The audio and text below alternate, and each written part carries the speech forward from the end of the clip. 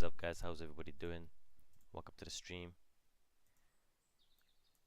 Yeah, man. Up so far 120, 30 pips on this gold right now.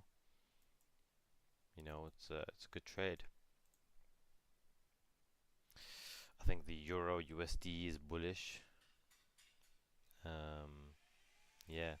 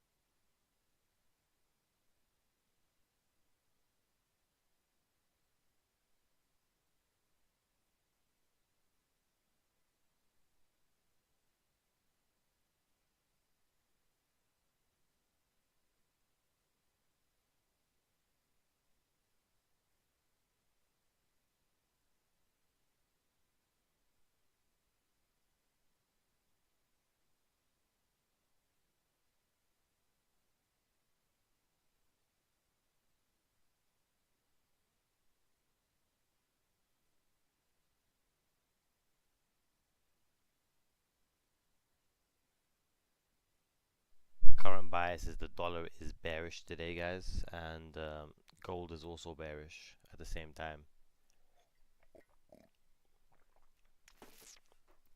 But yeah, man. Hope everybody had a good weekend and everything. Hello, Kirill, bro. How you doing, man? How you doing? Good to see you always on the stream, bro. Good to see that you're dedicated. You're doing the course. I'm happy, bro. You're still here, bro. You haven't given up yet. How's your thing going with Advantage? How's that going, bro? Um, did you sort it out? What's the update? What's the update with that?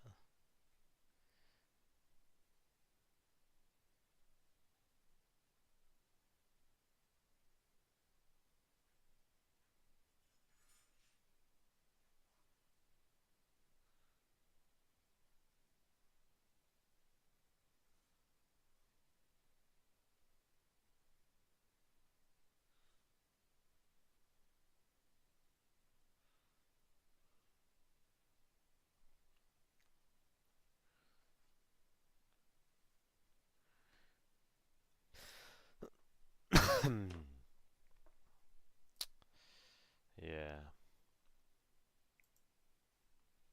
Let me see the chat. But yeah, man, message me if you need any help with your setting up your thing. But yeah, bro, just trade the demo for now, bro, and see where it takes you in it. I took this gold sell literally like in the middle of the night, and I'm still in it. It still hasn't really moved. It's kind of just consolidating. Sometimes the market does this where basically we just consolidate like this. Like it's really annoying, bro. Like I'll take trades sometimes. Why do I have an alert here? Okay, let me just delete this. Actually, I'll put this one here. Just, yeah. She'll have certain levels. Let me see where to put this. Give me a second. I think below this low is the first level, honestly. Like, but 196, I guess. Anyways, yeah, man. That's the problem, man. Sometimes the market I'll take a trade, bro, and this is all it does, like the whole day. And honestly, bro, it's the worst. Like, I could be staring at a screen and that's all it does the whole day. Today, I don't think that's gonna happen, but it could happen. There's a chance because we had like a big. When you have big moves, that's what tends to happen. You know, there's like a lack of liquidity in the market and stuff. And yeah, this was trade we was in last week. We shortened this stuff. It didn't come down. Why did it? As I hedged the position personally on my account. because I think this is going to go up and break a high over here. This is a high from 2022. I think the Euro USD will be going up. Now, if it goes up or down, it doesn't affect me. But I've got a hedge. It's kind of, this is more complicated, advanced trading stuff. You know, once you learn the basic trading stuff, I'll show you this stuff. But essentially, yeah. Essentially, I kind of want this to go up, and I do think this is gonna go up. I think the dollar is still gonna go down today. Um, so yeah, man. Yeah, this pound. I knew this was gonna go up as well. This is going to higher than. I think this is going to break the high. Yeah, it's going for that high over here actually. So yeah, the entry wasn't there to buy it. That's the only problem. It just wasn't safe to buy it unless you bought it as soon as the market opened last night or Friday. But you know, whatever. But there's other trades that you know that are safer to take right now. Gold shorts, for example, gold sells, which I sent to the group. You know, and everybody is up in profit right now. Like you know, this move, it looks small. You know, that was 130 pips, but it looks small. But that was a lot. Like that was a big move because the markets are very volatile right now. So these candles are actually big. They look small, but they're actually big. Um, but yeah, we're gonna get some big targets on this. Big targets on that. Yeah, man. See, Europe. This is a sell, man. I mean, I was in this like from here. I got out somewhere here because it was just, you know, this is the problem. Friday, this thing was just consolidating. But I think the euro is probably going to be the weakest currency today. Well, the dollar is probably going to be weaker, but the euro pound, I think that's going to be weak as well. I think that's probably going to drop. I should have stayed in this. I didn't stay in this, but it's okay. I just took my money and got out because you know I was like whatever. But let me scan the market, see where if there's anything good. This is a good buy. Ah, yeah, we missed this as well. I think this is gonna break that high. Yeah, we missed this as well. This is the problem, man. I mean, would I have taken this? I wasn't watching this in the mid. Like I woke up today at like 4 or 5 a.m.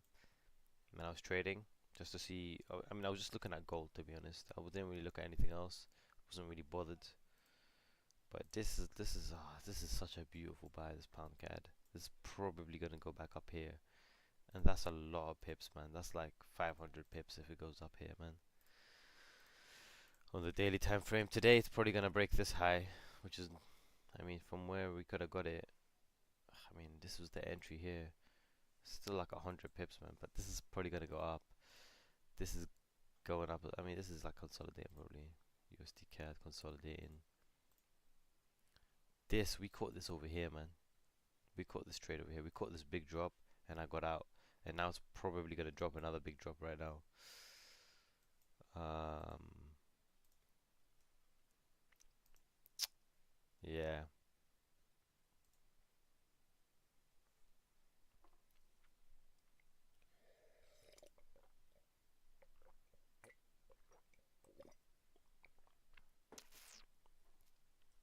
Just waiting for this gold, to be honest, to go down.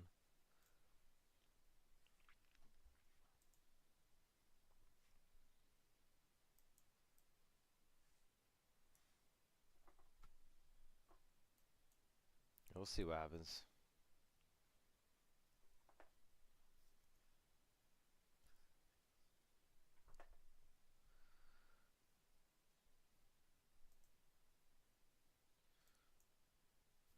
That could be in this trade for a while.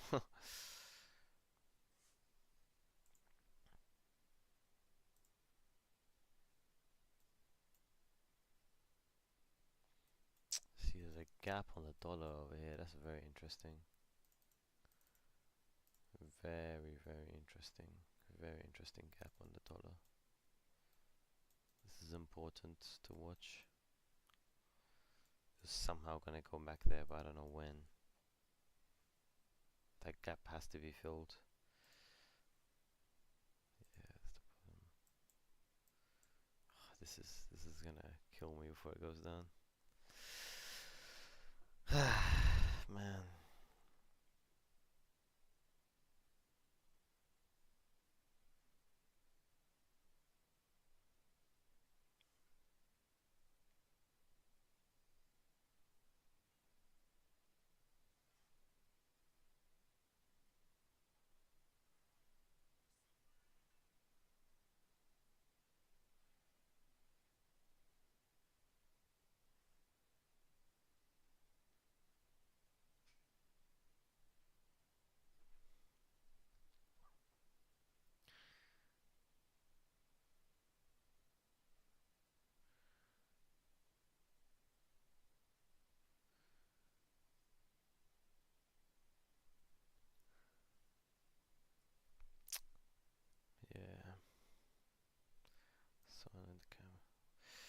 So basically, what the gap means is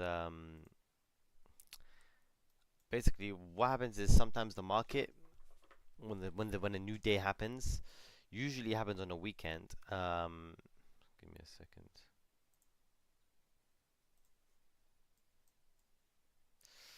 One second, sorry.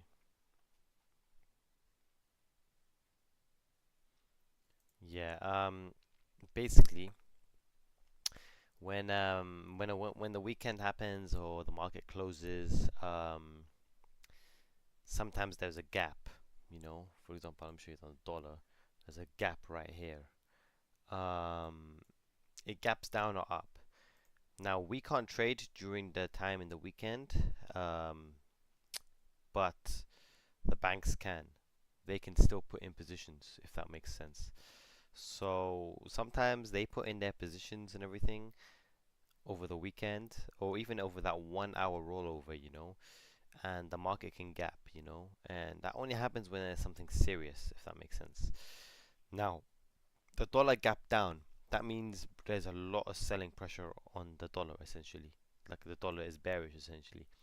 However, I don't know why, but from experience and everything, that gap always gets filled. I don't know why, but it always gets filled. Like I would say 9 out of 10 times, you know, it gets filled. And it's kind of interesting that it didn't fill it, you know. Now, what does that mean? Maybe it's gonna go up right now and fill it right now.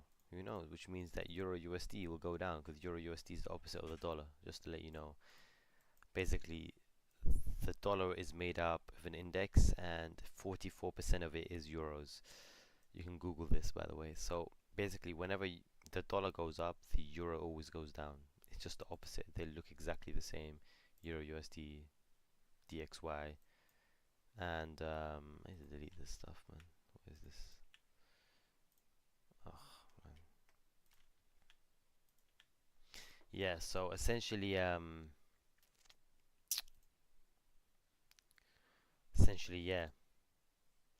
That's what's going on. So I think that gap is going to be filled now. Where do we get into the buys? I don't know. However, I'm still in positions. Like I'll show you some of my positions I'm in. I'm going to be honest with you. I'm in this one still. USD Swiss. I dollar costed average. Actually, this is probably lower. I'm not going to lie to you guys. But I'm still in this.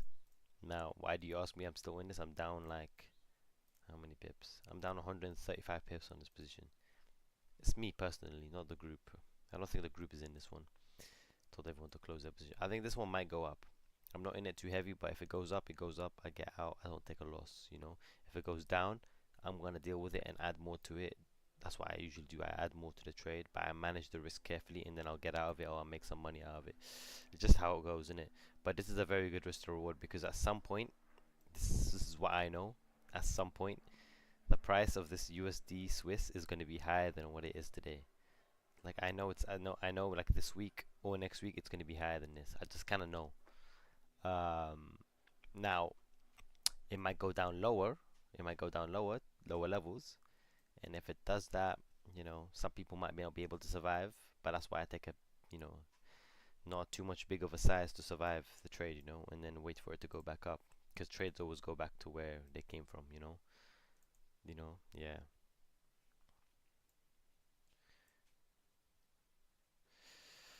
Sounds good, ASAP Tobes. Sounds good, bro.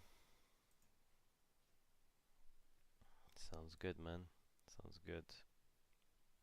Hope everyone's having a great day. Sure, bro. Sure.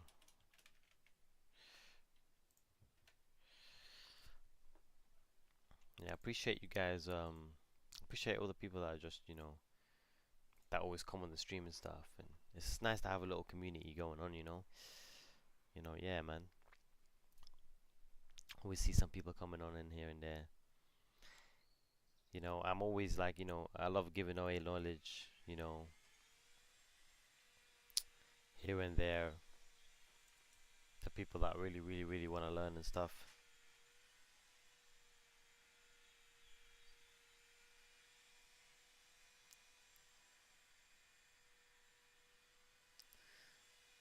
But everything I learned, took years, man. Like even now, I'm still learning and getting better. You know.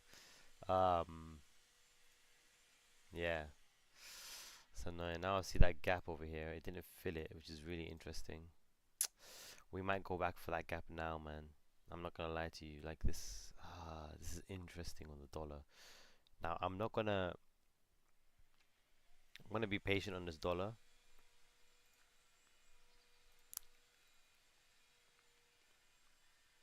Yeah, it's interesting. I think this dollar is gonna go down more. I'm not gonna lie to you guys. Uh, I think we're getting something like this and like this and then like that all the way here.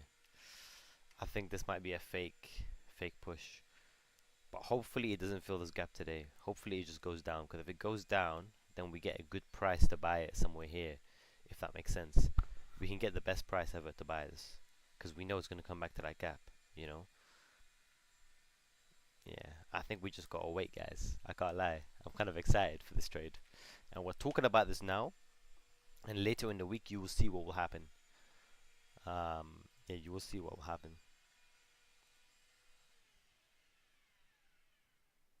You will see what will happen.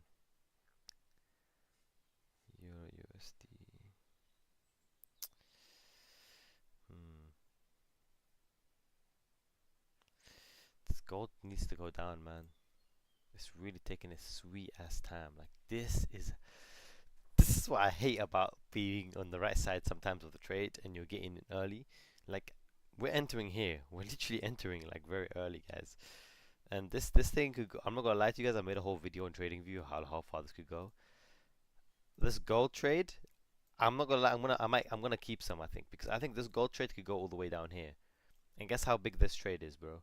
From our entry, that's 2,800 pips, man.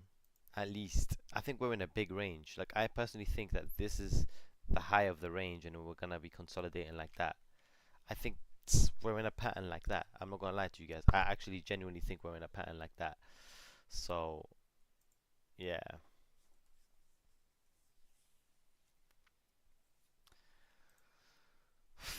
we'll see. I mean, we'll see. We'll see, man. We'll see. We're just trading right now. It's kind of slow. Let me check the news, man. I'm gonna check if there's any news coming up today. Hmm.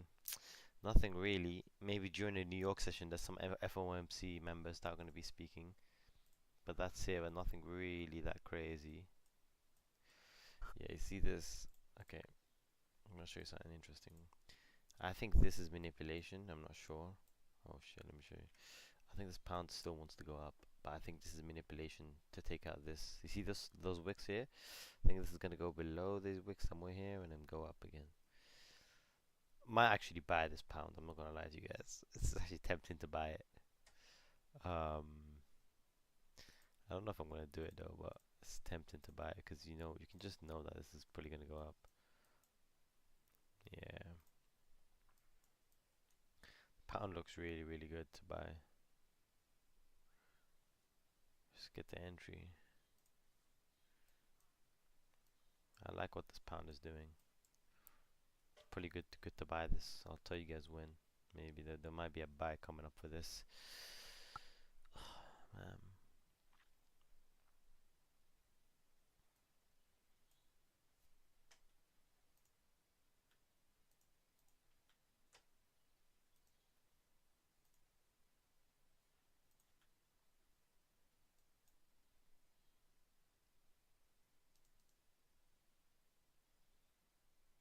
Mm.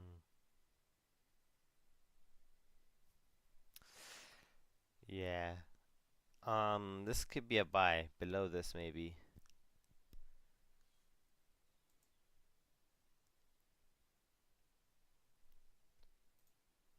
Man, guys, it's gonna be a great day today. I just can see it, man. This gold short is gonna be amazing, man. Like I've been waiting for this gold to drop for a while, man. Um, yeah, this is gonna be an amazing day, man. But yeah, I'm excited for today.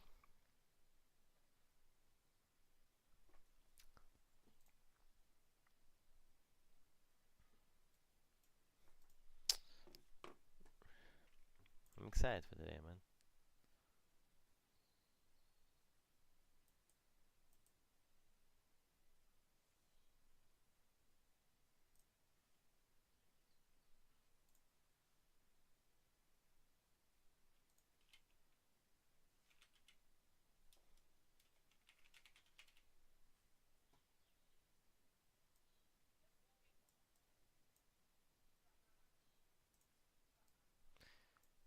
Alright, guys. Give me like 2 minutes. I'm just gonna go to the bathroom quickly. Yeah.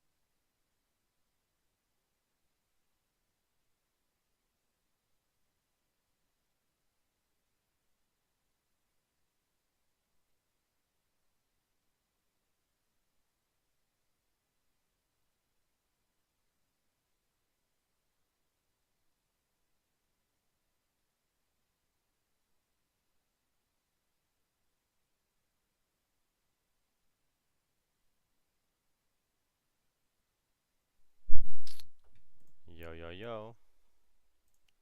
Oh shit. That was not meant to happen.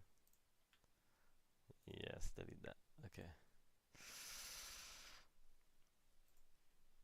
But yeah, man.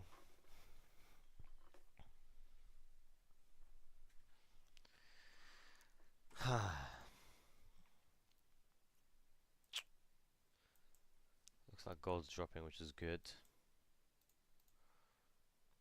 Platinum. Yeah, let's see this pound, what this pound's gonna do. I think this pound's gonna do something like this. It's already done that, and then, I mean, okay, from here, it's probably gonna do this, and this, and then this, and then this. I'm just gonna keep it like that, and we'll see it. I'm not sure, but I think something like this. And we want to get into the buys somewhere like here, you know? So, yeah, pound CAD as well. Hmm. Stay on gold for now, but I'm gonna be watching that pound, and I might be sending you guys a signal soon for the buys. Yeah. Oh yeah. So yeah, Kirill. I mean, we said sell gold around here, 31. You can sell gold. It's not too late. I'll be honest with you. You can. Well, you're on a demo, right? But I would not take the full risk. Does that make sense? Because we got in over here, but it's just consolidating. That's the problem. So it's not really moving right now. But yeah, you can sell gold if you want. You're entering a bit late. You shouldn't really want to enter late. If that makes sense. But yeah, I mean, you should have entered here with me, but or even higher. But I mean, it's a green candle right now. sell it. I would sell it and then but not full risk in it. I mean, yeah, it's not a bad time to sell. This is a good price to sell it actually. It's still a good price to sell it, I'll be honest with you. It's not a bad price. It's always better to get in early. But what might happen is, just to let you know, because we're here, this might happen, it might go like that, like that, like that, and then might like that, like that, and like that, and then boom, like that. So we might be in it. This might take a day or two, just to let you know. So you can sell it here, but just I wouldn't take the full position, half the position maybe, because you didn't get in at the same price as we did. You know.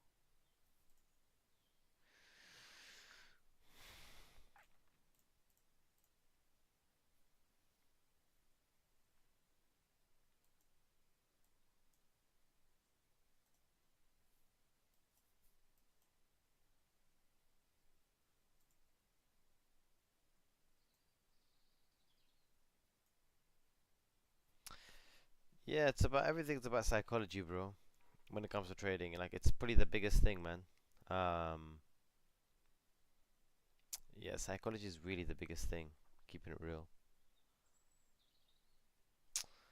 Yeah, it is a lot about psychology, man. You have to be brave to take trades.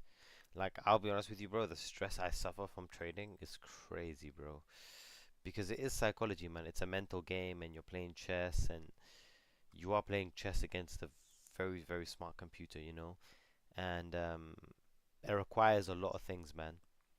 It's not just about being smart. Being smart is just one thing, bro. You gotta be brave. You gotta be patient. You gotta have a lot in you, bro, to be a trader, you know. But that gets built with experience, you know, and you learn a lot about yourself. You learn a lot about yourself when you yeah, when you start trading, you know, over the years you'll see what kind of person you are, you know, you will really see what kind of person you are, especially when you're like dealing with all the money you have and you don't want to lose it and you're trading and like you lose all your money and stuff, like you'll see how you feel or you're stressed and there's pressure on you. You know, there will be moments where there's pressure on you when you don't know where to close the trade or not and you just close it or you keep it open and you make the wrong decision, bro, because those decisions matter. Every decision matters, man. Like you know, every decision matters. You know, there's been decisions that saved my account. There's been decisions where I'm trading right now because I've made the right decision. You know, there's been decisions where I almost lost all my money. You know, I've lost my money before, by the way, when I first started trading. Just to let you know, and that woke me up. But then, even throughout the years, man, there's been tough times sometimes. But you know, we're here, we've recovered from it, you know, you gotta like, it's a war, you know, this trading is a war. Look at this, this was a full green candle, and now it's a red candle about to take out these lows. This looks good. If you took the trade, well done, bro. Well, this was green. I think we might be going down, but I don't know. But trading is a war, you know, and sometimes you lose battles, but at the end of the day, you gotta win the war, you know, and you gotta have enough soldiers. And what I mean by soldiers, I mean money in your account to keep trading, man. Because say you have £1,000 in your account, you lose £250, you lost the battle, but you still got £750 to fight with. But if you go into a battle and you lose all £1,000, then you have no soldiers to fight with. You know what I'm trying to say? That's why the money is really important. Every pound is important. Every dollar is important. Everything is really important in your money because these are soldiers that fight for you. You know, the money makes you more money. That's why money is important. Um, that's why money is so important in trading. The only thing with trading, in my opinion, that is bad is that it takes your time and money. You know, if you do a job or anything else in the world, you can't lose money. You know, you do anything else in the world, you can't lose money. You can only make money. Trading is the only thing here where you can lose money. Do you know what I mean? And it takes your time, so you can spend 12 hours a day trading, and you can also lose money. So that's the only thing in the world I think that can do that.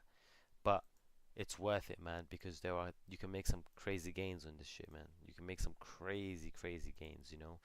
You can change your life and everything like that, man. And honestly, I'm glad that we can trade it.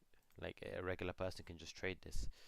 And is it a good thing in a way? Not really, but in a good way for me it is because you know I make money on this shit, you know, and we can just trade this. But a lot of people don't have experience trading and they just try to make money, bro. Bro, 90% of people lose money, man. This is not a game. Like, I tell this to everyone, man. I tell this all to my friends. Like, this is not a game. Trading is not just like, it's not a game, bro. You gotta be careful. You know what I'm trying to say? Like, you really gotta be careful with trading. Oh, there's a gap here on gold. Can you guys see that? Didn't even notice that. There's a little gap, cheeky gap over here. Didn't even notice that, but I think it's gonna go down anyway. But anyways, what I'm trying to say to you guys is, trading is not a game. Like, it's just not a game. You know. Yeah, it's just yeah. But like I said, man, focus on making a little bit of money, and then you'll make more money eventually. You know. That's what I did. You know. So after losing money and practicing and backtesting and just trying to figure something out, what I just did was trying to make like just a little bit of money every day. It's pretty profitable. Whether that's £1 a day, £10 a day, whatever the number is, but just try to be green at the end of the day. Be profitable. The aim is to be profitable. Once you're profitable, then you can make money out of it. You know?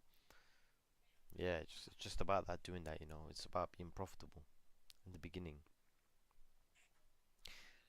and then it's worth your time to take the risks. And I'm telling you, man, within a year, you could be in a different position. In a year, you could have a large account from a small account. You know, you can have a large. You can have like a. You can get. I would say like it just depends on how fast you learn, how patient you are, and how good you are. But realistically, like if you start with like £2,000, £3,000 right now, that account could be 50k in a year. It could definitely be 50k in a year. You know, if you're patient, if you know, you could definitely make that into 50k.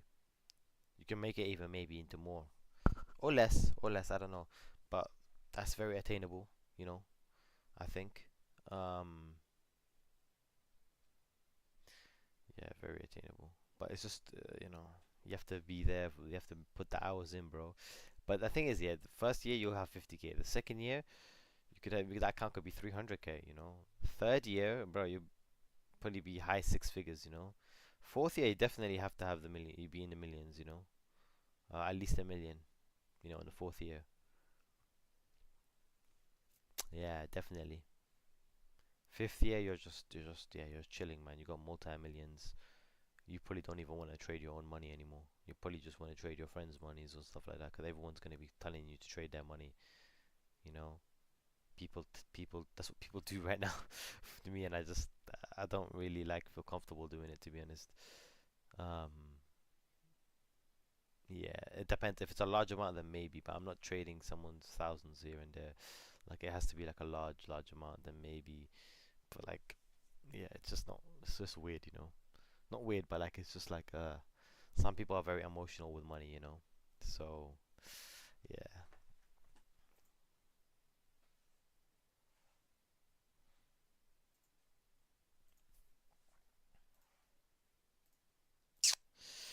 looks like we might have missed the entry on the pound. I thought it was gonna do this and then that. I still think it is gonna do something like that, but we might just go up from here. We might just go up from here. This thing is just consolidating. Oh yeah, the 4 hour candle is about to close. Let's have a look. Now, this is a this looks kind of bearish, man, in my opinion, you know. So 4 hour looks good to continue down, I think, in my opinion.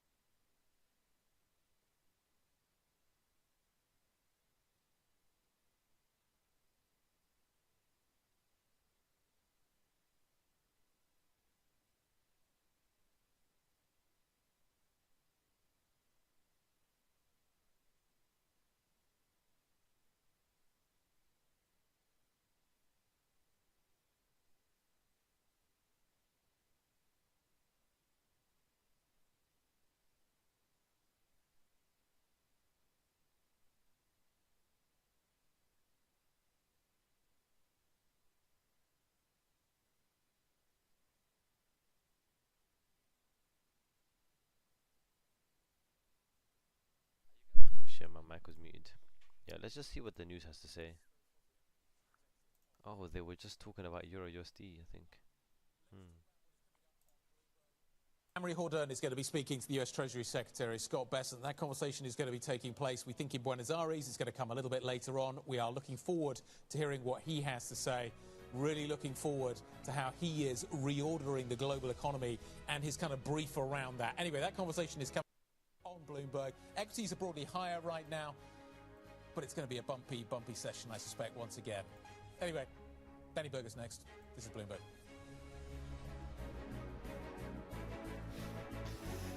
People know that the markets aren't safe right now.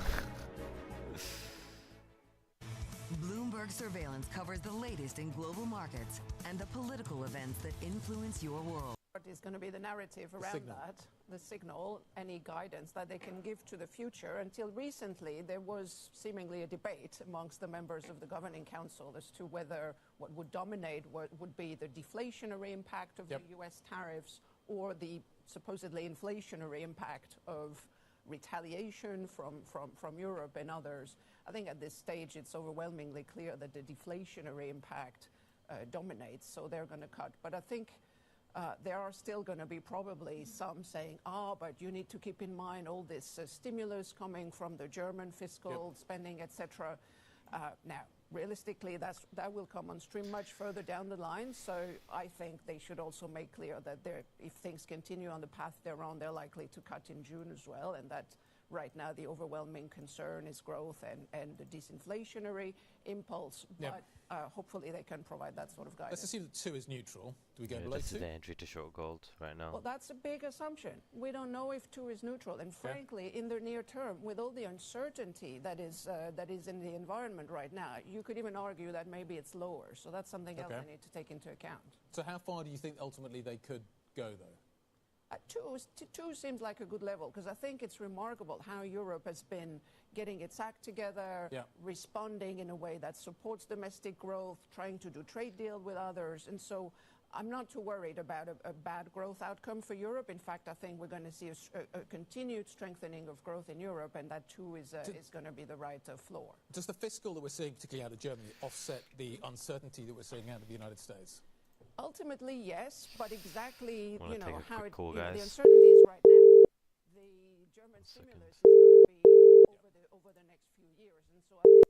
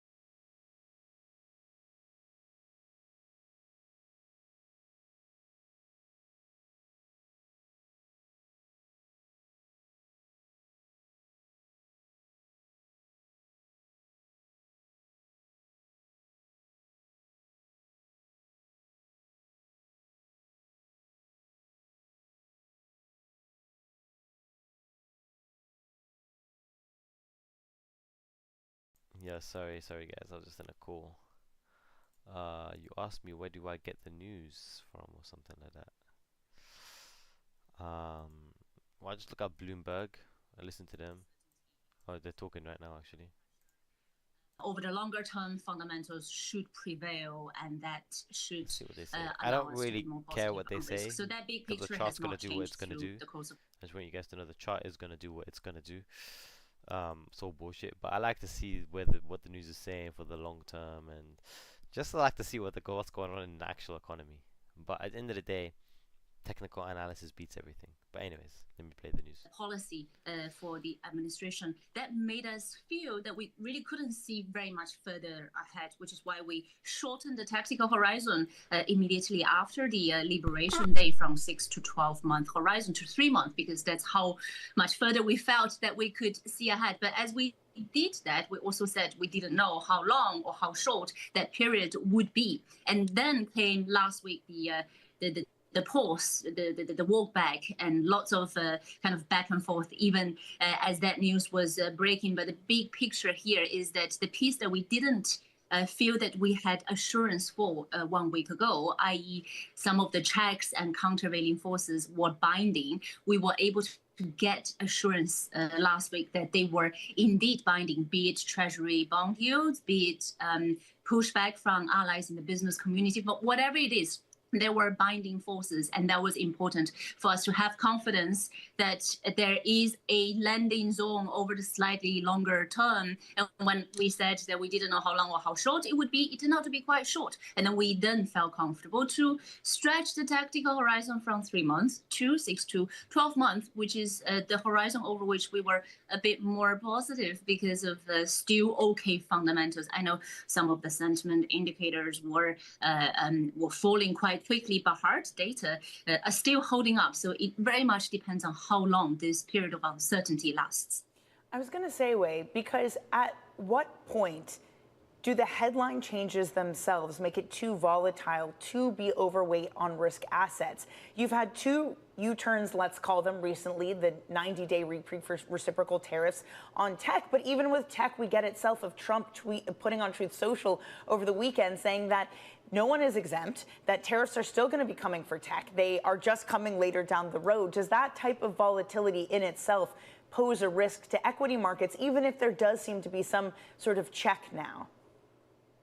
I will make the broad observation when you say risk assets, there is equity, there is credit. But I think right now government bonds are also part of that. If you look at the significant rate repricing that we have seen in the last week and longer, in the face of inflationary fear and also term premium going higher because of fiscal concern. So in this environment, when nothing is really risk-free or safe, from a whole portfolio perspective, we just gotta kind of think about how we construct a portfolio that can navigate this level of volatility and uncertainty. And I would also say, when we say U.S. equities, we're resuming our overweight over the 6 to 12-month horizon, I would observe actually. Honestly, bro, just Google Bloomberg. I just listen to them for the news, or just anything on YouTube that people talk about for news, like Yahoo News is good. But at the end of the day, bro, the news is all bullshit. Like, it's just bullshit. It just speeds up things, you know. That's it. Yeah, that's what the news does. Honestly speaking, it just speeds up the trading. So if for example, like this is gonna go down today, but Trump said there's a tariff gonna happen or whatever, it's just gonna go down faster. It's gonna go down faster. That's literally what happens. For example, this is looking bullish. If Trump says whatever, it's just gonna go up. And then people are gonna say, this is the funny thing, is people will say it's because Trump did it. No. It's not because Trump did it. It was meant to happen anyway, but it just happens faster. Now, when Trump announces all this new stuff, it does affect it in the long term. You get me? But the thing is, the banks, they can't move their positions like we can. We kick buy, we kick sell. The banks just can't do that, you know. Hedge funds, they can't just click buy and sell. They need to, for example, if they need to sell gold right now, if they want to sell this, they need loads of people buying it. Does that make sense? If loads of people buy it, then they can sell it. You need loads of it, bro. Because to sell gold, you need someone to sell it to. Because we don't trade, you know, big positions. We don't need someone to sell it to, but they actually need someone to sell it to, which is why there's a lot of manipulation. So they make people buy it over here at the top, you know, literally at the literal top, or literally at the top. Can you just see? They make people buy it here, and then they drop it. You know what I'm saying? Or when it dips down, they make people buy it at the bottoms. You know, these kind of bottoms, they make people buy it, and then where's their stop losses? Over here, and they get out, and they lose money. That's literally how the market works. But they need to convince you to buy it so they can fill their bags and sell. Does that make sense? Because it's not easy for them to sell. They can't just click a button like us. The news is one way they do it, but it just try to get into your head, innit? That's why I don't really trust the news. So, yeah. But also, what is that doing to their kind of international supply chains? Are they changing them? Are they moving them? How are they kind of speaking to kind of cost pressure? These are the things that the news is just talking bullshit right now. Margin. I'm not even gonna play that. It's looking like a rangy day right now. Be right back. I might get some food. Stay on the stream though. I think the more people we have staying on the stream, even if you have it in the background, then the more the better the stream gets boosted. So give me a second. I'll be back.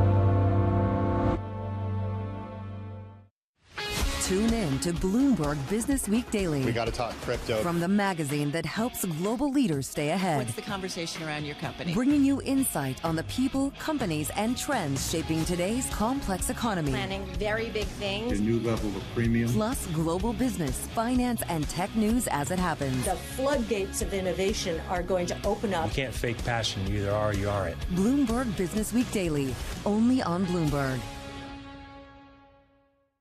From the world of politics to the world of business, Joe Matthew and Kaylee Lines deliver news, insight, and analysis live 2 times a day, every trading day. Balance of Power at 1 and 5 Eastern, only on Bloomberg.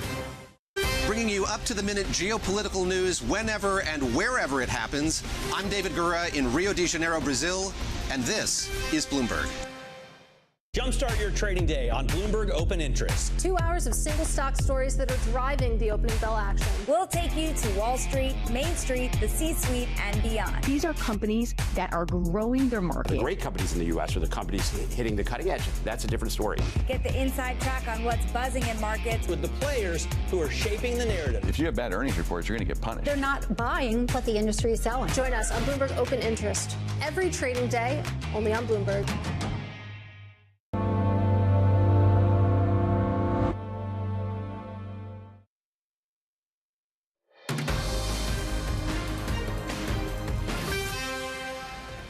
The tariffs will be in place in the not distant future because, as you know, like we did with steel, like we did with automobiles, like we did with aluminum, which are now fully on, we'll be doing that with semiconductors, with chips, and numerous other things. And that'll take place in the very near future. What rate the semiconductor tariff? I'm going to be announcing it over the next week. President Trump speaking from Air Force One on Sunday, pledging U.S. tariffs will be imposed on phones, computers, and consumer electronics, despite a temporary exemption announced on Friday. For more, we're joined by Bloomberg's executive editor for global tech, Peter Elstrom.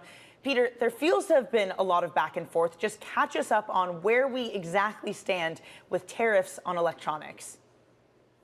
It was a very dramatic weekend. So very late on Friday, we got notice in a government filing that certain products, including smartphones, the iPhone, Apple's iPhone in particular, other products like the iPad, computers like the Macs, would be exempt from these very high tariffs on goods going from China into the United States. Those are 125% tariffs. That was seen as a very serious threat for Apple in particular, some other companies too, but Apple in particular because they make most of their products within China. They're shipping many of them into the United States, too. So that was an exemption on Friday. As we saw over the weekend, though, the Trump administration walked back that exemption. They talked about how these goods are not going to be permanently exempt and that this was a temporary reprieve, in fact. So Howard Lutnick, the Commerce Secretary, first talked about this on the morning shows on Sunday. And then Trump, as you were mentioning, talked about how these tariffs are going to be implemented. They've talked about using something called Section 232 to do this. That's a process that's fairly long. It's pretty open. They get public commentary to try to figure out what those tariffs are going to be. Trump referred to the tariffs on steel in particular. Those are about 25%. So you could see a pretty dramatic come down from 125% to about 25% for some of these products coming from China into the United States, although we don't have those specifics quite yet. And you can see the market reaction, Peter. It is one of relief, and many analysts saying that you've avoided the worst case scenario. But in the scenario that you're laying out, Peter, where you still have something above 20%, of course, they still have the 20% fentanyl tariffs applied to them. How troubling will that still be for Apple's supply chain, for the big tech players' supply chain? Well, 25% is serious. Obviously, it's a big chunk of expense for Apple and for customers, probably. But it's much lower than the 125%, which looks like a bit of a crisis. And yeah, even though those tariffs are going to be delayed and eventually implemented, it also gives Apple a fair bit of time to make some decisions now to be able to mitigate those tariffs over the next few months. For example, they're trying to produce out of China. They can ship many of those goods into the United States right now. And they're really ramping up production in India, which is subject to much lower tariffs. We had another exclusive over the weekend that showed that Apple's production in India jumped 60%. They're trying to build more of their iPhones there. They've begun producing their most advanced iPhones, including the titanium iPhone Pro that they make, that they sell. They want to be able to sell as many of those phones from India into the United States because they can then get a lower tariff rate. And they want to make sure that they have diversity of production for the iPhone in particular, but also for the rest of their products like iPads and Mac computers. Peter, we really appreciate that update. That is Bloomberg's Peter Elstrom. Now, in the meantime, the Chinese Ministry of Commerce released this statement in response to the tariff exemption of those certain consumer electronics. Quote, "This is a small step by the U.S. towards correcting its wrongful action of unilateral reciprocal tariffs." It also urged the U.S. to take a big stride in completely abolishing the wrong action and return to the correct path of resolving differences through equal dialogue based on mutual respect. For more, let's bring in Bloomberg China economy and government editor Alan Wong. Alan, does the reprieve at all represent a thawing of tensions between China and the U.S.? Well, we thought that it did because, well, the Chinese Commerce Ministry called it a small step in correcting what it called Trump's mistakes. But then after Trump kind of flip-flopped and talked about how those products, including computers and smartphones, will get tariffed later on, albeit probably at a lower rate than 125% that the markets feared, China may have changed its mind. Because if that was one small step in correcting a mistake, then what was this walkback? It's kind of a step going backward. Just before this, we know that China was hit by a massive tariff from Trump, after it retaliated, unlike other countries, and China didn't get a 90-day pause. So what happens now is that China needs to figure out how to move forward and to see what Trump will do next, to see if a talk between high-level Chinese and U.S. officials are at all possible. And President Xi is overseas in Southeast Asia and Vietnam. Alan, how much of that moving on is just about strengthening ties without the U.S.? Normally, a trip like that would be about China talking to its neighbors to make sure that they're still very much friendly to China, even though they don't agree on everything. But at this time, coming just a couple of days after Trump put massive reciprocal tariffs on China and gave everybody else a 90-day reprieve, the trip has taken on extra meaning. Xi Jinping just landed in Vietnam a couple hours ago, and he's about to meet with his Vietnamese counterpart. China is Vietnam's biggest trade partner, and they will have a lot to talk about. First of all, one thing that will be on Xi Jinping's mind is that he wants to make sure that Vietnam, as well as Malaysia and Cambodia, those countries he's visiting this week, will not sell China out for a deal with Trump. We know that those three countries, they are actively seeking a deal, and some of them said they were sending representatives to Washington to negotiate. China want to make sure that they don't do anything that come at a cost of China. We know that the Trump administration said they want those countries to crack down on what they see as illegal transshipment of Chinese exports through those countries into the United States, trying to dodge the tariffs. But in what forum those three countries will comply with that request, we'll have to wait to see. Over the coming days, we'll see if China reached new deals with their neighbors. And the other very important thing to look out for is that how those countries think about its position between the U.S. and China. As we've seen before, they would be loath to take a position in this great power rivalry. And so they have to basically walk a tightrope between placating China and the U.S. at the same time. Alan, a really fantastic setup for what we might see this week. Thank you for joining us. That is Bloomberg's Alan Wong. Coming up on the show, the first all-female crew to space. More on Blue Origin's star-studded flight. That's coming up next.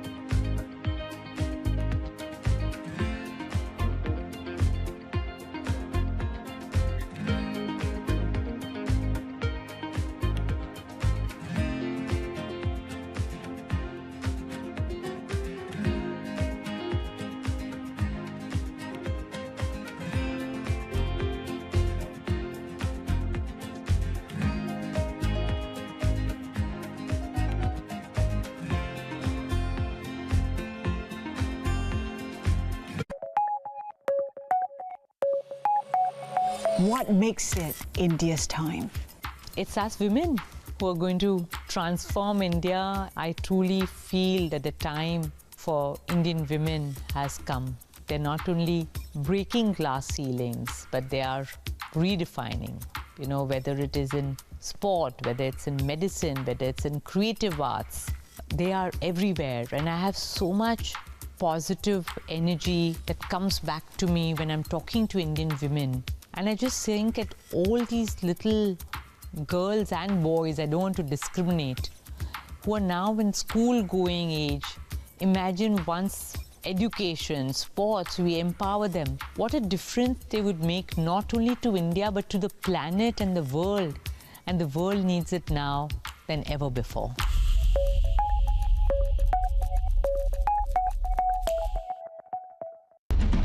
What is going to be the consequence for U.S. markets? We are basically deep in the European earnings season. Take a look at how we're faring when it comes to Asian markets. Is this a negotiation or the new rules of the game? It could be either. It is up to the president how he wants to negotiate. A deal is going to be made with China. Nothing's over yet. There's been a lot of confusion up to now. A 90-day pause is not an eradication. Where is this leading to? Trust Bloomberg for all the context and clarity you need as the tariff and global economy story evolves. This year's bear case, very quickly, becoming the base case. Nobody covers tariffs like Bloomberg. Context changes everything.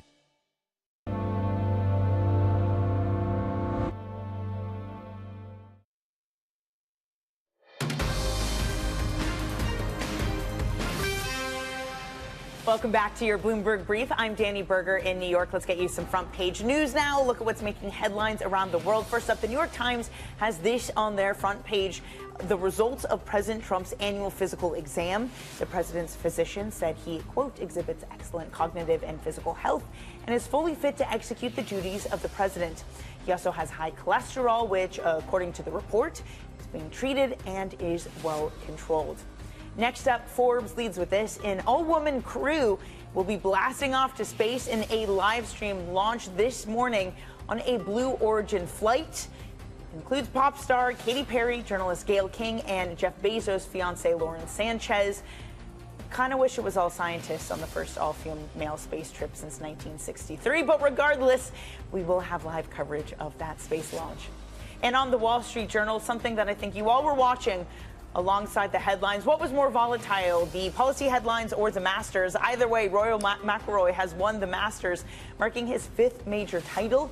It makes him the 6th to complete a career Grand Slam by winning all 4 majors. He's the first European to manage it and the 2nd in the past 50 years. The other is Tiger Woods. Okay, quick check on your equity markets. A rebound on hand with apparent reprieve for electronics. They're still, of course, subject to the 20% fentanyl tariff, and President Trump says that tariffs will be coming for the sector. But still, we're able to rally 1.4% for the NASDAQ 100. Your S&P 500 future session is up 1.2%. By the way, this is off the best week last week since November 2023. Maybe didn't feel that way because of all the volatility. A quick check on currencies this morning, because the Bloomberg dollar spot is at the lows for the year. That dynamic continuing of volatile risk assets and a lower dollar. At what point do you get worried? Your euro stronger by about 0.4%, trading just below 114. Coming up on the show, we're going to be catching up with JP Morgan's Kelsey Barrow on whether there's still a path to avoiding recession and what credit markets look like from here. You're watching Bloomberg Brief.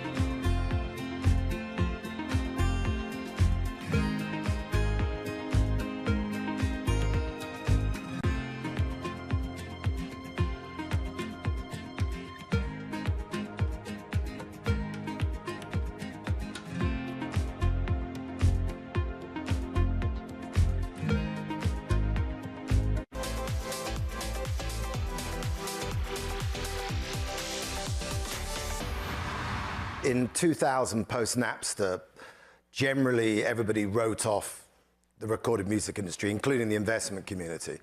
And I didn't mind that chapter, because then I got left alone. And actually, I think out of that period, we started to create better art, because the pressure wasn't on from the technology to be the most powerful chapter.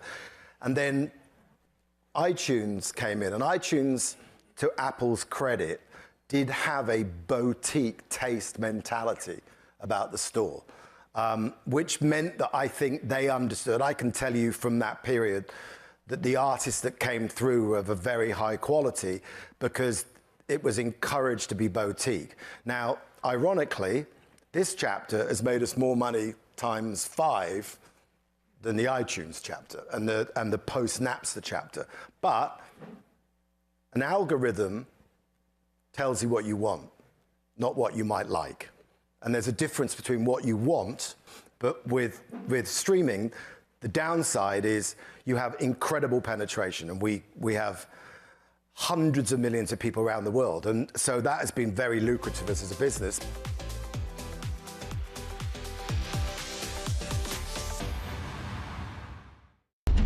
U.S. tech is influencing global markets. Technology is driving business across Europe. Companies in Asia are betting on tech. U.S. jobs numbers are released. Bloomberg has the report under surveillance with crucial data and expert analysis at terminal speed. Nobody covers Jobs Day like Bloomberg.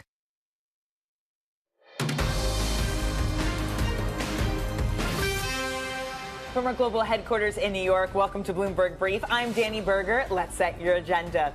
Tech tariff warning. President Trump pledges that he will still apply tariffs to certain electronics, downplaying a weekend exemption. Dollar decline. The greenback drops to a 6-month low on concern that tariff policy will drive traders away from U.S. assets. And we discuss the looming global trade war and market turmoil with Matthias Döpfner, Axel Springer CEO. Are you thankful? It's a holiday shortened week. We just have 4 days to get through, and here's the setup for it. It is a rally on hand with outperformance from tech, 1.4%, with on Friday U.S. Customs saying that they would be exempt from the bulk of China tariffs, still getting that 20% tariff, though, due to fentanyl. President Trump, though, yesterday saying that tariffs will come. Howard Lutnick saying something similar. Despite that, we are still rallying. Citi, though, and Morgan Stanley downgrading their outlook for U.S. stocks just this morning. When it comes to your bond market, we're coming off the back of the biggest 30-year yield increase since 1987. We rally this morning.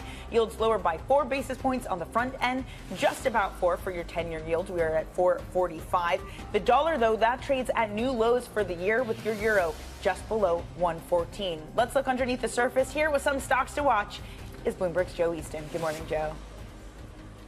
So we are seeing some big gains in the tech sector today, Danny. Given those headlines you mentioned around the tariff exemptions for the tech space, particularly smartphones, PCs, laptops, that kind of thing. So therefore, Apple, one of the best gainers today. We're up around 5% for the iPhone maker this morning, and also seeing some chip makers gaining as well. Take a look at Texas Instruments, rising following a slump on Friday, as analysts at Evercore say this is the time to buy the chip heavyweight company today. And then in the metal space, a report in the FT saying Trump going to sign an order allowing the stockpiling of some metals, and that is boosting stocks, including TMC. Take a look at that, 20% gain for that stock. And then, of course, it's all eye on Goldman Sachs earnings coming up very shortly. Those equity traders have been very busy over the past quarter, and we're expecting to see that reflected in their quarterly numbers in a few moments, or in a few hours, I should say, and the stock is up around 2% at the moment for Goldman, Danny. Joe, in this day and world, a few hours goes by in the span of minutes. So I think that is fair to say. Bloomberg's Joe Easton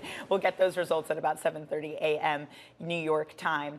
Now, you have seen some cracks, perhaps, in credit markets. The U.S. leveraged loan market was closed for a second straight week without a deal, and saw the biggest weekly outflow ever last week. In high yield, it saw the largest one since 2005, and there really haven't been any new deals for that market since April 2nd. Pleased to say that joining us now is Kelsey Barrow, Executive Director of Fixed Income at JPMorgan Asset Management. Kelsey, thank you so much for joining. I'm sure it's hard to get away from your desk these days. Look, the credit markets had been holding up remarkably well, but we have started to see some pressure. At what point does the pressure become concerning? So the way that I would look at this is there's cost of credit and there's availability of credit. Right now, credit is available. It's just that companies don't really like the cost. The costs have been rising because spreads have been widening. So you're seeing companies stand down in terms of issuance. But if they did need to issue, we do believe that the market would be there to receive the issuance. And when you look at the past week and what's different about this time versus COVID is that the short-term funding markets are still functioning, and we do think generally credit markets are still functioning. What's happening is a rational repricing wider in spreads to reflect the higher uncertainty and greater risk of recession in this environment. I'm glad you pointed that out, because we did have a lot of talk last week and the week before. Is the Fed going to have to step in because of some sort of dysfunction in the market like we had at COVID? When does it look like that? Just how far away are we from a Fed that needs to step in, driven by the credit market? So I think we are far away from that. There is essentially two environments where I think the Fed is going to step in. One is a function of credit dysfunction, particularly in the short-term market, so the repo treasury funding market. We're not seeing that. The other would be actually driven by the hard data, and that's the one that I'm more watching. So we still believe that the Fed is ultimately going to be more sensitive to downside growth risks than to upside inflation risks, but they really need to see it in the data itself in order to justify easing policy at this point. Then what do you make of the recent Fed speak we've had? Because we heard from Kashkari over the weekend, speaking to CBS's Face the Nation, saying at the Fed, our job is to keep inflation under control so that rates aren't higher. It seems like that seems to be the conversation, that we need to keep inflation expectations well anchored. But you're saying that they are more sensitive at this point to downside growth than the inflation expectations. Right. It's just that you haven't seen enough evidence that the labor market is cracking, and that's why they have no reason to respond. I actually think that while survey-based measures of inflation have been concerning, the University of Michigan again on Friday really looking terrible in a lot of different facets, not just higher inflation expectations, but also lower growth expectations and expectations of much higher unemployment in the coming year. But essentially, what I think is more important is I think that the Fed is also looking more at the market-based measures of inflation expectations, which have actually been falling. Outside of the 1 year part of the inflation curve, if you look at the CPI swap market, the rest of the market is actually pricing in lower inflation expectations. So it's understanding that this is a one-time hit to inflation, and then the secondary round impacts are actually lower growth and lower demand. And therefore, inflation expectations in the long end, I don't see as becoming unanchored. The move higher in long end yields has been a function of higher real yields. So you have the 30-year real yield at the highest level since the GFC. I was going to say, given everything you just said, if you didn't look at markets, you'd probably expect yields would have gone down, but we didn't get that. And you also had a weaker dollar. You kind of get this narrative coming for the first time that something has changed, that perhaps we do look like we're something at peak U.S. asset. Does it look like that at all? So structurally, I do think that there is going to be continued pressure on the dollar, and we may be past that peak in U.S. exceptionalism. But the price action last week really screamed to me more technically oriented than anything else. So we saw unwinds in a number of very crowded, popular macro trades, things like swap spreads, treasury basis, inflation, cross-market trades like U.S. versus Germany. I just think that there was a substantial washout of quite a number of trades that were on a leverage basis that was creating a lot of friction. And one of the telltale signs for me that this was more technically oriented is you had 3 days in a row last week where the 2-year and the 30-year yield went in opposite directions. That is historically rare. And so I'm hopeful that this week, it may be another volatile week for yields, but it should be a week. If it's volatile for yields, it's going to be driven by the economic data, not because of a washout in terms of positioning. So just to put a bow on it, do treasuries still have a place in portfolios as a ballast, as a haven? We do believe so. Our range for the 10-year for this year, and it really hasn't changed much despite all this volatility, is 375 to 450 on 10s. We're right at that upper end of the range. I think you want to be smart about adding duration in your portfolio, but we do think long-term there's still quite attractive value and diversification benefits for having high-quality fixed income in your portfolio. Kelsey, in this moment of volatility, it's so nice to hear that you are sticking with your targets and with your outlook and your process. Thank you so much for joining this morning. Always a pleasure to catch up with you. That is Kelsey Barrow of JPMorgan Asset Management. Coming up on the show, a conversation you don't want to miss. German billionaire and Axel Springer, CEO, says the president... I'm back. Yeah, man, everything's going good. Appreciate the message, ASAP Tobes. Let me turn the camera on. Hold up. 1 second, guys. Oh, wrong one. Display. There you go. Yeah, guys, the weather is really nice here in the UK today, you know. Damn, man, just had some breakfast and stuff, and some trades right now. Yeah, man, we're up like 100 pips today. Nothing much. I mean, it's decent, but it's just gold. You get me? It's volatile, man. It's volatile today. It's gonna be volatile as well. We missed maybe an entry on the pound. I said that this was gonna go down maybe a little bit here and then go up, but it looks like it's just going up right now, and we might have missed the entry. But that's okay. We're still in gold, you know. I hope some of you guys might have been able to re-enter.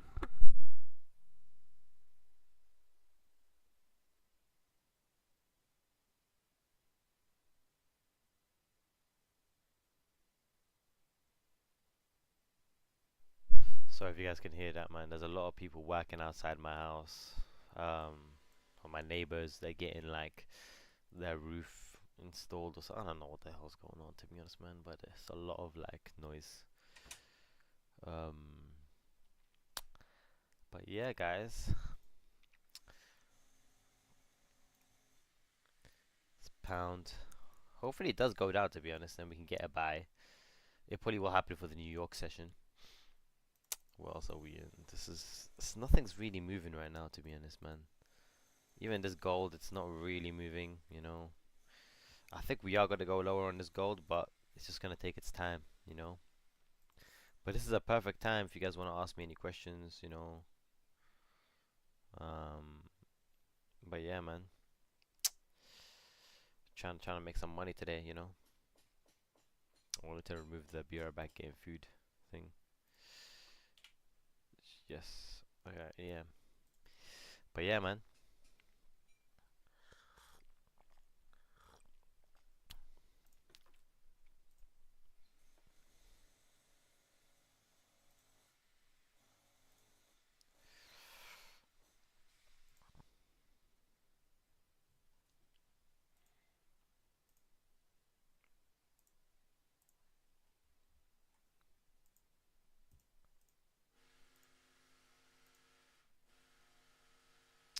Well, these guys are killing me, man, with that noise. They're literally just Let's see what Bloomberg have to say. Will be in place in the not distant future because, as you know, like we did with steel, like we did with automobiles, like. Yeah, man. Yeah, I think we're waiting for New York to wake up. We're waiting for the American session to start. It's just choppy right now. I'm looking at the charts and yeah, there's nothing really happening. Nothing really, I would say, is happening. But if you can, I would say the only thing I would say is valid right now is a gold short. I've looked at the whole charts. Nothing I really like. Yeah, nothing I really like.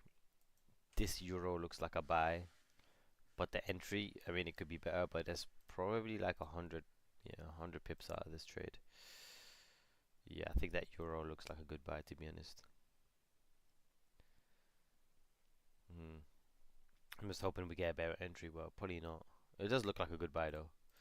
Same with this NZD USD. All these dollar pairs, they just look like, you know, buys. Like this is gonna go up, this is gonna go up, this is gonna go up. This I don't know. This I don't know. I'm still in it, but I don't know. This might take one more leg down. I might do something like this. This is choppy. This is probably because they're both as strong as each other. But this is either gonna chop like this or do something like that, and then go back inside this range, and then boom. And if it does this dip, I'm buying it again. You know, because that's how we're gonna make money. That's how I make money. You know, that's how I make money. I've been doing this for 5 years, and yeah, we're gonna wait. We're gonna wait. Gold is just golding. Interesting on gold, silver. Very, very interesting. Gold, silver. You guys probably don't even know anything about gold, silver. But I actually look at the strength between the gold and the silver. Hop, getting a call. One sec. Hello, Majiko. Habibi. How you doing, mate? What's going on, son? It's just, just a regular, innit, man? Just looking at the thing, innit?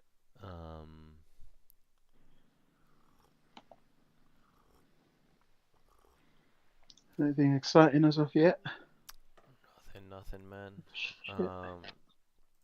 Nothing really, but gold just went in the middle. And then I just took a short. I added to the short from there on my, my crypto account. Yeah.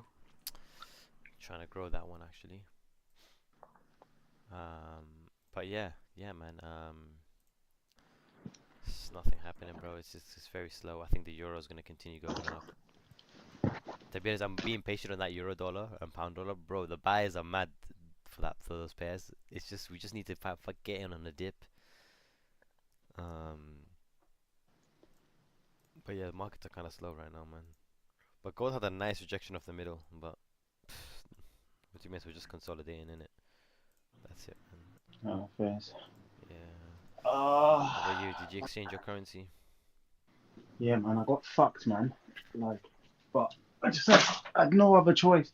Because in Zim, they don't really have a currency that they use in it. So they use different currencies. And it's they value them at different rates in it in different parts of the country. It's fucked. Zim is mad. Yeah, but it's a lot of money out of it. Nah, it's not loads to be fair. It's just shit on the exchange, innit? Because obviously you know what it is and stuff. But it's not that deep, bro. It's it just had to be done. I was like, fuck it, we just do it. How come you did it today? Because I need the money sent over there. Before I get there, basically. It could have been worse, to be honest. Right now, the pound is actually up. Yeah, so the pound is actually up, but basically, the people that exchange over there, they're not doing it the market rate, or the board rate. They're doing it some other rate. They're doing it whatever the rate they want. Bro, they're doing it 21 instead of 25. It's just fucked.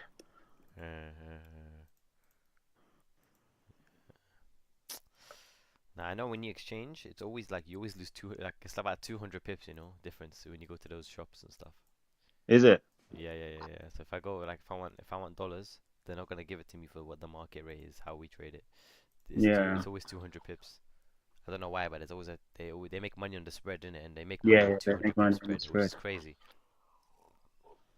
But to be honest, that's how they make money, innit? They don't make money by giving you just money for free, innit? I guess they make money on the spread, innit? Yeah. But the only people that use them is tourists and stuff, innit? If you're trying to actually trade, trying to make money out of it and stuff, then you just do the market what we're doing, innit? Because we actually get the best. We get the best thingy. The reason we get the best price is because the liquidity providers in it are plugged in. Yeah. But now we're consolidating, bro. It's a shit market today, bro. It's a sunny day as well. I just want to be out right now.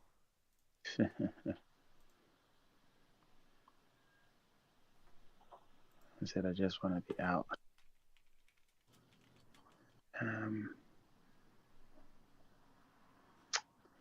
See this USD CAD, bro. This USD CAD. It's looking like it's gonna go up today a little bit. I like the little rejection. I like the rejection at the bottom of the Asian range. It's a very good first sign. It's been dropping a lot in it. Bro, it finally hit the level that I was waiting for. At this point, I'm eyeing things out. So that's why I think maybe euro and that pound might. To be honest, there's a gap on the dollar, in it. Might retrace. There is a gap on the dollar. Things look there is a gap. Things look very interesting.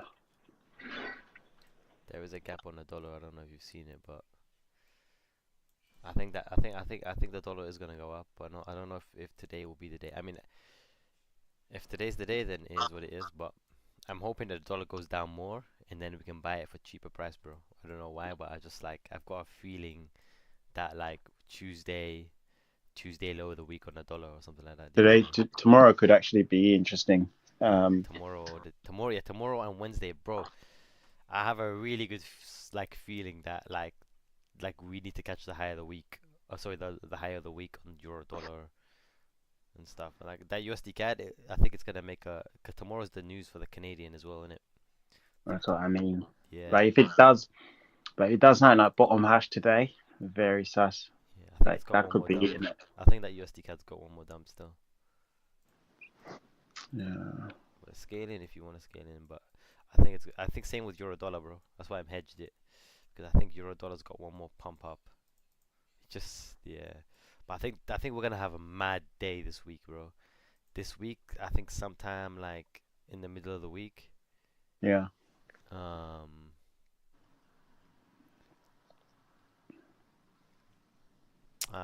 Yeah. Yeah, I think. But gold, what's gold doing, bro? I just want gold to drop, bro. I'm not asking for much, man. I just want asking for this gold to drop.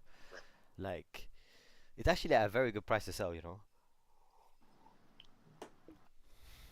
Like, I have some like interesting analysis for this gold.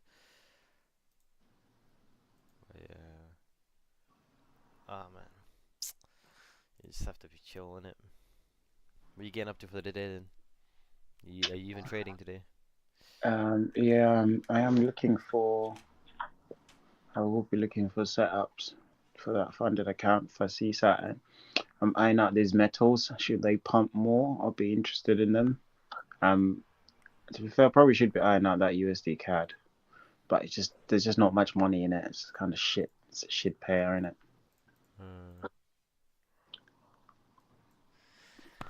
Platinum is going crazy today. For all the metals, bro, they're gonna. Yeah. Looks like they want to pump. Silver's got a lot to go.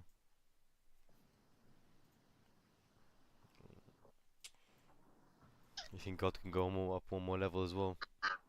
Yeah. Today's extreme. But it might. It looks like it might hold for a bit, consolidate, and let the others move. But I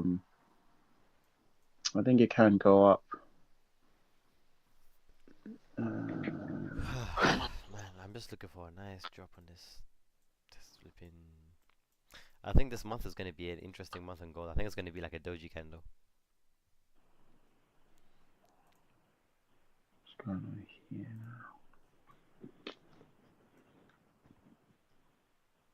now? Yeah, man, this USD CAD moving sus. The fuck?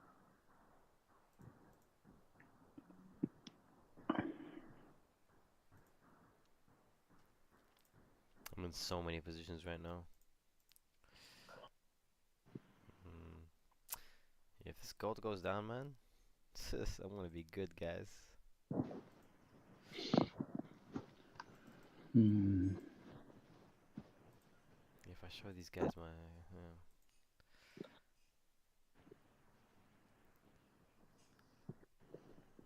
Yeah, no, I like this gold sell. I'm very confident in this gold sell, guys.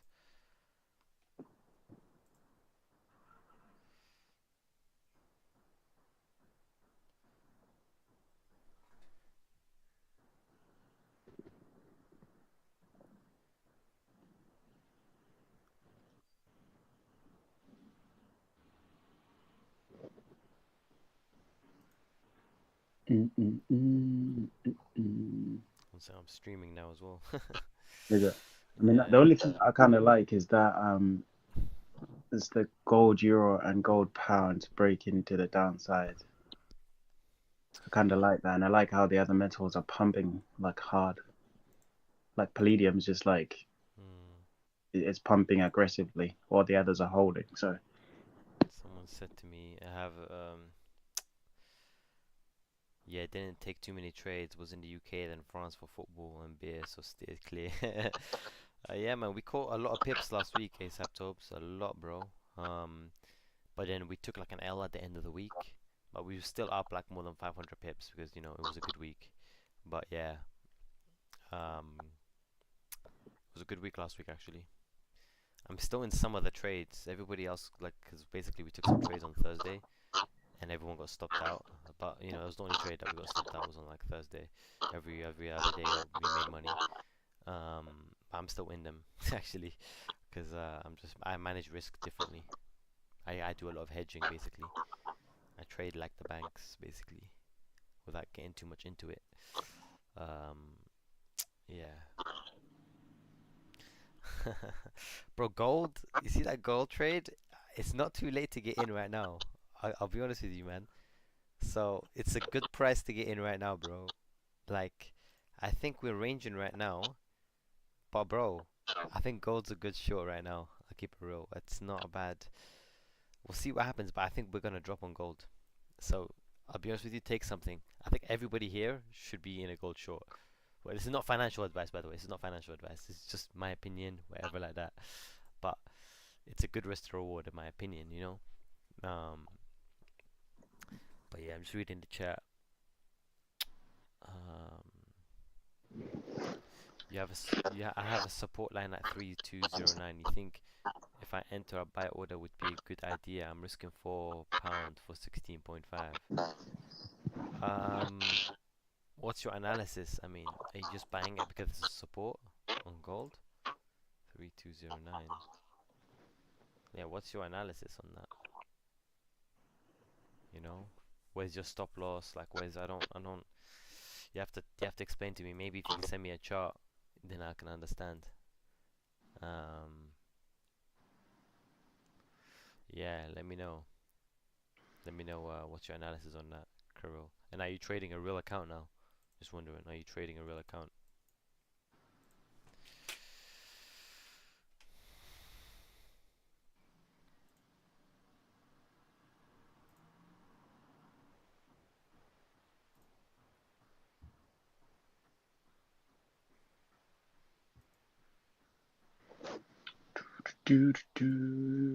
What time Yeah, is this it? gold looks good, man. This gold looks beautiful. Yeah, we're about to make some money, man. Yeah, no, I'm excited for this gold trade. I actually think this gold trade is gonna dump today. The thing is though, where should I get out if it goes down?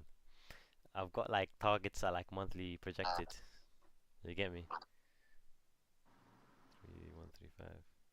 Yeah, Magic, where do you think it can go? If we are going down,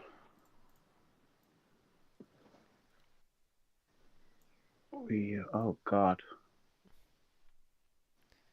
I think, bro, you know what I think? We can actually go to, bro, I Nah, think still, we can go below if it goes 3K. down, we could go. I think we can break that low from Monday last week. We could actually get down to 31.57 31.57. if the short is on.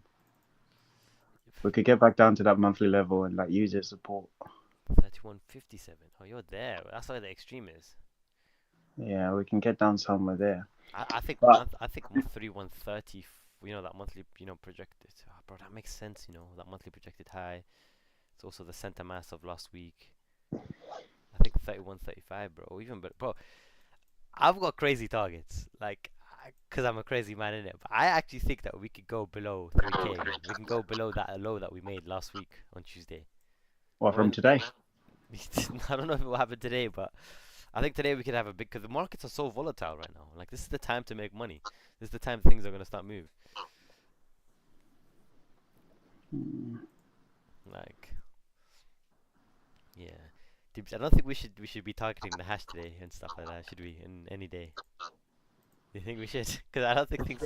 Looking at the calendar, I would, innit? Looking at the calendar, you would, just based bro, on the we calendar. don't need news to move the market, you know that. But it's been moving mad. It's been moving mad still. Bro, have like, you seen the opening range for pound dollar today?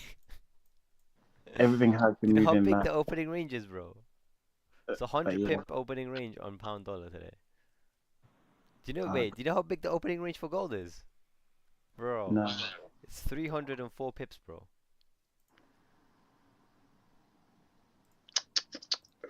That used to be the average daily range. You know that, right? That used to be the ADR. The silver can go up, you know. The weekly range is 1,000 pips, bro. So it means you can go up $100 or up down $100.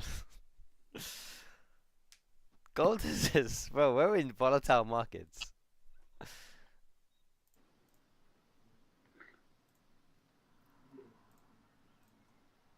Dangerous volatile markets. Wait, where was that level? The gold? There was this level on gold, yeah. Oh yeah, let me get it out. Yeah, that was it. 31.23. That level was so important. You know that 31.23 level. That monthly open. Yeah. Yeah, that level is important.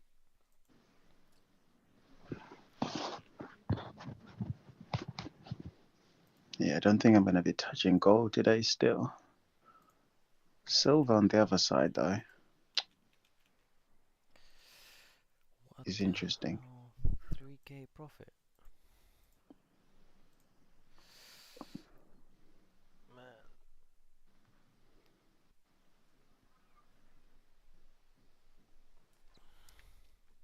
Come on, oil.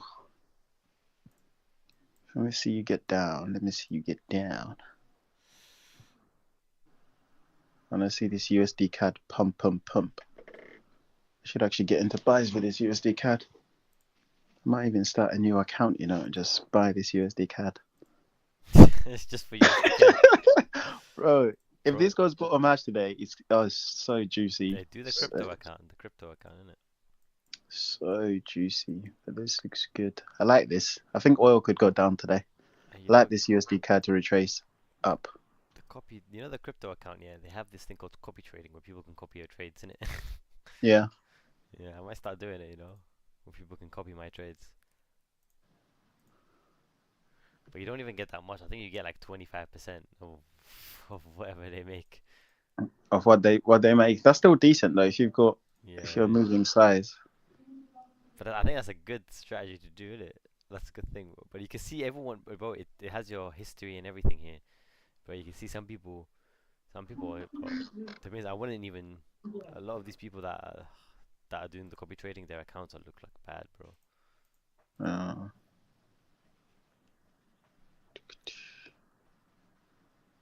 There's one guy that says gold only, gold long only. But I saw his thing, bro. He was actually doing really well, cause he's just been buying gold. You get me? Yeah, it has been bullish. It's been doing well, and they're like just on the upside. Yeah, he just buys it. I mean, if you're only buying gold, I can't lie. If you've been buying gold for like the last year and you've been only buying gold, and you've been losing money, you must be an idiot. Like you actually must be like a complete idiot. You can't like lose money just buying gold, you know? I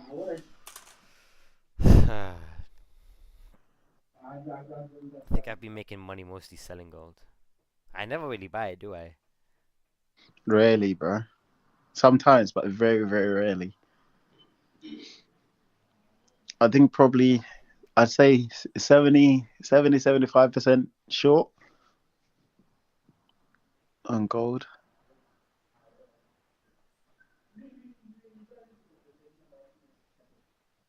But let's just do our trading thing in the reversal. Yeah. Hey, 1 sec.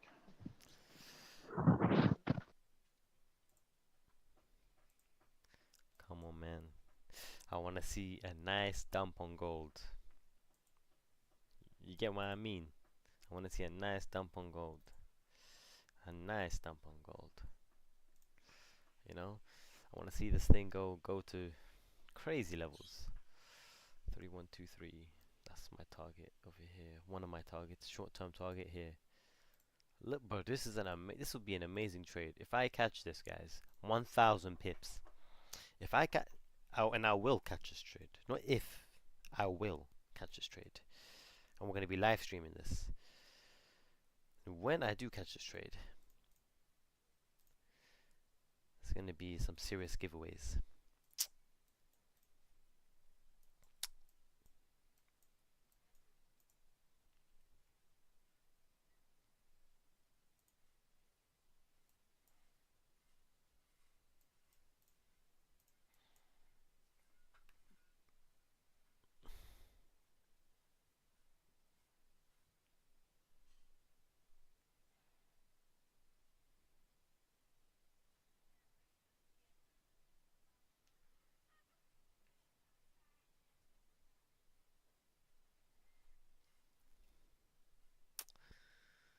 For now, we are consolidating and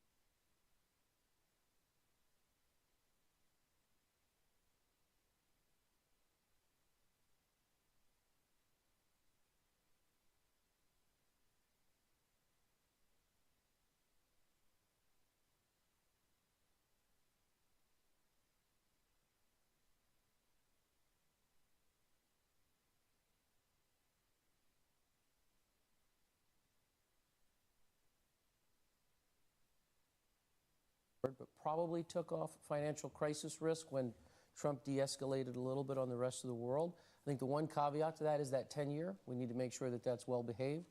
If it really is a story of unwinding leveraged trades and that's the end of it, then that should run its course and we should get to a stable bond market. If there's something else that's going on, then we may need Fed intervention, but we're not there yet. Do you think it's one or the other at this point? And what are you looking for that gives you a strong indication of that? I think it's a lot of little things, if you will, on a treasury market that's not as liquid and more fragile than you think it is, right? So part of it is unwinding of basis trades. Part of it is meeting margin calls.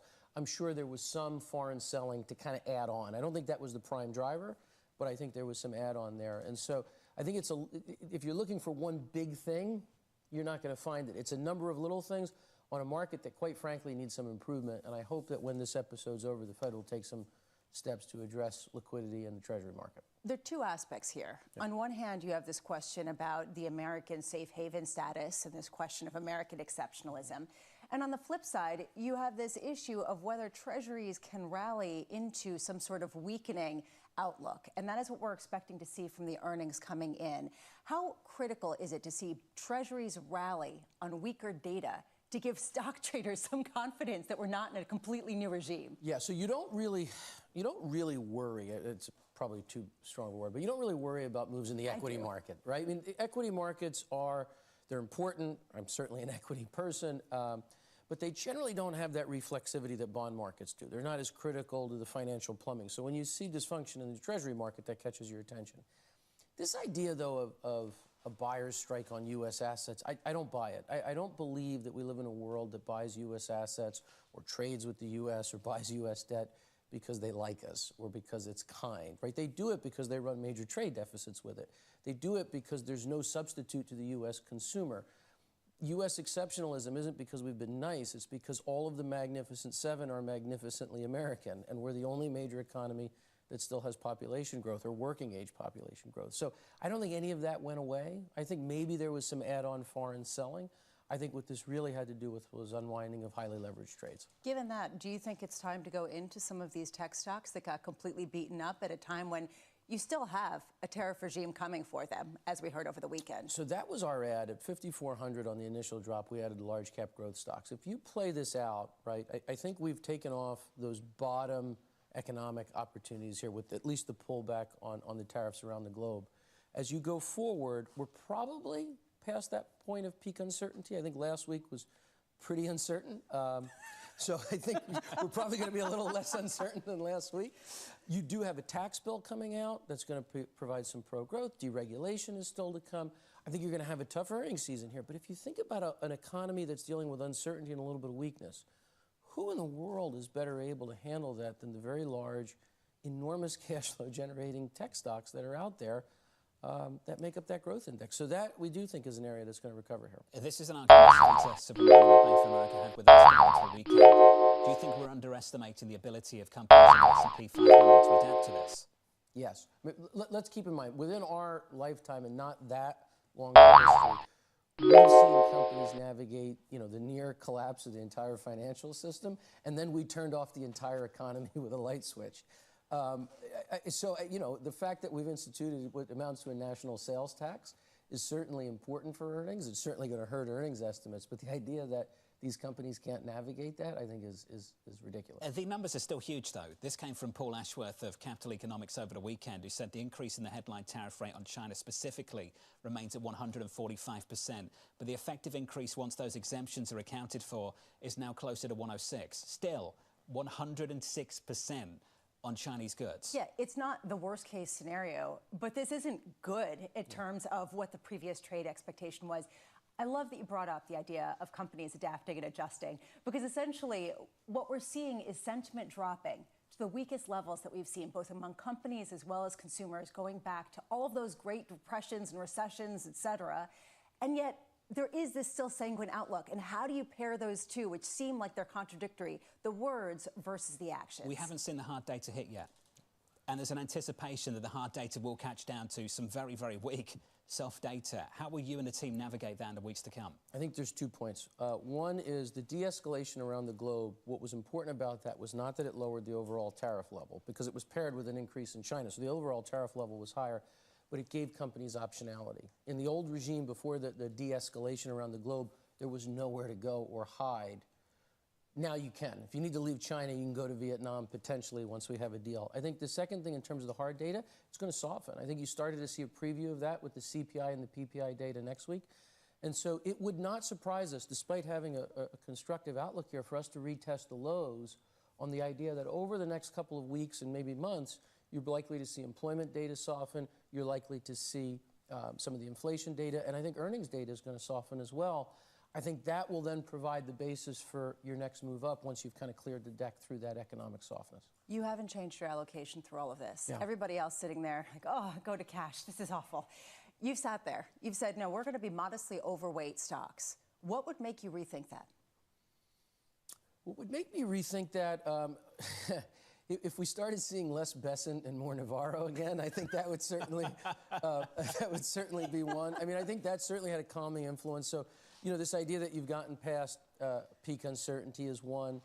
You know, two, if we were surprised by the downgrade in earnings, you know, we expect earnings are going to come down, you know, somewhere in the neighborhood of probably 5 to 10%.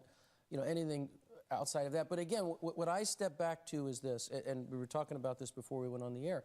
The moment you accept a fee, you're no longer allowed to be afraid, right? That's what we provide for that fee, is to be clear-headed about it. And what you have here is a tax with other offsetting tax cuts potentially coming and deregulation, and companies that have proven that they can navigate this over time. And we don't think that that changes the long-term outlook for the earnings power of these companies. They will adjust around this. Level-headed. Steve, it's good to see you, as always. Steve Chevron there of Federated Hermes. I've got some more good news for Steve. A little bit later on, you'll see more of Secretary Scott Bessent, the Treasury Secretary, sitting down with Anne-Marie in Argentina. They will be speaking at 4 p.m. Eastern Time, so don't miss that conversation a little bit later. Equity futures on the S&P 500 here up by 1.2% with an update on stories elsewhere this morning. Here's your Bloomberg Brief with Danny Berger. Hey, Danny. Hey, John. President Donald Trump pledged that he will still apply tariffs to phones, computers, and popular consumer electronics. The comments downplayed a weekend exemption as a procedural step in his overall push to remake U.S. trade. The president told reporters aboard Air Force One that his decision will come soon. Goldman Sachs and UBS see more upside for gold. In their most recent calls, UBS sees $3,500 an ounce by year end. For Goldman Sachs, it's $4,000 an ounce by mid-2026. The strategists both cited strong central bank demand and gold's role as a hedge against recession and geopolitical risk. And in sports, Rory McIlroy has added the long, elusive green jacket to his resume with a win at the Masters. McIlroy ended a decade-long major drought in dramatic fashion, recovering from 2 double bogeys to reach a playoff round against Justin Rose. McIlroy then hit a stunning drive to set up birdie on the 18th hole, beating Rose by just 1 stroke. The win marks his 5th major title. He's now the 6th ever player to achieve a career Grand Slam. And that's your brief, John. Danny, thank you, and massive congratulations to Rory McIlroy and the team. CBS and Jim Nantz doing a phenomenal job through those 4 days. Jim Nantz put it best. Rory has his masterpiece. If you can take 2 things away from the weekend, the resilience of Rory McIlroy, the grace of Justin Rose. Just absolutely wonderful to see yesterday evening. I was impressed that you came in last night because I expected you to be watching this game, and I know that you sacrificed, but it came out for you, so I just want to offer you a congratulations for a well-waited-for victory. I raced to the car and watched the playoff. I imagine that was the case. I wish it hadn't gone to a playoff, but I raced to the car to So you got to watch watch the it, playoff. so it's a good thing. Just congratulations, Rory McIlroy. Just absolutely phenomenal. Up next on the program, the president attempting to keep the pressure on. The tariffs will be in place in the not distant future, like we did with steel, like we did with automobiles, like we did with aluminum, which are now fully on. We'll be doing that with semiconductors, with chips, and numerous other things. Up next on the program, Ed Mills of Raymond James, live from New York City this morning. Good morning.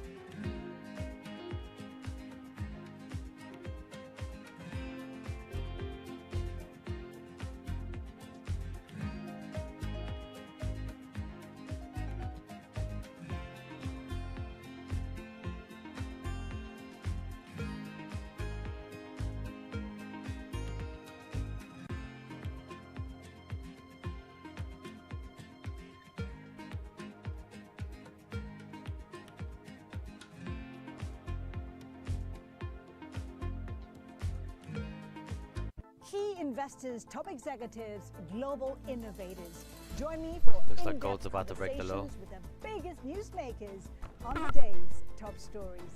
Insight with Haslinda Anand, only on Bloomberg. Jumpstart your trading day on Bloomberg Open Interest. 2 hours of single stock stories that are driving the opening bell action. We'll take you to Wall Street, Main Street, the C-suite, and beyond. These are companies that are growing their market. The great companies in the U.S. are the companies hitting the cutting edge. That's a different story. Get the inside track on what's buzzing in markets. With the players who are shaping the narrative. If you have bad earnings reports, you're going to get punished. They're not buying what the industry is selling. Join us on Bloomberg Open Interest every trading day, only on Bloomberg. Middle East and Africa. Vibrant resources and high-yield investment opportunities abound. Join me on Horizons Middle East and Africa for the stories, newsmakers, and insight from this exciting region. Now weekdays, only on Bloomberg.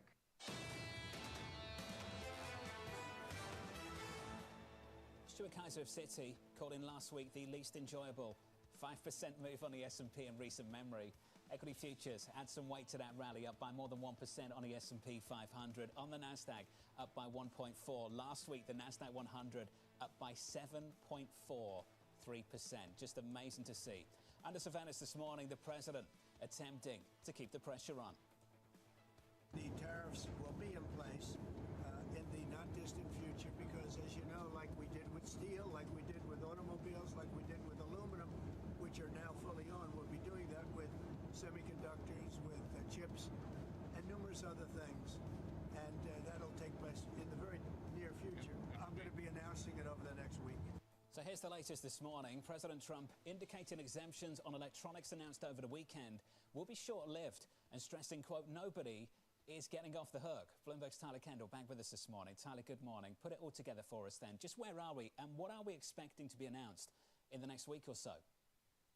Yeah, hey John, good morning. So it's unclear how long this temporary reprieve will last because it does appear that these tech imports will be subject to a Section 232 investigation, which could take weeks or even months. And we have to keep in mind that when President Trump signed that original executive order on April 2nd, it always excluded chips as well as those other key industries that you just heard him mention there, including pharmaceuticals, copper, lumber, these sectors that could be subject to separate tariffs on the basis of national security concerns. And it now appears that those tech imports, including those consumer electronics, will be subject to these sector-specific tariffs instead of the so-called reciprocal tariff plan. As President Trump said, they're just moving from one bucket to another bucket.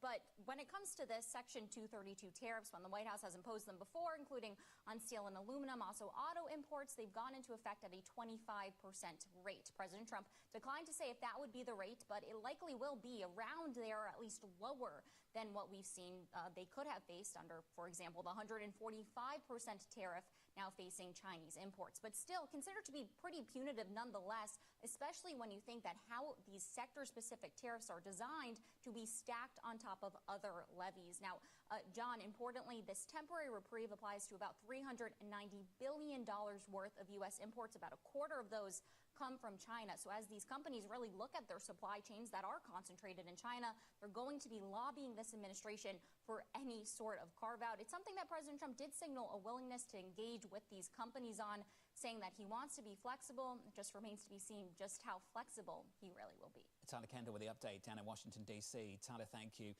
Lisa, how flexible will the president be? Some encouragement, I think, going into the weekend, coming out the other side, a little bit of confusion. I think confusion is the right word. I mean, you have Howard Lutnick coming out and saying that ultimately they want a sphere, some kind of set of regulations around semiconductors to bring jobs back. You had the same message from Jameson Greer. Then you had the agricultural secretary coming out and saying, I do believe this will be a short-term negotiation period, and then we'll move into, again, the economy opening up. Pick your poison. Joining us now to discuss is Ed Mills of Raymond James. Ed, welcome to the program, sir. The take on Wall Street is that we're witnessing a bit of a policy pivot from the administration away from the markets. Your focus right now, what are you telling clients? You seeing that pivot or not? Not yet. I do think that there is an old saying here in D.C. that things are never as bad as you fear, nor as good as you hope. We got maybe as good as you hope on looks like we're breaking down right now. And only to kind of be reminded that there's going to be breaking down. This is looking good. Semiconductors and quote other things All right, that we'll are break coming it down. in the Section 232 investigations. This What is I looking told very, folks at very Raymond good. James is that there's three buckets. Very Number good, one, guys. Very good that drop. global Very tariff nice. Very estimate nice drop. getting Very nice revenue drop. for these tax cuts. Number two, Gotta do some is management national now. Let me turn security, off which this flipping news. It's giving me a headache. Okay, we're making money right now. Yeah, we're making money. We are making money, man.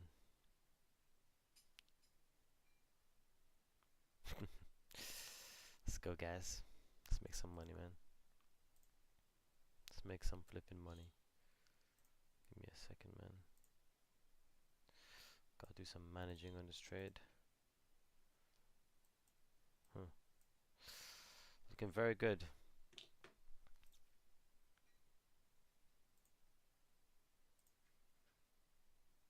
Alright, we're looking good.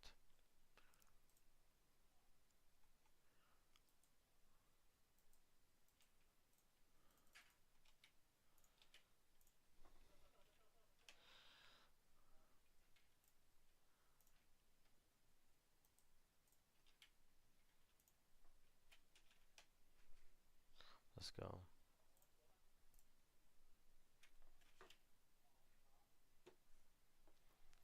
Let's go, guys. We're making money. We're making flipping money. We're up 200 pips right now. 200 pips. That's all I have to say. 200 pips. We're up 200 pips. Sheesh, nice drop here. Yeah. Are you in the trade? Are you in it? Are you in the trade, Toby? I'm very interested. Yeah, we're making money, man. Watch this. This is gonna go up. This Euro USD. It's gonna go up, man. Same with this. All of this stuff is gonna go up, man. This is gonna go down. Bro, this is the best opportunity on the market right now. I'm telling you right now, this is the best opportunity you can get. You're gonna make money.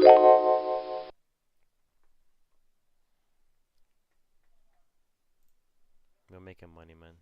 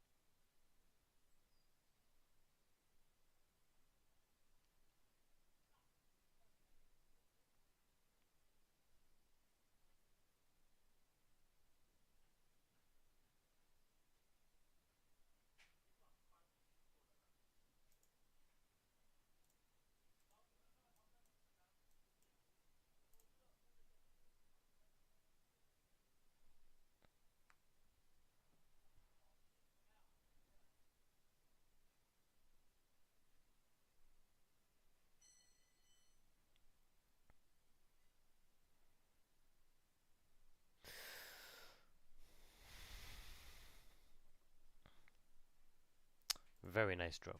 Very, very nice drop.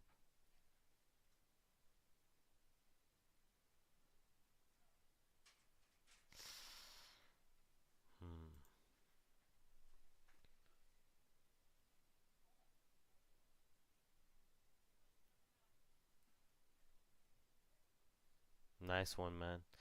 Glad to know you caught the trade, man. Happy that you caught the trade, actually. Yeah, man.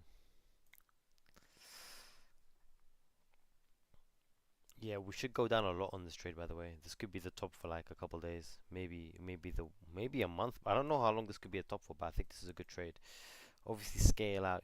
Like I haven't taken any profit yet, but sometimes it does go back, by the way. So it's good to scale out, take some profit. You know, but personally, me, I'm not really gonna do that. I like to keep the trade open.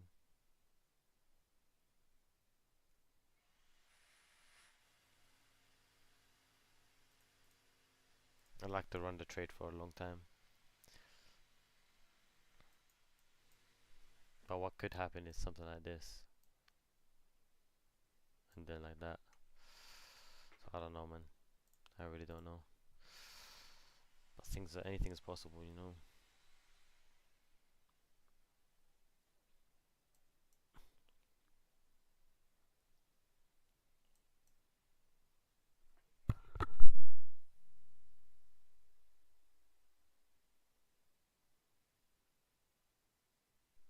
But yeah, if you call that trade, you shouldn't really take a loss, man. I would put your stop loss at break even.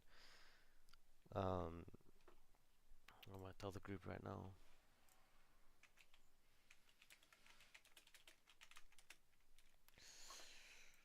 If you want to put your stop loss on break even, you shouldn't take a loss from that trade. So, in my opinion.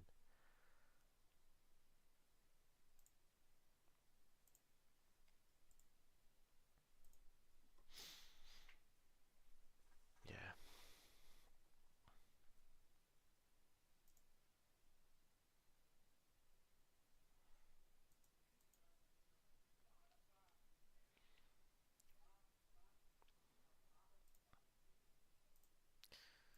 Put the news back on. It's nice we get some movement though.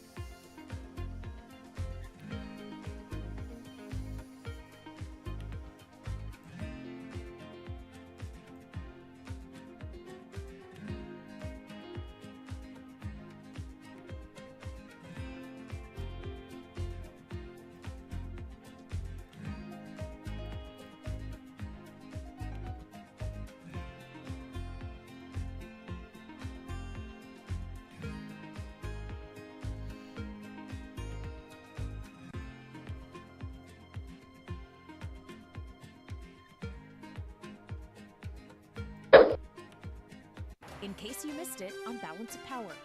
The statute governing the FTC says commissioners can only be removed for cause. Was there any indication that you were fired for cause? No, there was no claim of cause, and the statute actually specifically says cause means neglect, malfeasance, or inefficiency, and there was no claim of any of those. So as we talk about some of those other examples, keeping in mind we are having this discussion with you on the day we got a Fed rate decision, is this directly applicable to what is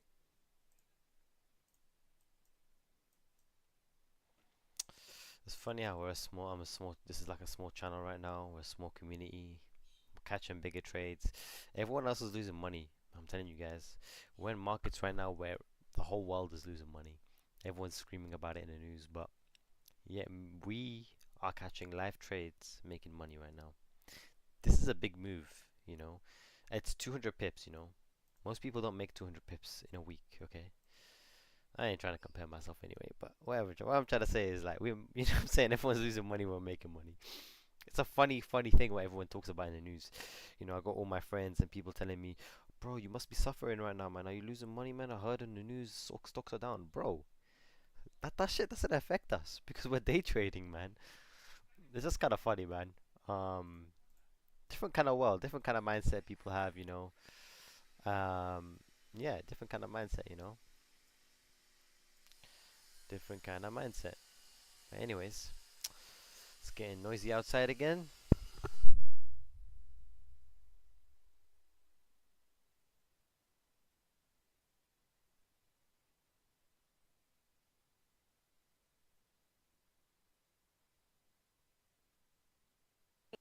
might seem to be. So Apple up just under 5% this morning, but keep in mind this thing is down more than 20% from its peak. So a lot of bad news already priced in. KeyBank raising its call on tech, saying that the actions from the administration over the weekend remove a key risk. But I don't think a lot of people would agree with this. They are not out of the woods yet. Intel also rallying with the rest of tech, but getting an extra boost this morning from Bloomberg sources telling us that they're going to be selling the programmable chips unit to the PE firm Silver Lake. Those shares up 4.5%. Sources say, though, that the deal is not final and it could still get derailed. And we have certainly seen a lot of deals get derailed because of market volatility. Finally, just rounding things out with a check on where Goldman Sachs stands this morning. It is higher in the pre-market session, 2%. We're going to get earnings from them in about an hour's time at 7:30 a.m. Eastern. We had strong results from their peers, especially when it came to equity trading. So that's the bar for Goldman Sachs. John. Danny, thank you. Decent numbers from both Morgan Stanley and JP Morgan going into the weekend. On our radar this morning, President Donald Trump pledging to apply tariffs to chips, phones, computers and other consumer electronics, writing, quote, "Nobody is getting off the hook." His comments coming after he announced a tech tariff pause over the weekend. So clear as mud. And this is basically what everyone's talking about, the fact that we're not necessarily getting a sense of exactly what the path is going forward. A key question to me is, how do you escalate? And you raised this question yesterday. Is this sort of peak escalation given the fact that China is saying, look, you know, at this point it's silly. This is a joke. You raise it back beyond 445%. We're basically just making up numbers here. Can it get worse? What about the rare earths metals? What about some of the other exports? What is the leverage that each side has at a time where both economies are still intricately connected to one another? I think on the margin, to your point, there are other things they can do. It can get worse. I think the focus, though, will shift to other things, and it's the economic data. The damage done to the soft data is real. It's been building now for a number of months. And there are some people who believe that the damage to the hard data is unavoidable at this point. And my focus is certainly shifting to try and understand what that's going to look like in the next few months. You saw that this morning with Morgan Stanley, among others, coming out and downgrading their expectations for EPS as we come into this earnings season. That is the first data you're going to see it in. That is going to be the hard data. The companies talking about near-term disruptions in demand. We saw that from Delta. If you read through their earnings transcript, they talk about how domestic travel has really taken a hit, how you're not seeing that kind of filling up. And I have to say, I took a plane recently, and I was shocked at how empty it was. Anecdotally, these planes used to be packed to the gills, and now you're actually getting upgrades. I mean, it's a very strange moment. I've heard the same thing. We'll hear from United a little bit later on. Good for you getting the upgrades, though. Let's get to the data from China. China's exports rebounding in March with near record shipments flowing to Southeast Asia. The Customs Authority saying exports rose 12.4% from a year earlier, reversing a 3% decline in the month of February. Lisa, you made the point out on X earlier on this morning, I think. It's important to look at exports, sure, but imports tell you a story as well in China, and it's not a great one. So Brad Setzer, who used to work at the Treasury Department and is really an analyst in terms of trade dynamics, put out a series of charts saying that China's trade surplus has skyrocketed over the past few quarters and has not just been with the United States. It's pretty much tracked with the EU as well. So people who say this is all due to companies front-loading imports from China to get ahead of tariffs, that's not the whole story. It's also that China is not importing anything from anyone. This could be one of two things. One, a focus on nationalism and focus on their national brands. And two, and this is a key one, the economy still isn't recovering. How do you juice demand at a time where it's still flat on its back?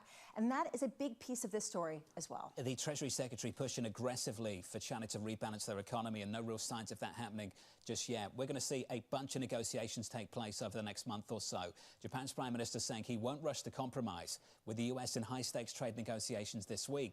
Local media reporting the country's economic revitalization minister will be heading to Washington on Wednesday. So a couple of things here. First of all, over the weekend, we did hear from one of the leaders in Japan saying that they were not going to use U.S. Treasuries and selling U.S. Treasuries as a negotiating tool. So people who are suspecting that Japan was behind the turmoil, you can back off. That's basically what they were saying with number one. Number two, what's interesting is they have somehow gotten a hearing with Scott Bessent, which a lot of people think is a very positive sign in terms of their ability to get some sort of exemption.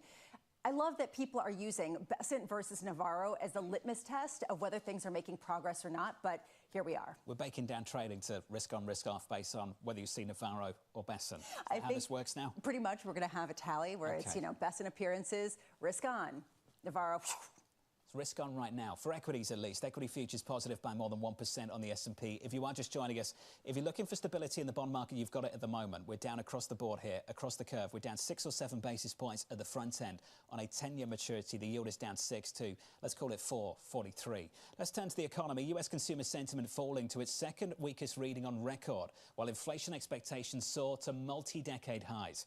Nita Richardson of ADP writing, inflation has made consumers cautious, but rising incomes can help cushion any tariff-driven price increases if they come. Nita joins us now for more. Nita, good morning. Good morning. Let's just focus on the data and get away from the politics. Are incomes still rising? You know, we're seeing that when we look at payroll at ADP, they're certainly rising, not as fast as they were 2 years ago, but at a healthy clip, faster than before the pandemic. There's also a different source of income that's really important to think about, which is the housing market. We get housing starts later this week. Home equity for homeowners is up almost 9% from a year ago. So no, it's not the highest home equity we've seen on record, but it's close. It's like the third highest. And so that's another level of cushion. I don't mean to be too Pollyanna on a Monday, but I also want to give a real data reality check to all the uncertainty that's out there in the market. I was just going to say, you're not complying with the narrative. I love it. I think it's great. And I think it's good to push back against it because there's so much gloom and doom about companies who are frozen, who aren't going to be hiring. They're not going to be firing, but job mobility just isn't there. You're still seeing just some signs that consumers are maintaining resilience through other means, even with the stock market that maybe rallied last week, but certainly didn't feel like it, and even with the idea that it might be harder to get a raise. You know, I don't discount the sentiment because sentiment usually triggers certain behaviors. And you see downbeat sentiment with consumers, with home builders, with CEOs. Everywhere you go, there is a pessimism in the outlook. But then when you turn to the raw data, this week is super important. Why? This is the reference week. This is the week that the BLS will start counting the number of people who got paid for their employment report. And this is the week that ADP will report in 2 weeks to talk about the labor market. And if you look at this week and you compare it to March, what you're seeing is that hiring is still solid.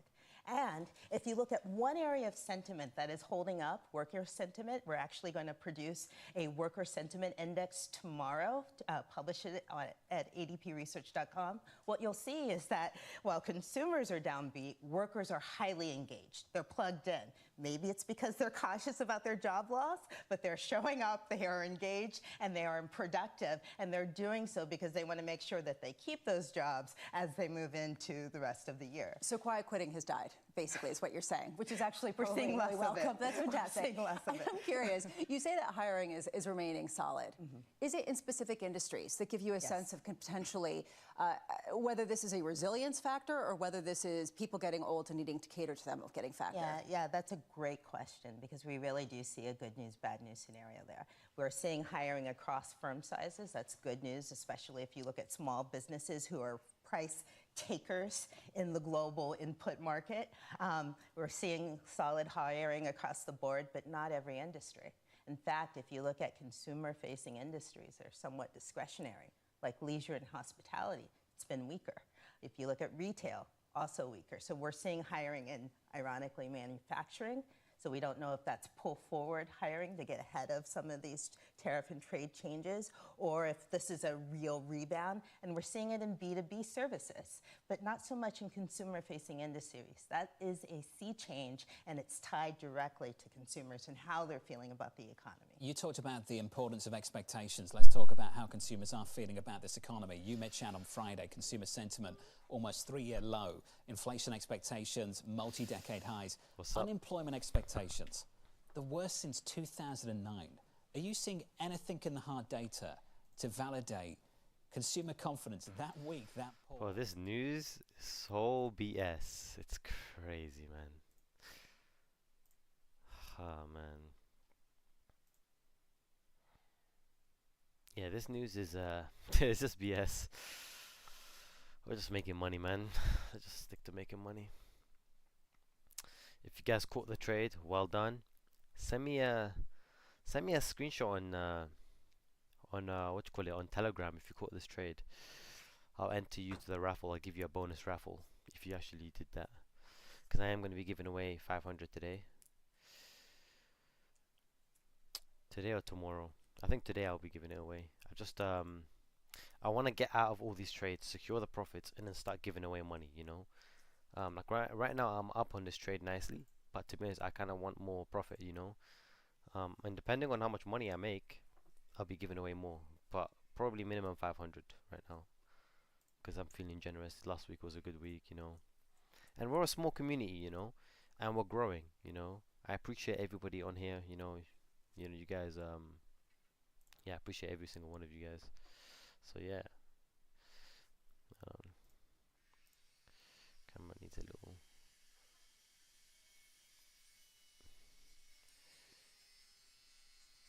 Yeah, man. So I just appreciate everyone here.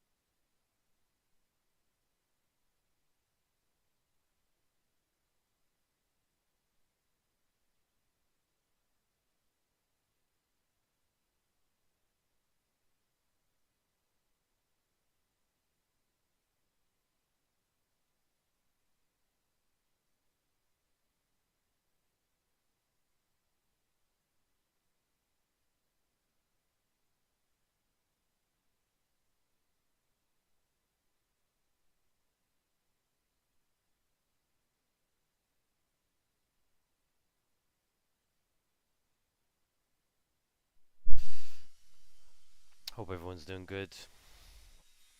Catching these trades. I am trying to look for another trade for you guys. It's just it's not safe right now, so I don't want to send another trade for you guys because I know some of you guys missed the gold trade. A lot of you guys took it, which is good. But if you missed the gold trade, I'm sorry, man. There'll be another trade. I'm looking for another trade right now, man, but it's just like I can give you maybe USD yen sells or and I don't know, man. I just don't like what I'm seeing so far, if that makes sense. So I want better trades. There's just the trades are not the best. So right now the best trade you can get is a gold sell, but you guys kind of missed it. I think we're looking to break this low. There's a gap here. I think we're looking to be filled, but my targets are somewhere around here, you know. My targets realistically are much lower, but for like today, maybe we can get somewhere around here. So yeah, stay tuned, guys.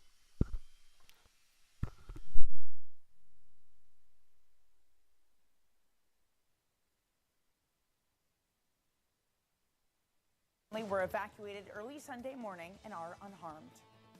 Elsewhere, Meta faces a landmark antitrust trial today. The FTC alleges that the tech giant acquired Instagram and WhatsApp to eliminate competition and maintain a monopoly. Meta says the acquisitions were approved by regulators over a decade ago. And Dubai topped Heathrow as the world's busiest international airport, that from the Airports Council International. The Gulf Airport handled 92 million travelers last year, up 6% compared with 2023. Heathrow, in second place, handled about 79 million passengers. And that's your brief. John. Danny, thank you. More from Danny later on in the program. Up next, a shakeout in the bond market. From our perspective, we're seeing a complete deleveraging of positions, whether it's been swap spread trades, whether it's been the Treasury basis, all those things have begun to unwind, and it's put a lot of downward pressure on Treasury prices. That conversation just around the corner, live from New York City this morning. Good morning to you all. You're watching Bloomberg TV.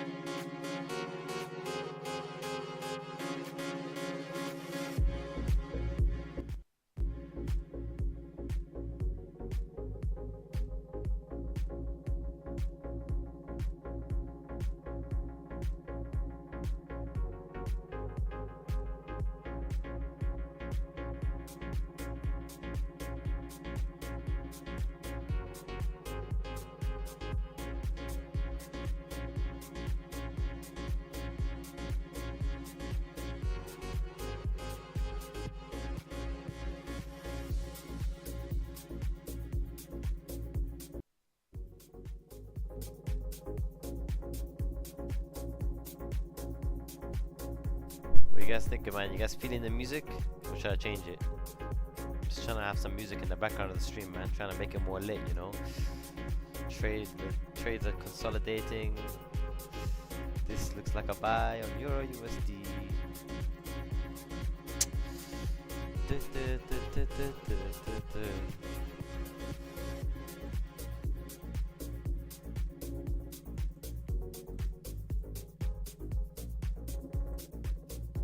I'm just trading gold right now.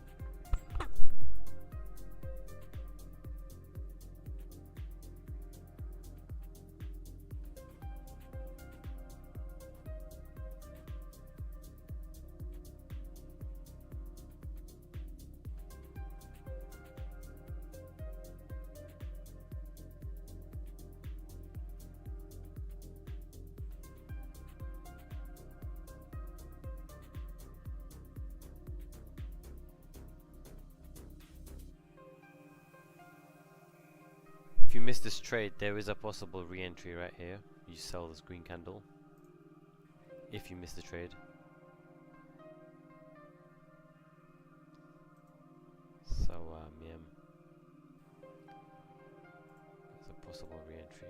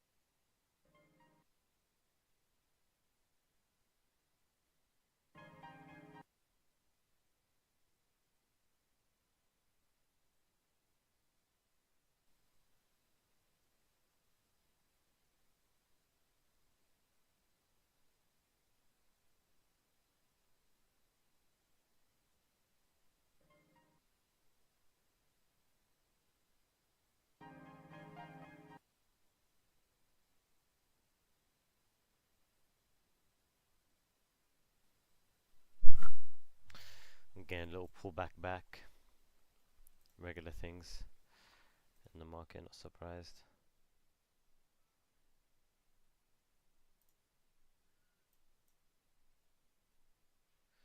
So the stream just lagged for a second. My bad, guys. So the stream just lagged for a second.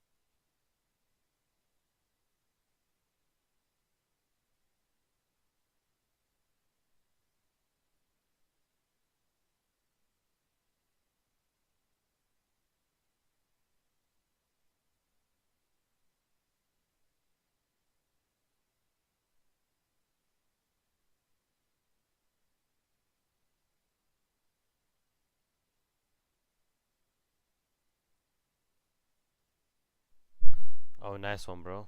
Nice one. Yeah, it's a good re-entry point to enter on that. To enter on that, bro, on that green candle. It's a good sell. There's two entry points. It might go there or there.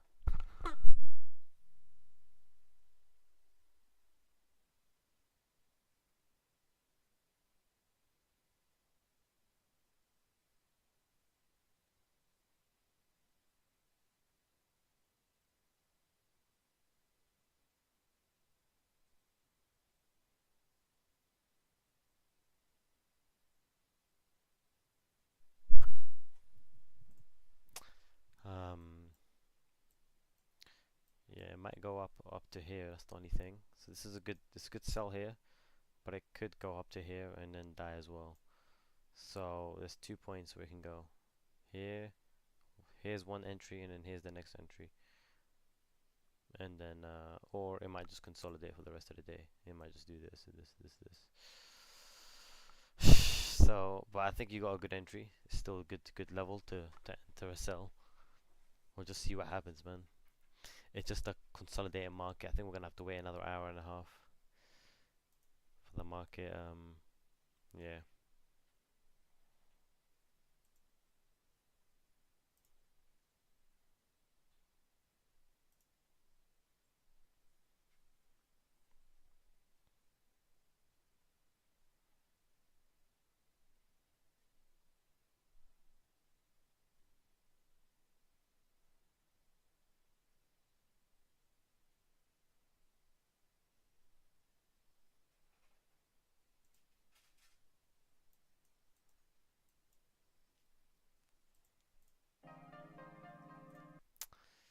See what the news is saying.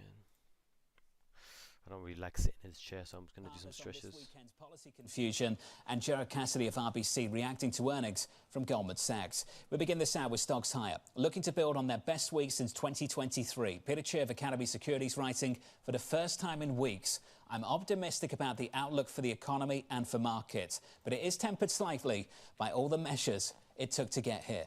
Pete joins us now for more. Pete, good morning. Good morning. Where's the encouragement come from? Well, first I wrote that like at 9 a.m. on Sunday, so I'm probably not quite as encouraged as I was. For me, what I would really like to see is a true pivot towards domestic growth, right? Let's get the CHIPS Act money out there.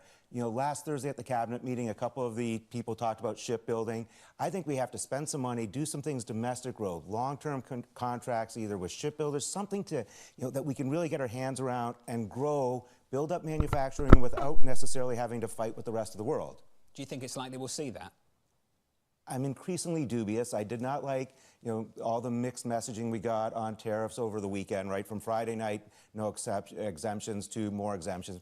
And I think I'm a little bit worried about bond yields as a whole. Partly, I do think foreigners should be selling. I think you can get better yield in your own country. There's all this talk about, you know, potentially fees on foreign holdings, Mar-a-Lago Accord. But beyond that, if you just take away, I think we missed three things last week. The budget for the military, Trump wants to do $1 trillion instead of $800 billion. That's going to add to the budget. We just had very large debt ceiling raises. That gives them the opportunity. And finally, DOGE at the Thursday morning cabinet meeting basically said they're targeting $150 billion for this year instead of $1 trillion.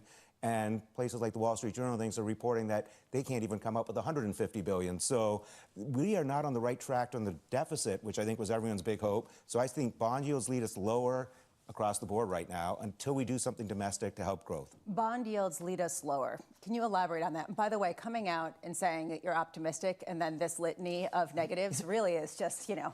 He did say he wrote it at 9 o'clock yesterday morning. That's true, which gives you a sense of just how quickly things are. So what do you And I was very, very, very, so I was thinking, you know, we were like heading towards 20% down from here. It feels like it might be more controlled. I will watch very closely today. This, you know, when we went through the GFC and even the European debt crisis, one thing that always struck me as key when we moved to a new leg of the problem was you'd get the announcement you were hoping for, so in this case, tariff exemptions, and if you don't last a full day on the rally, it tends to mean the market's now looking through that and saying, okay, yeah, these exemptions, whatever, let's look what we actually have on the table, and it's a lot of problems out there. And the other part that makes me a little bit nervous that I think we'll see is if we stick to tariff deals, I think tariff deals are easy. I think we're going to have to go after trade deals. And to me, trade deals will require import quotas, something like that on behalf of these other countries, and possibly restrictions on what they can do with China. I don't think that's going to be that easy for them to digest. So I think we'll learn a lot more in the next this week about deals. Tariff deals, I'm comfortable with. If it goes down trade deals, I think we take another leg lower. You know, I've seen so many notes where people talk about how exhausted they are and how stressful this period is. And I was thinking about why. And there's this flood of information, and it's hard to understand what structure to even put them in. What have we learned versus just tidbits of information that are coming in at you in rapid fire? Have we learned anything from the turmoil of the past week? Are we past peak uncertainty and heading into something that we can more concretely hold? So the biggest thing for me that I can't quite figure out, and I think is really critical, is did China get sucked into being more aggressive on tariffs? How we play this out? Did we make it look like it was the U.S. versus everyone? China was more aggressive and now regrets it? Or did we learn that China really doesn't care, that China spent 4 years preparing for this and is really ready for the fight? I lean towards the latter. I will give the people who talk about, you know, art of the deal and 4D chess that it could be the former. And if it's the former, that's great, because China will have to back off. If it was the latter, we're not really prepared for this at all. I'm pleased you went there. Is there any sign that China's coming to the table? Do you see anything at all? No, I think, we have to go back, and we're about 15% of China's exports. And, I think they exempted 25%, whether it lasts or not. But I think that's also looking at it on the raw dollar value. I think from a profit margin, we exempted probably China's most profitable things that they export to us. I don't see them coming to the table. I see the rest of the world talking to them. We've been and which is very dangerous. And again, if you're in that part of the world, you probably have to play nice with China. Their military is there, their navy is growing. It's unclear what direction Trump wants to go on some of that. And the rest of the world, I think, is very tired. The uncertainty doesn't do well. And everyone knows it's going to take years to rebuild manufacturing, which is why I go back to I'd be much more optimistic if we started doing things domestic. Maybe we buy $10 billion of Navy ships, but they have to be built in a U.S. shipyard. And that's going to be 10 years of delivery, but it can start that process. We've talked a lot about the pressure that was put on Europe, and it's pushed Europe to do things that is good for Europe. And I just wonder if this pushes China to do things that is good for China, in line with what the president would actually like to see from China, which is a rebalancing the economy towards domestic consumption. Are you hopeful? No, I just don't think Chinese consume the way we do. I think, quite frankly, no one consumes the way the U.S. does, right? We consume a lot, and that's another concern about the economy, right? We're seeing some delinquencies tick up with all this uncertainty.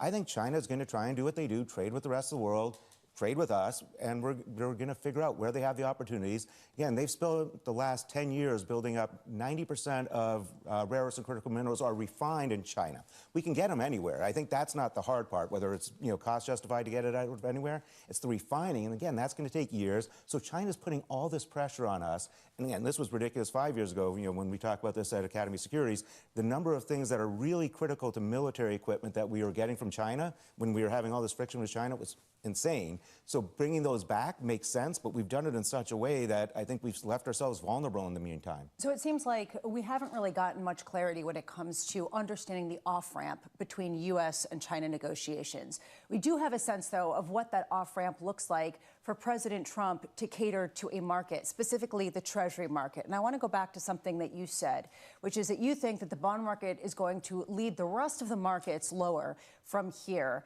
Have we learned something about where that Trump put is in terms of what kind of levels of bond yields get him nervous?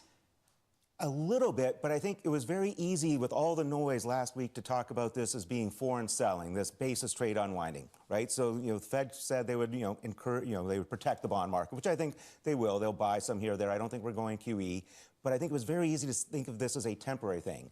If the conversation starts turning, as I think it might, that our deficit isn't going away, Doge isn't being as successful as we wanted, we are not being spendthrift, I think that starts putting even domestic pressure on yields and people saying, well, maybe even with inflation coming down, we're not at the right level. So that, to me, would be a bigger problem, right?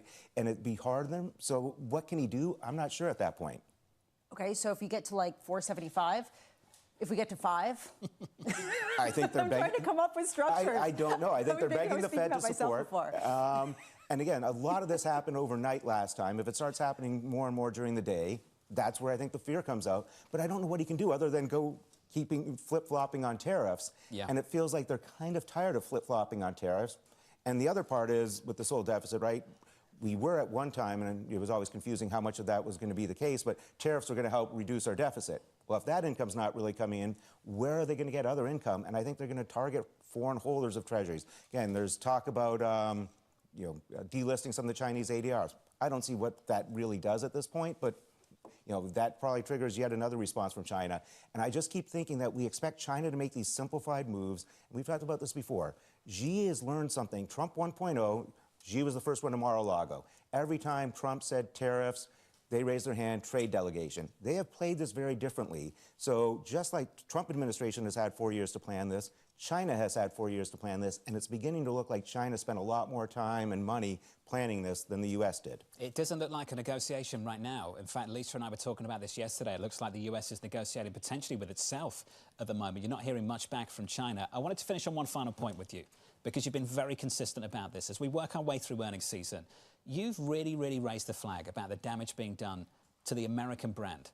Not about the attractiveness of U.S. assets, but the attractiveness of U.S. goods, U.S. services. How much damage has actually been done? I think we're going to see some of that. And this first wave is going to be a little bit difficult to tell whether it's just because of global economic weakness that foreign sales sell down, or you're going to have to start looking, is there an indication that, say, Cadbury, for example, starts doing better than some of our brands overseas? And that, I think, will be the real key. Try and figure out pairs where, okay, here's a European or other brand, and are their sales declining or changing relative to the U.S. brands? And I think that would be a big shock to the system, because I do think people believe, and you can see it in some of the price action today, that there's just this huge demand for our brands globally, and it's only being affected by tariffs.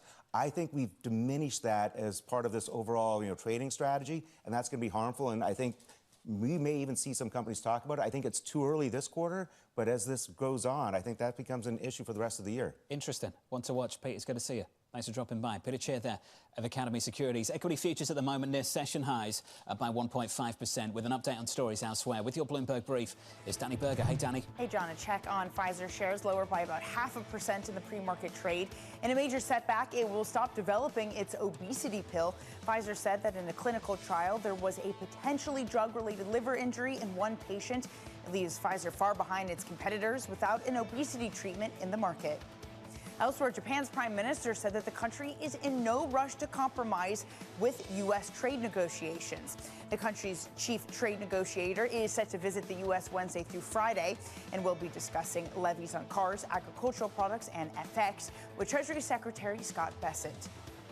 Citi equity strategists have lowered their view on U.S. equities to neutral from overweight, citing the trade war's impact on economic growth and earnings. The firm joining its Wall Street peers and lowering its year-end target for the S&P 500 to 5,800 from 6,500. And that's your brief. John. Danny, thank you. More from Danny later on this hour. Up next on the program, a brief sigh of relief for big tech. The tariffs will be in place in the not distant future, like we did with steel, like we did with automobiles, like we did with aluminum, which are now fully on. We'll be doing that with semiconductors, with chips, and numerous other things. Up next on the program, we'll attempt to make some sense of the announcements from over the weekend. We'll do that with Henrietta Trays of Vader Partners, live from New York City this morning. Good morning.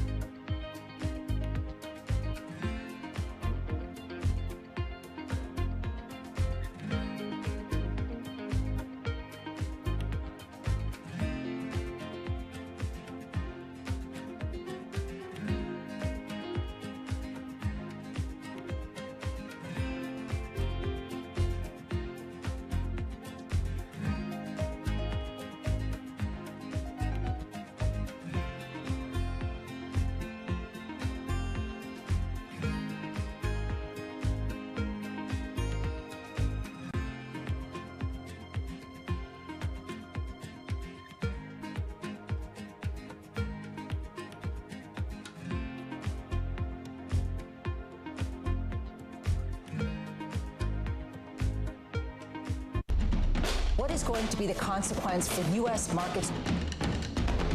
We are basically deep in the European earnings season. Take a look at how we're faring when it comes to Asian markets. Jumpstart your trading day on Bloomberg Open Interest. 2 hours of single stock stories that are driving the opening bell action. We'll take you to Wall Street, Main Street, the C-suite, and beyond. These are companies that are growing their market. The great companies in the U.S. are the companies hitting the cutting edge. That's a different story. Get the inside track on what's buzzing in markets. With the players who are shaping the narrative. If you have bad earnings reports, you're going to get punished. They're not buying what the industry is selling. Join us on Bloomberg Open Interest every trading day, only on Bloomberg. U.S. tech is influencing global markets. Technology is driving business across Europe. Companies in Asia. Alright guys, so there is another sell entry here if you guys do want to enter. This is an important level where we're at right now. Very important level. There's also another important level here where our entry is. I don't know if it's going to go back all the way to the entry. It could. And we could just be ranging all day. You know, we're approaching pre-New York Open in like an hour. But if you want to jump in the trade, here's a good. This is like the best place to get into, in my opinion, if you want to get in the short. right here, right now, where we are, 3232. This is a good place. If I was already in it here, this is where I would re-enter. But this looks good. The trade model looks good. It follows my strategy. I like it. I like what's going on right now. I think we're just experiencing some pullbacks, you know, and that's normal. But I like what's going on gold right now. Yeah, I know some of you guys might get scared and stuff, but I'm here to reassure you guys. Here to reassure you. I just hope we're not in a consolidating market today, because if we're in a consolidating market, then it's just gonna be long. Like it's just, we're not going nowhere. You get me? But I don't think we are. But we could be. You never know. I can never really tell. Sometimes things just don't move right now in the morning. They move, you know, when the American market's open. But yeah. Let me close my window, man. It's getting chilly right now.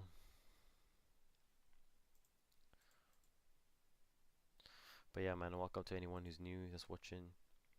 I've been streaming for I've been trading for the last 5 years, and we've just recently started streaming. You know, I'm sending out, you know, my trades and everything like that. We're right 80% of the time.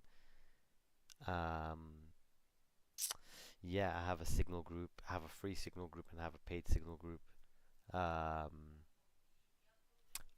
show my trades on live, so everything's live streamed. You guys can see what we do and everything like that. So yeah, man. Welcome to the stream. Welcome to the new people. Man, this gold is the biggest sell right now. You guys don't even know how much of a sell this thing is. But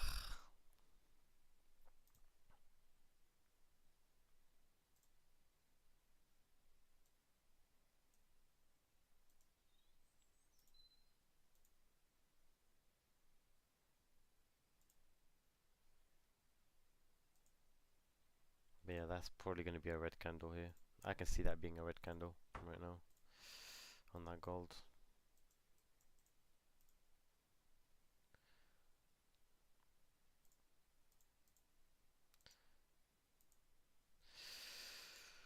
Ah, man. 1 second, guys.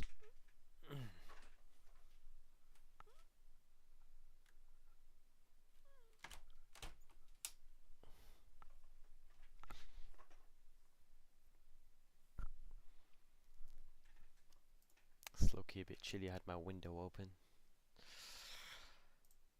Ah, man.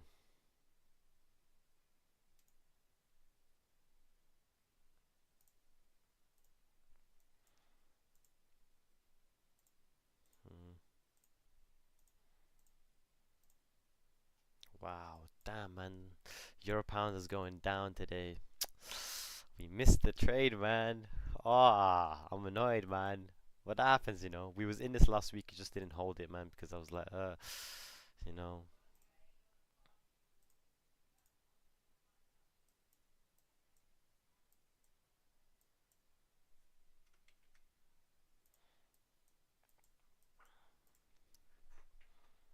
I'm excited for this this pound dollar, sorry, this gold to go down. Like, I'm actually really excited from the entry that we got. I'm really happy with the entry that we have on gold. Like, this is gonna make us a lot of money, guys. It depends how much position size you guys put in this trade, but yeah, it should make us some nice money.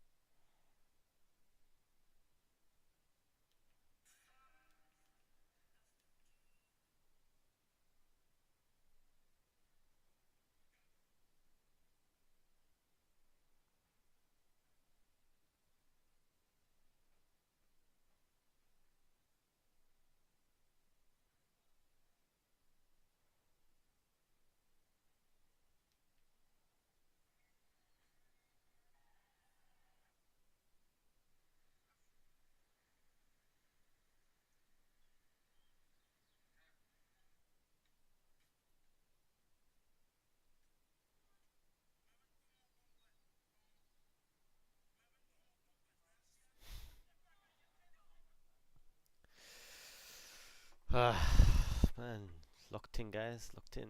Let's see what own it. They're now, President Trump is talking about it as tax cuts and deregulation.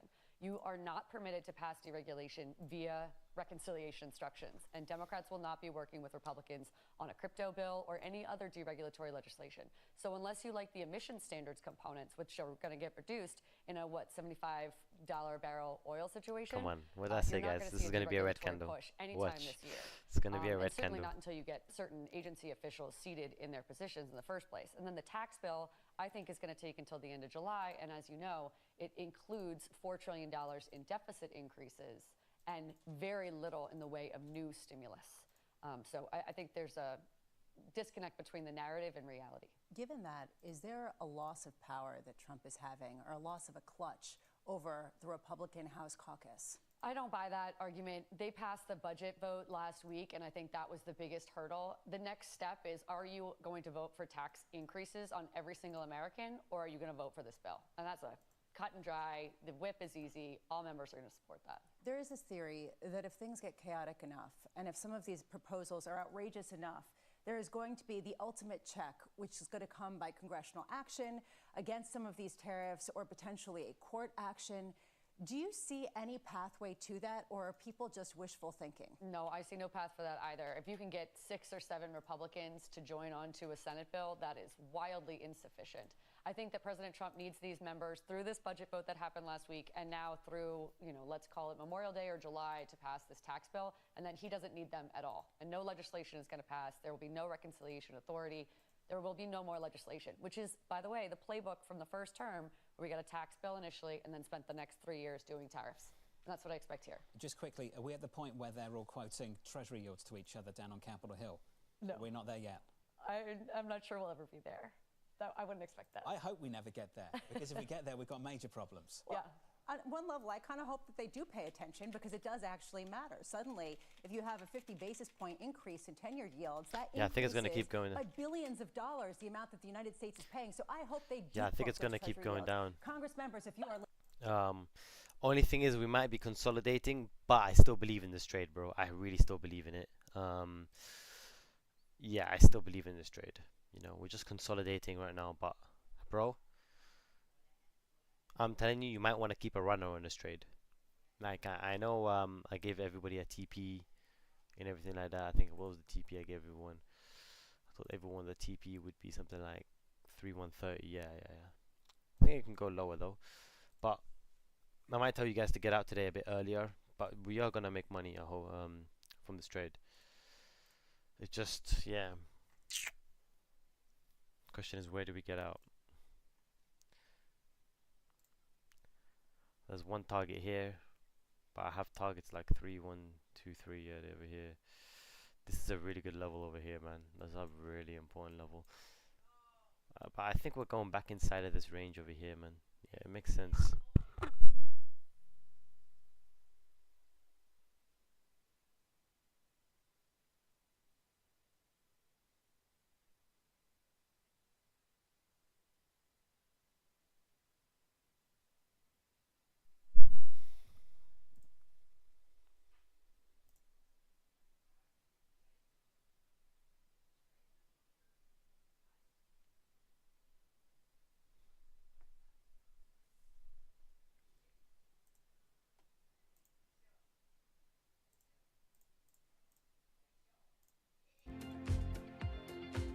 Chief trade negotiator is set to fix and entry C5. Program A.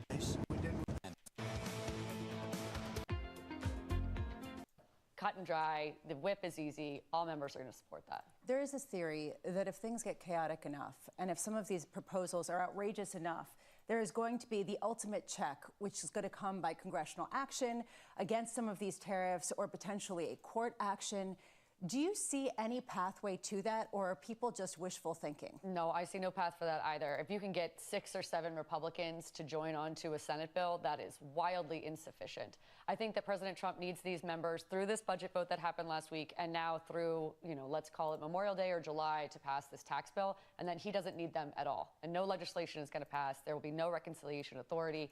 There will be no more legislation, which is, by the way, the playbook from the first term, where we got a tax bill initially and then spent the next 3 years doing tariffs. And that's what I expect here. Just quickly, are we at the point where they're all quoting Treasury yields to each other down on Capitol Hill? No. We're not there yet. I'm not sure we'll ever be there. I wouldn't expect that. I hope we never get there, because if we get there, we've got major problems. Yeah.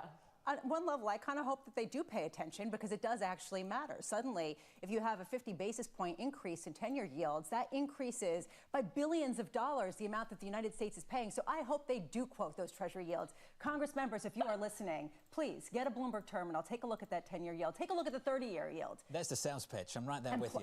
And plan you get that accordingly. Bloomberg terminal. Clearly, the president was looking very closely last weekend coming into the trading week. Yeah, it got yippy. People got a little nervous, but he dealt with that in one statement, and that's what he said. The issue is, do we have a true sense of where that Trump put is? Do we have a sense of what level, what type of chaos could potentially end up dealing with some sort of response from this administration? Henrietta, it's good to see you. Thanks for having me. Thanks for dropping by. Thank you. Henrietta Trace there of Vader Partners. In just a few seconds, Lisa, we'll be talking about the numbers coming from the likes of Goldman Sachs after what we heard from JP Morgan and Morgan Stanley going into the weekend. Yeah, and the key question for me is how much these really represent the broader corporate American sphere, because right now they are seeing a benefit from increased income payments, and even though they aren't necessarily seeing any kind of M&A boom that a lot of people were expecting, they are seeing equity trading benefits, and so we expect to see that as well from Goldman Sachs. Upside surprise on equity trading. The numbers just dropped. 4.19 billion, the estimate 3.8. The board also approving up to $40 billion share buyback program. We'll have more on this in just a moment. That stock is higher by 4%. Sonali Bassett will break down the figures, and we'll catch up with Gerald Cassidy of RBC for reaction. Live from New York, you're watching Bloomberg TV.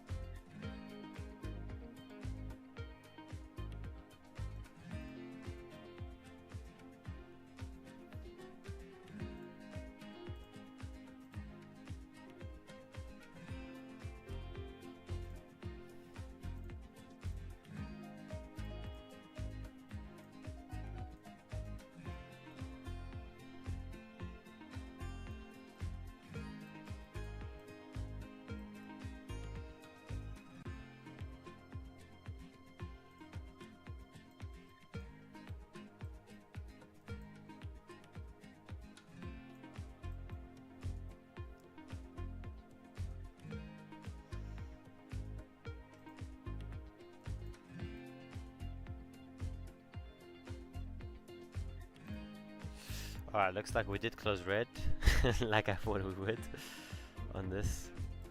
But it was a bit of a doji candle. We need to anticipate this next candle over here kind of closes down as well, you know? We don't want a bullish candle. I mean, if it does close bullish, it is what it is. We might just range. It's not that deep, but if we close red, then it's better. Who knows anyways. We're just consolidating right now.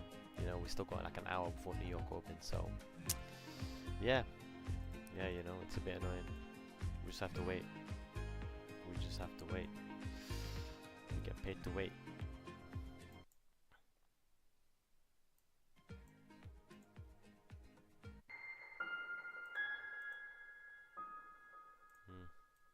Is this a negotiation or the new rules of the game? It could be either. It is up We need that dollar to get stronger, man, but I don't think that dollar's wants to get stronger. That's the thing. A lot of confusion up to now. A 90-day pause is not an eradication. Where is this leading to? Trust Bloomberg for all the context and clarity you need as the tariff and global economy story evolves. This year's bear case, very quickly, becoming the base case. Nobody covers tariffs like Bloomberg.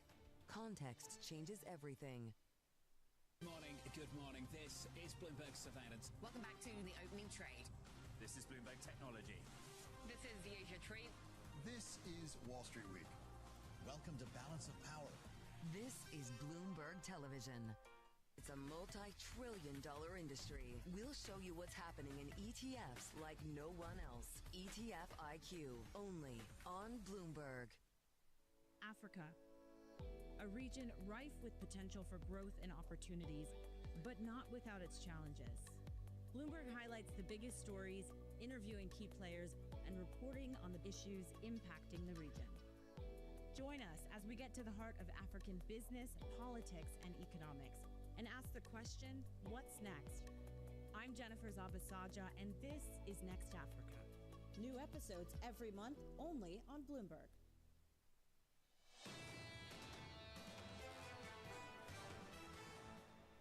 Session highs in the equity market, positive here by 1.6% on the S&P, building on the gains of last week. Last week, the biggest weekly gain of the year so far. On the Nasdaq, 7 percentage point move on the Nasdaq 100 last week. Phenomenal. We add another 1.8% to it. Big tech story in focus this morning after the exemptions over the weekend.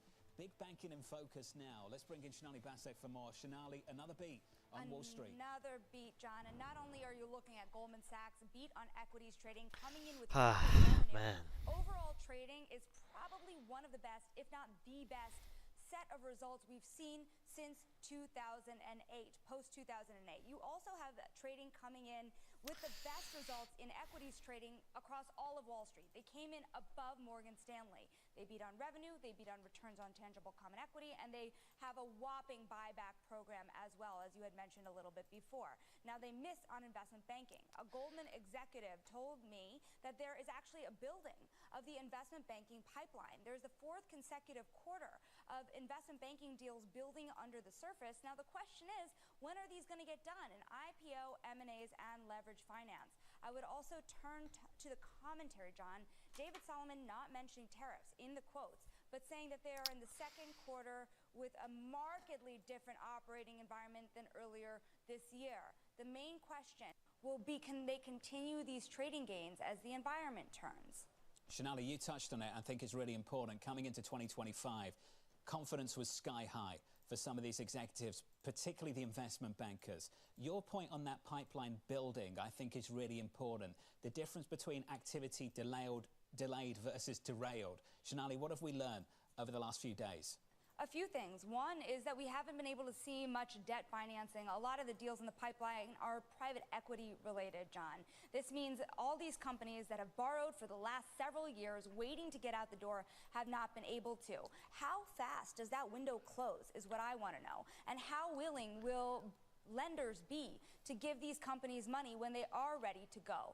And are strategics able to do deals with a regulatory environment that's frankly unclear? There's plenty to point to. Think about HP, for example. Earlier this year, a lot of deal makers are pointing to U.S. Steel, highly uncertain. Still, even without the macro not working out, you have a lot of uncertainty with policy that is stifling deals too. Do we have a sense, Shonali, of where Goldman Sachs' growth strategy is going to come from? We know that they had the consumer effort that they backed away from. They did report deposits coming up about 9%. They did underperform, though, when it came to wealth management. Do we have a sense of where beyond just the trading and banking business Goldman Sachs could potentially lean on? Yeah, the asset and wealth manager are exactly where executives are pointing to. They have been pointing to that for months, for years now, to be the next steady revenue stream. In this quarter, very interesting, they actually posted a loss in their equity investments unit. Now, this is a small amount of money relative to what Goldman makes overall, but it is the place that they're trying to grow, asset and wealth management overall. They also missed on their debt investments that they hold as well, but they are reducing the size of their balance sheet. Now, this also leads to legacy. It's President John Waldron.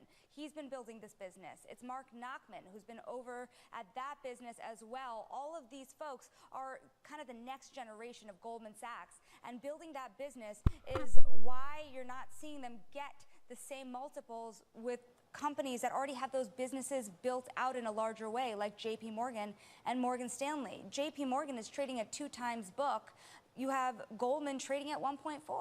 Shonali, appreciate the update. As always, Shonali Basak there breaking it down. That name of the pre-market up by 2.5%. Two headlines jump out here, Lisa. One, big upside surprise on equity trading revenue, following some upside surprises elsewhere on the street. That number came in at 4.19 billion, the estimate 3.8, approving a share buyback program of up to $40 billion. Which mimics what we've seen from other banks as well, and we expect to see more of the same, especially if they're getting their stocks at a discount. That stood out to me. The other thing that stood out to me was that their advisory revenue came in light at $792 million versus the estimate of $910 million. The reason why I thought this was interesting is it goes to this question of derailed or delayed. How much are these businesses? How much is it really building a pipeline versus something that is a shift in terms of people feeling like they can get deals done? Let's get the view of Gerard Cassidy of RBC. He's back with us. Gerard, welcome back to the programme, sir. Your take on Goldman with those numbers out just 4 minutes ago. John, thank you. The numbers were very strong, as you guys have just talked about, particularly in the equity trading area. Trading in all of the big firms that we saw on Friday and today in equities was better than expected, and Goldman certainly delivered, as did they in their FIC trading or fixed income trading. And similar to the other big banks, investment banking was on the light side. But overall, a really good quarter. And the buyback announcement, 40 billion of potential buybacks in the future is also a positive. And that's a positive for the group. That's one of the reasons investors can own the group, is the return of excess capital. Gerard, let's talk about that buyback. $40 billion on a market cap of what? Almost 160. It's pretty phenomenal stuff, Gerard.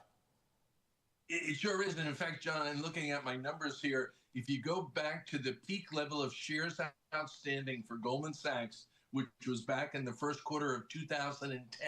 So this is post-financial crisis. Banks had to issue equities to get through the crisis. Their share count has fallen over 45% since that time. This is one of their active strategies, and they do it very well. Goldman Sachs shares are down some 13% this year, so maybe they are also seeing a chance to get in while its shares are cheap. How much do you see this being a strategy for banks more broadly as we await Citigroup and Bank of America? Lisa, I think it's going to be a very important part of the strategy for banks, particularly with this new regulatory environment that we're expecting under Treasury Secretary Benson, as he reduces the corset. He's pointed out that the regulations around the big banks is like a corset. He's going to loosen it up. And in doing so, I think this is going to enable the banks to give back even more capital. So I think it's a strategy all the big banks will be using in 2025. All of the banks have reported really strong revenues from equity trading, little light on the fixed income currencies and commodities trading. What was it about the equity strategy that was so successful in the first quarter? I think what we saw, Lisa, was the volatility. The banks have always pointed out to us in trading, volatility is their friend. And it's not their friend in investment banking, and you're seeing that as well. But because of the volatility, these big players like Goldman, Morgan Stanley, JP Morgan, we expect similar trends for Citi and B of A, they get very active in facilitating trading for their clients. And in doing so, it makes it very profitable for them. If you are just tuning in, welcome to the programme. Goldman trading higher in the pre-market. The stock is up by 2.3%. The numbers came out just moments ago. Upside surprise on equity trading revenue. That came in at $4.19 billion. The estimate was $3.8. FIC a little bit lighter, coming in at 4.4, the estimate 4.47. Approving a share buyback program of up to $40 billion. Pretty punchy stuff supporting the stock there. But let's talk about that lighter note, Gerard, that you referenced. So investment banking revenue coming in a little bit lighter at $1.92 billion. The estimate $2.03 billion. We've been talking about this subject around this table for the last several months. Into 25, Gerard, as you know, confidence sky high that we'd make deals, we'd see IPOs. It hasn't happened in the way that we'd anticipate. And the question we keep going back to, derailed or delayed? Gerard, do you have any confidence that it is just delayed? John, I mean, it's a great quote. I think you put your thumb right on it. And at this point, I think it's delayed. Little too early to jump to the conclusion that it's derailed. And the reason being is that many of these companies are waiting for calmer markets, more settling in the markets. Hopefully we'll get that at some point this year after the tariff situation settles down. But once it does settle down, I think you're going to see a lot of activity in the ECM market and the advisory market as well. The advisory market has been subdued for a number of years, and companies have always used acquisitions as part of their organic growth strategy, and we expect that to continue going forward. Gerard, can we spin this into a broader statement here? Because we've seen banks report earnings that are really positive, that have beat pretty much across the board. And then we've heard some negative rhetoric, particularly from JP Morgan's CEO. We've heard the similar kind of uncertainty around tariffs from Morgan Stanley. Is there a note of confidence when you actually look at the nuts and bolts of some of these financial earnings, given the fact that actually credit loss provisions at Goldman Sachs actually went down, not up, that they expect that these deals will come, but just later in the year? Lisa, it's really an interesting question because the core fundamentals in the first quarter for the region, some of the regional banks have already reported, like in M&T this morning, and on the credit, very strong for them. Like you just mentioned on Goldman, Wells Fargo last week had strong credit numbers as well, as did JP Morgan. So I think the core business in the first quarter was very strong. What's so unsettling right now, however, is the uncertainty of what we could see if these tariffs go through and the economy slows. We know a slowing economy will weaken the fundamentals for the banks, but we have to remember the banks today are in such strong shape going into this vis-a-vis what we saw in 2007 when we went into the financial crisis of 08, 09. So it's a different ballgame entirely. The banks are strong. They have very strong fundamentals. And most importantly, they have a regulatory environment that's now constructive, not confrontational. In this different ballgame, Gerard, which banks have the best profile to actually profit? Is it the trading banks or is it the lending banks? Is it the Goldman Sachs and Morgan Stanleys or is it the Bank of America's and Citigroups? It's going to be today, obviously, the investment banks and the trading operations are doing much better than the lending operations. But I think if the economy settles down and we get back to growth and we go back to building out plant and equipment and capital expenditures pick up later this year, then the lending will take over as the driver of the revenues. But as of today, as you saw from Goldman's numbers and the others that have reported, trading has really stood out as the outstanding area to be in today. Let's finish on the names that haven't reported. We'll hear from Bank of America and Citi, Gerard, in the next few days. What do you expect to hear now? You've seen all of this. I think we're going to see very similar numbers, John, on the trading side. We would expect both Citi and Bank of America to put up both strong equity numbers and the FICC trading numbers. They'll probably come in light on ECM and advisory, similar to, again, the others. And DCM will be pretty strong for those names. More importantly, what's going to be interesting for both of them is what they do on credit. We expect, Citi, because it's global and has higher risk, maybe the provisioning comes in a little higher, but Bank of America, but this news gets so boring, man. Wells Fargo or a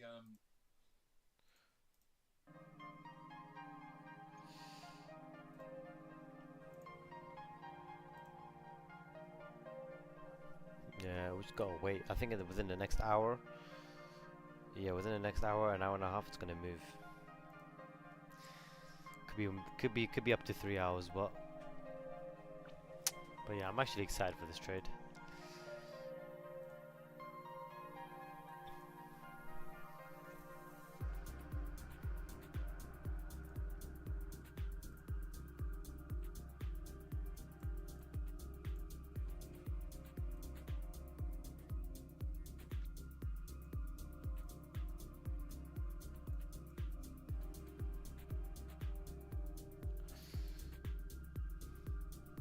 I'm excited for this gold trade. It's gonna be a big one. Only thing is timing, man.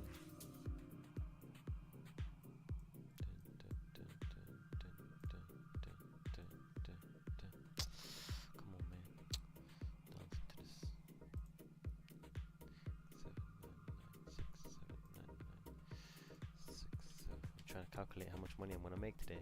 This thing goes well.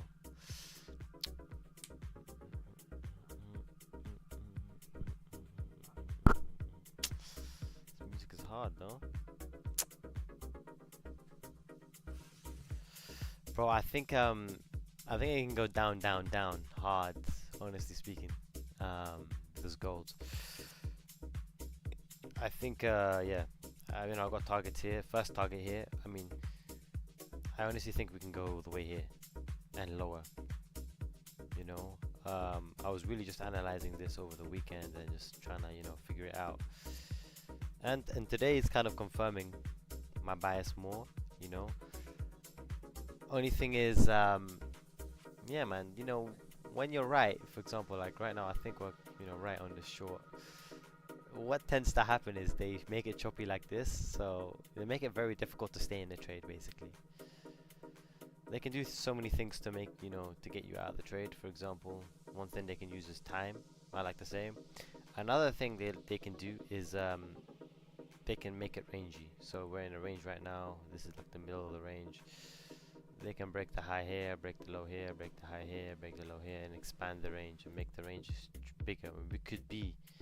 We could genuinely be in a big range for gold, and we're just in the beginning of it right now. That is possible. I'm not gonna lie to you guys. That is possible.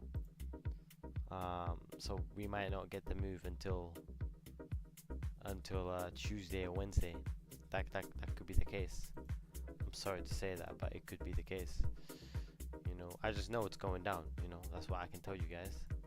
I can tell you guys it's going down, but I can't really like tell you when it's gonna go down. But yeah, man, it's patience. I mean, today it's likely to go down anyway today. Let's see what the other metals are saying. Nothing much. I like what platinum is doing. Platinum's actually going down. I might start trading platinum, man. It looks way easier to trade than gold. Gold is it's annoying to trade sometimes because it's so manipulated, man. This is so manipulated. Everyone loves trading gold, you know, so it's so manipulated. But yeah, there's a couple things they can do. By the way, guys, I would really appreciate it if you guys just give the stream a little like. I think there's 4 people on here. If I can get some people to like the stream, that would be amazing. Just because, like, I'm trying to grow, you know. I'm trying to grow this page. I'm giving you guys this free knowledge. Ask me whenever you want. Free signals. We make money all the time. Just a like. That's all I'm trying to do. I'm just trying to grow my social media. And yeah, man, it would be nice to get some likes. Thank you. Appreciate it. Whoever just liked it. But yeah, especially when we start making money on this trade. Oh, yeah, man. So if this goes to my target here, I should make a lot of money. Where is it? Somewhere over here. 3223. Yeah, here. I should make a lot of money, and then should be some giveaways. But I am asking for a lot. I can't lie. I'm asking for gold to do a big drop today. It is a lot to ask, but you know, yeah, whatever.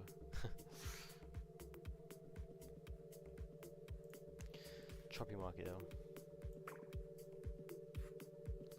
If we look at a 1 hour, we're actually just ranging, which is not what I like to see. Yeah, the 1 hour doesn't look good. Looking at it on another chart.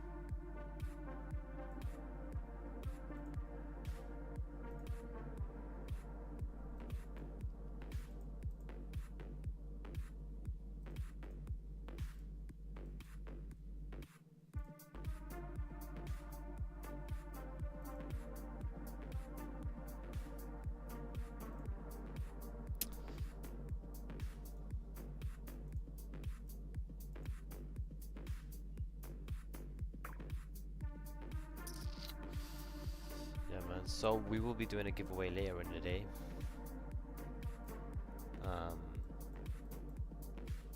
If our trade goes well today, which I think it will. It's going to be a $500 giveaway. If not, we'll do it tomorrow or Wednesday.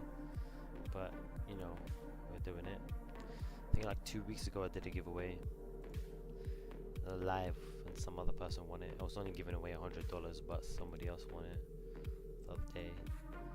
I was meant to do one last week, but the trade, it was just, we didn't make any money trading, so Yeah, I didn't really I mean the week we did, but not that specific day.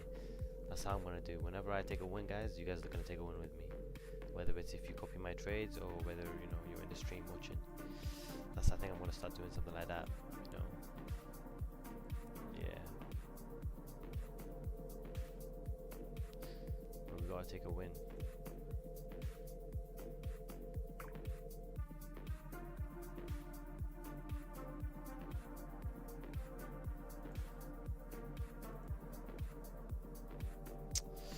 What do you think about UJ at the moment, bro? I was looking at that trade and it looks like a sell, man.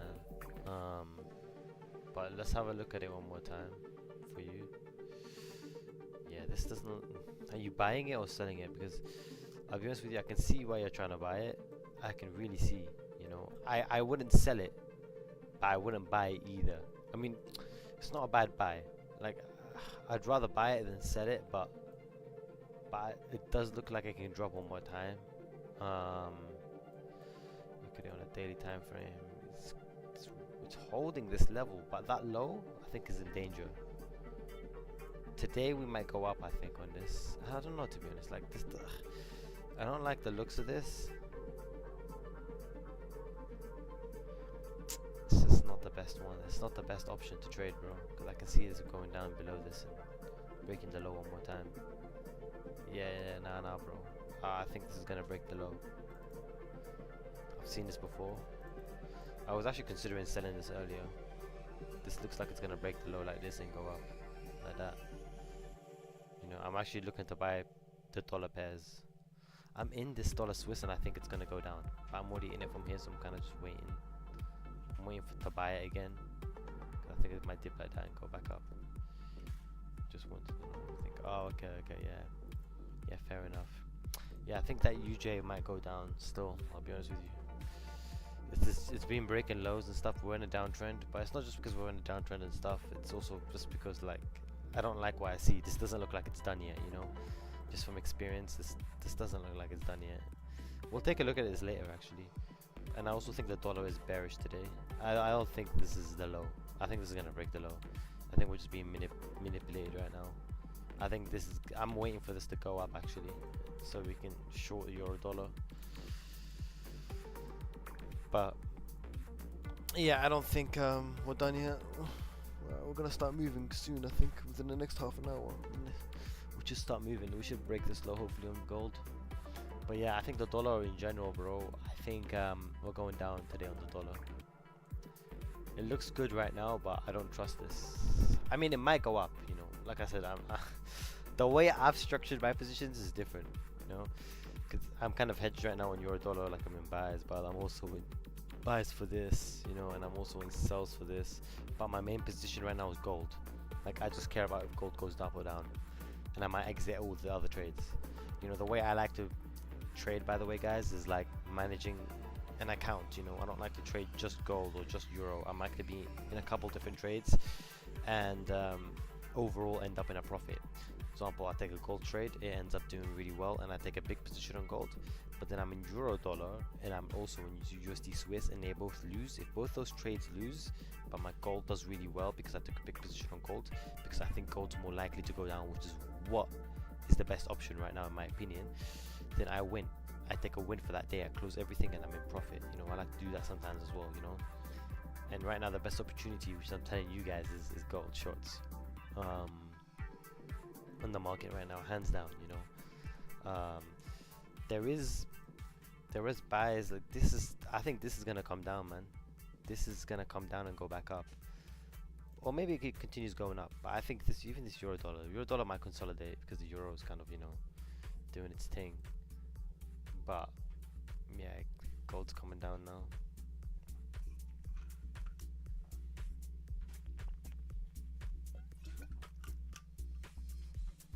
Gold is starting to come back down. Alright, so within the next half an hour we're gonna see which way we're gonna go with gold. But like I said, I'm trying to make money on gold, going down today. That's the main thing, and I'll deal with everything else later.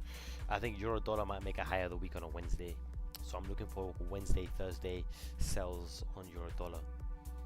Yeah, Same with this. Oh, USD yen is pumping nicely though. But yeah, like I said, I would watch out for that dollar, man. But there is a gap here. Yeah, that was another thing I was saying on the dollar. We could get something like this. We could get a Wednesday high of the week and then come down, which is something I'll be selling then, you know, because I don't think this dollar is done yet. I don't think it's done, but I don't know. I've been wrong before in the past. I could be wrong, you know. Some of these dollar pairs are low, so you know what I mean. It's worth a try. It's worth a try. But like I said, the best opportunity, in my opinion, in the market right now, and we want to trade the best opportunity. We don't want to just trade a trade just because we want to get into a trade. We want to trade the best opportunity on the market. And in my opinion, the best opportunity on the market right now is gold. It's gold, literally, hands down gold. There is another opportunity on USD Swiss that's not bad as well.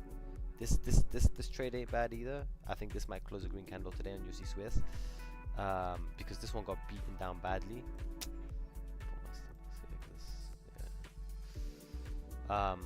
Yeah, this one I'm still in it, but this one got beaten down badly, you know. So yeah, I think this one has a potential to come back up. But hands down, am I gonna? Nah, I don't think it's the best option right now. I don't think it's the best option. The best option right now, in my opinion, is gold. My opinion, personally, you know, not financial advice or whatever. It was just my opinion. I think, yeah.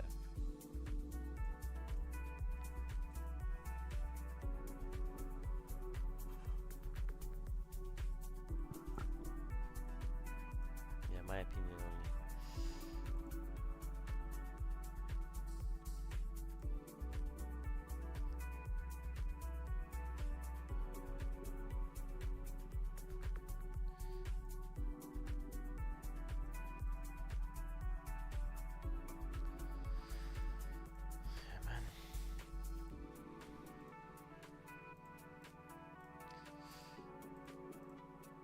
Man, I just want us to go down. I can book a holiday, man. I've been trading like every day. I've been working hard, man. I've been working hard, man, recently. Trading's been crazy as well. That's the thing, and it's so addicting trading sometimes, because like you see opportunities every day. Like every single day I don't trade, I lose money. Like, if I'm not trading, I'm gonna lose money. Does that make sense? So that's the funny thing about trading, is like if I don't trade today, I could have missed out on making a lot of money. That's the problem with trading. That's why it's low-key a bit addictive, you know. You're like, oh man, I need to trade today. I need to trade today, because you know. But man, I'm just gonna take a holiday, relax. Even sometimes when I go holiday, I relax. I trade, guys. It's crazy, man. Yeah, because I just want to make money, man. I've got a lot of things I want to do in my life, you know. I require big money. I still don't have a Lambo yet. I mean, I don't think I would get one. I don't, you know, want a Lambo right now. It's not the ideal thing. But it's nice to have a Lambo, just an extra thing, you know. But yeah, why do you guys trade, actually? Just wondering. Do you guys trade because you guys want freedom? You guys want to travel the world? You don't like the job you're working? You don't want to work a job? Or just extra income on the side? You're not trying to really do something big out of it? Why does everyone here trade? I'm just very curious. Personally, me, I just want to travel the world. So I like, you know, have an income source from that. I actually enjoy sometimes trading the markets, believe it or not. Sometimes I'm like, oh, this is painful, bro. But I actually like the challenge, the idea of winning. But yeah. Yeah, man. I like the idea of winning.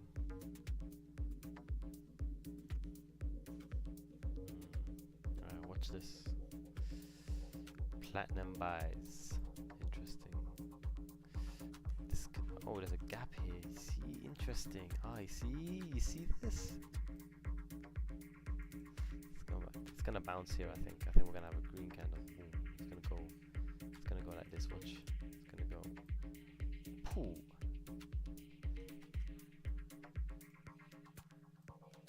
Magic level. Just been activated. Watch. You see how it's wicking, rejecting. Magic level. Ooh, look what we're doing on gold. Hi. Some of you guys didn't believe in this trade. People get scared, you know. People get scared and they get out. They get scared and they get out. They get scared of the trade and they're like, nope, I ain't gonna be a part of this anymore. Let's break that low, baby. We're trying to look at the break. We're trying to get back into here, to be honest. This is bus stop number 1. Okay, if we make it here, congratulations. If you make it here, because if you make it here, yeah, if we make it here, we're good. 317. It's not, I mean, it's not ideal, but it's better than nothing. You know, depending on the time of day, maybe I'll get out as well over here. But bro, we're just in a flipping rangy market. We need some movement, man. This is moving like a bank holiday. Are we in a bank holiday right now? Someone tell me. Are we in a bank holiday? Because if we are, just see what the indices are doing.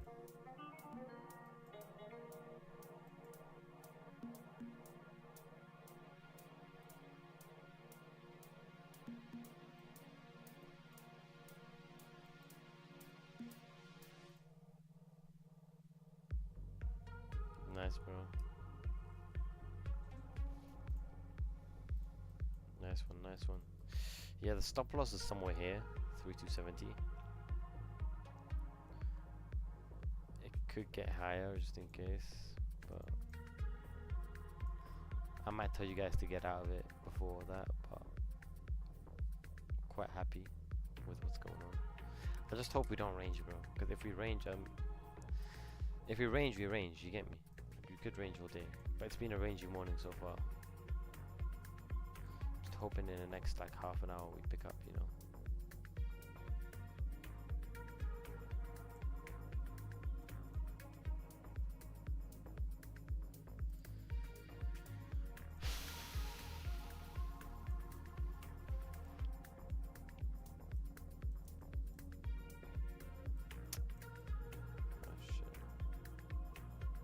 Pulling back up.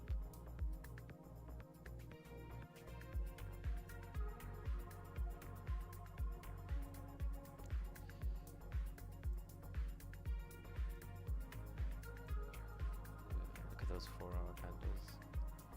It looks horrible, man. Oh my god. I'm gonna remove this because it's kind of annoying.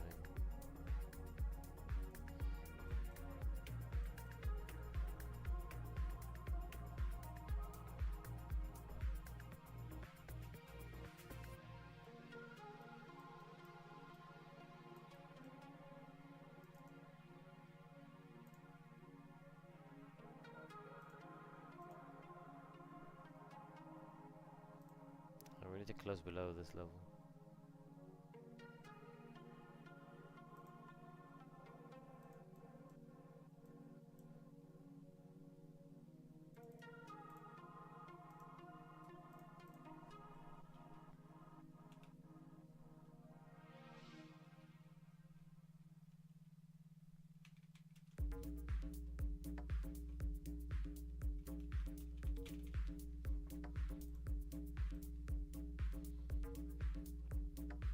Important level I'm watching, guys. Alright, let's see what's going on here. This is... We might... okay. We might do this and this and this, but eventually we want to close below this level. Yeah, come on. Come on, baby. Give us that drop. Give us that drop, you know.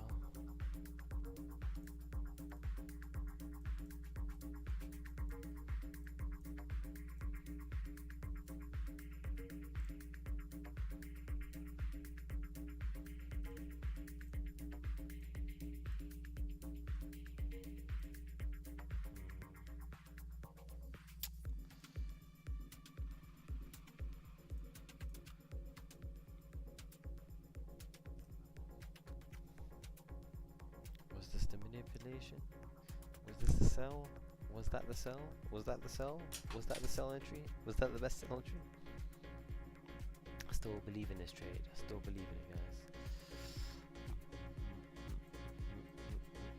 No, this music is getting me on.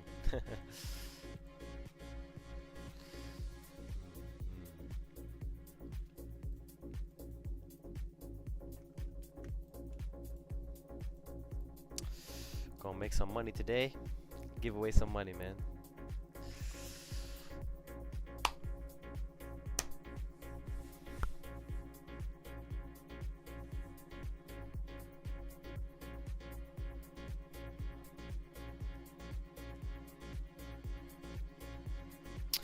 I'm thinking, should I do $500 giveaway to one person, or should I do like $100 giveaway to 5 people?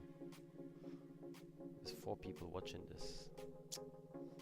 Not everybody can be a winner. $100 giveaway to 4 people that watch it.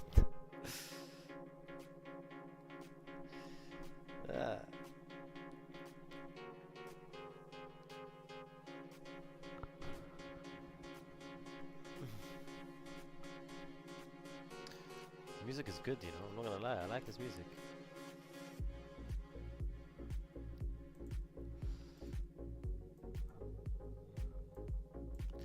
Gonna make some money, man. Make some money, man. Gonna make some money, man. Gonna make some money today, man. Gonna make some money today, man. Man, life is good, man.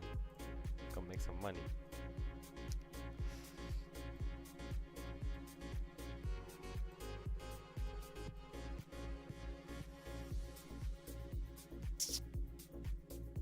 And guys, if you make some money today, make sure to go to the gym.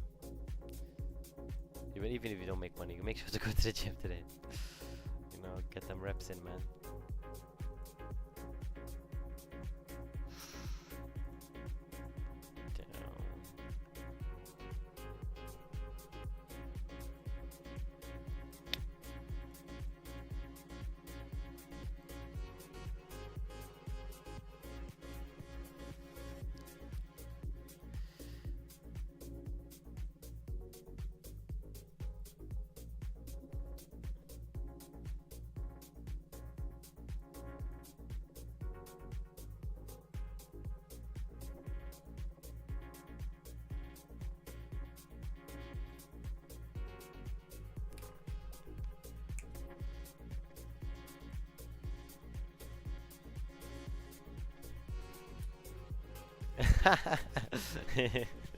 Yeah. Oh man. Man's a dead from footy. No, fair enough. Tomorrow though, I'm gonna remind you to go to the gym tomorrow. I'm gonna remind you tomorrow to go to the gym tomorrow. Hey man. Low key, my shoulder's a bit injured, so I can't like really train right now. But I will be maybe doing a run today, or just chilling in the sauna. You know, I've been chilling in the sauna recently since I injured my shoulder. And it's nice, you know, just chilling, steam room, sauna, cold plunge. You know, do all 3. You know, it feels good. Objectives when we have an issue we need to talk about. We don't really know exactly what the objectives are. And interestingly enough, on foreign policy over the weekend, the Trump administration did state an objective with Iran. We do not want Iran to have a nuclear weapon. They stated an objective. That's what you do when you have a debate. Saying no. They're not doing this with tariffs, and it's going to continue to maintain, I think, an unhealthy level of volatility for the markets. Well, and this is the key question, an unhealthy level of volatility for all markets, right? Not just equities, but for bonds as well. What's going to be the main driver for the bond market? We were hearing earlier from Peter Scheer that ultimately this also stems from the idea that the budget deficit isn't going to get curtailed anytime soon, and that all of the proposals in Washington right now speak to an expansion of debt and deficit. So how much is that going to be a major driver of the volatility versus policy uncertainty that causes dislocations in levered funds? Yeah, I think there are 2 interesting ways to look at that, Lisa. One is the traditional, which is, well, if we have slower growth, we're going to have a flight to quality in the Treasury market. The other one is, no, this is a Liz Truss sort of moment for U.S. Treasuries. And to the extent that this tariff schematic continues to not just breed uncertainty, But to reduce the need, if we're not going to be trading as much with China, they don't need to maintain as many dollar reserves. If they don't need to maintain as many dollar reserves, and they may actually need to support their own currency because they're importing energy and other important inputs, well, it's not retribution, it's economics. They would then sell those dollar reserves, and in doing so, that could put pressure on the treasury market. There's a huge tug of war going on right now. This morning, the more traditional perspective is outweighing things, but mid last week, certainly we saw that Liz Truss moment weighing on the conversation in the Oval Office, in my opinion. Aaron, how much have you changed the way you allocate as a result? Have you? Because we hear mixed things. Some people come on the show and they say we haven't moved anything. Steve Chiaverone's still modestly overweight equities. And then we heard from Greg Peters of PGIM Fixed Income last week, who said this is a sea change. And it really does raise these existential questions for the bond market. Where do you stand on this? Yeah, I think, in some ways I think about it in the context of, well, the 60-40 portfolio hasn't died on a year-to-date basis. You have the Bloomberg Aggregate Bond Index up over just 1%. You have equities off mid-single digits in the U.S. You have equities up in Europe by about 700-800 basis points on average year-to-date, not including today, which is up another % or so. But then you have the other components of what it means to diversify a portfolio beyond just sort of treasuries. And we believe the treasury piece still has merit, particularly with break-evens where they are. But gold's up 23% year to date. We own that in some portfolios where we're really trying to create balance. You look at the alternative segment. Merger arbitrage is up a bit this year. Stat arb is up. Market neutral long short equity is up. So there are different ways to diversify the portfolio that are working really well this year and create real ballast against this sort of long duration treasury volatility and economic uncertainty that's feeding into lower equity levels, at least on a year-to-date basis in the U.S. Let's just finish on gold. 32.25 this morning, down a touch. We're down 0.4%, nothing compared to the rally and the all-time highs we've seen. Goldman out. Goldman's saying we could test 3,700 an ounce by the end of the year and maybe go even higher. What's benefiting gold, Aaron, from your standpoint? What's driving the success of the yellow metal? So gold's an alternative currency. We know the Dixie, the dollar index, was at 109 not too long ago. Back in January, it's at 99 handle today. So weaker dollar tends to, on the margin, be a net benefit for gold. But I think there are other things going on here. We have central banks that are looking for alternative ways to allocate their reserves outside the dollar. I mean, part of that is due to this tariff spat, which is just accelerating that trend. But this started back in 2022, Jonathan, when Russia invaded Ukraine and we shut off dollar access to Russia. Think other countries like China, Iran, maybe even some of our, countries that we do trade with, but that may be a little skeptical of our relationship around Saudi Arabia. They seem to be accelerating purchases of gold going forward. And I don't think that there's really a catalyst for that to necessarily reverse anytime soon. So I tend to embrace the thesis you just articulated. Interesting. Seen a series of record highs over the past year. Aaron, appreciate your time, sir. Thank you. Aaron Cannon there. Well, they're talking about it in the news. Certainly seen series of record highs on gold. Listen, we're going to catch the top on gold right now. Repeatedly. And we've heard central banks actually say that was the strategy we're going to engage with. Manipulation. And typically, we've been speaking with experts in the field, and they say, if you hear a central bank say that, they're on the beginning of a multi-year strategy. This isn't a 2-week discussion about whether we should buy gold. You know who used to be focused on this? The Treasury Secretary before he was the Treasury Secretary. What do you think Treasury Secretary Scott Bessent would be doing with a long-short hedge fund right now, or a macro hedge fund, if he were on the other side of this? It's something I've given some thought. I'm sure that gold position would be in the mix. Yeah, I'm pretty sure it would. Based on what he communicated before, but I can never get into someone's head. It's a risky business trying. Well, maybe Anne-Marie can later today. She's going to give it a go. She can ask him directly. I'll see if he answers. Anne-Marie's sitting down with the Treasury Secretary, Scott Bessent, later on this afternoon. Eastern time. That will be live from Argentina. So look at the conversation a little bit later. 1 second, guys. Yo. You're saying, bro? 1 second. Let me just mute the stream.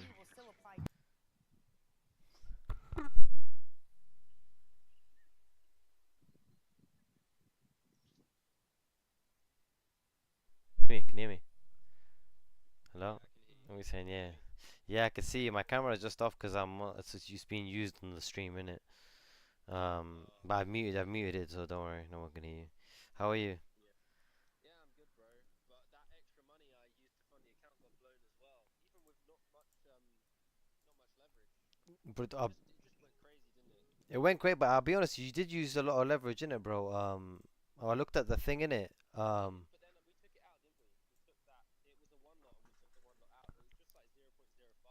know, but you had like, for example, like on Euro USD, you had three of them.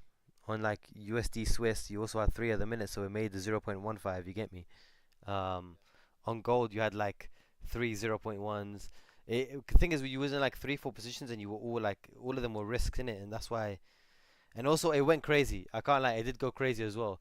So the risk was I can't lie, you were I was you were overexposed, but then also on top of that, it did go crazy as well. I'll be honest with you, it went like nuclear. Like it's never done that since 2009, bro. Loki, you did get unlucky as well. Loki, a little bit. I can't lie. It was a part of it was you did get unlucky as well. A small part of it was if the risk was like if the risk wasn't like as much. Yeah.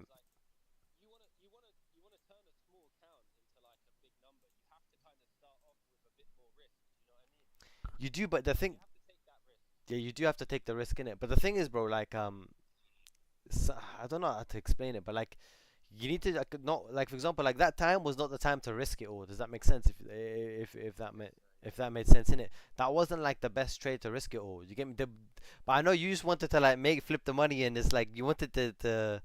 But the thing is, it's all about being patient, bro. Like I was taking small risks in it, bro, and I still somehow ended up with a big drawdown. I was surprised as well because I took a small risk. Like, bro, I took a small risk that day, bro. And 1 second. Oh shit. Hold on.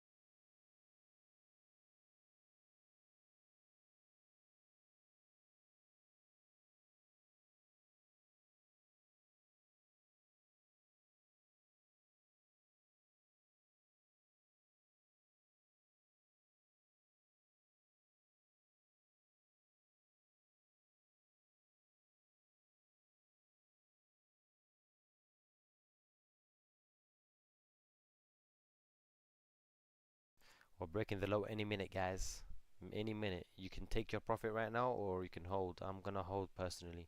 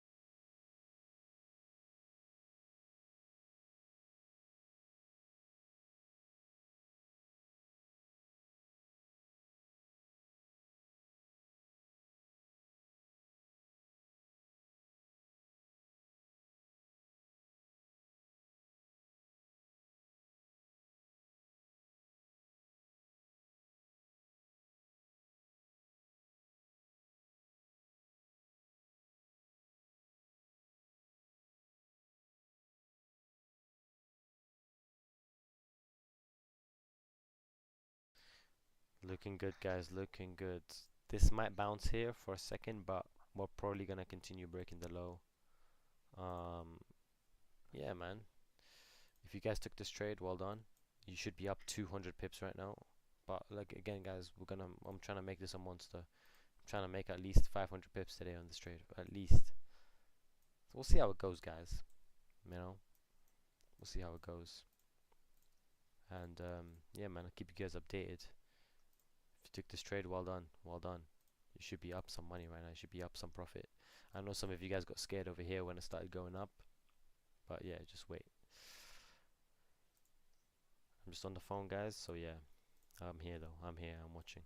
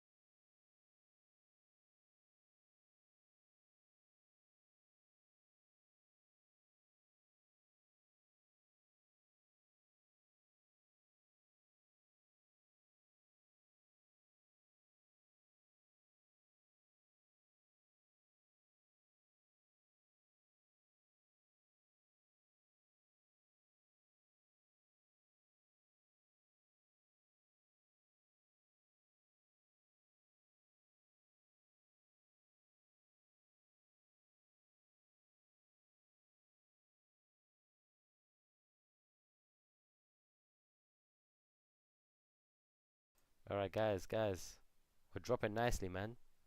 Yo, what's going on, guys? We're dropping nicely. Alright, we're looking to break this low over here. There's a gap over here, looking to get that filled. Yeah, guys, let's make some money, man. Let's just make some money. That's what it's about, man. Trade is looking good. We're up more than 200 pips now. I don't know how much we're up, but we're up nicely. Guys, it's gonna bounce here. I'm not gonna lie to you guys. It is gonna bounce here. It is gonna bounce here, but we're looking to get down even lower. If anyone's still in this trade, let me know, man. We're making money today. What did I say, guys? We're making money. We're making money. Hopefully this ain't just a range, some bullshit range, and it just starts consolidating, going up. I'm looking for a bigger move down, okay, on this gold. It's looking consolidaty today. I don't like consolidaty, but you know,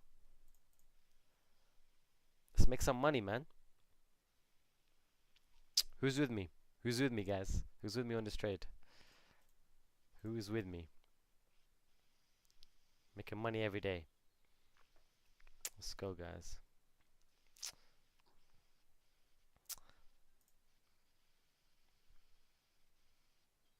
Anyways.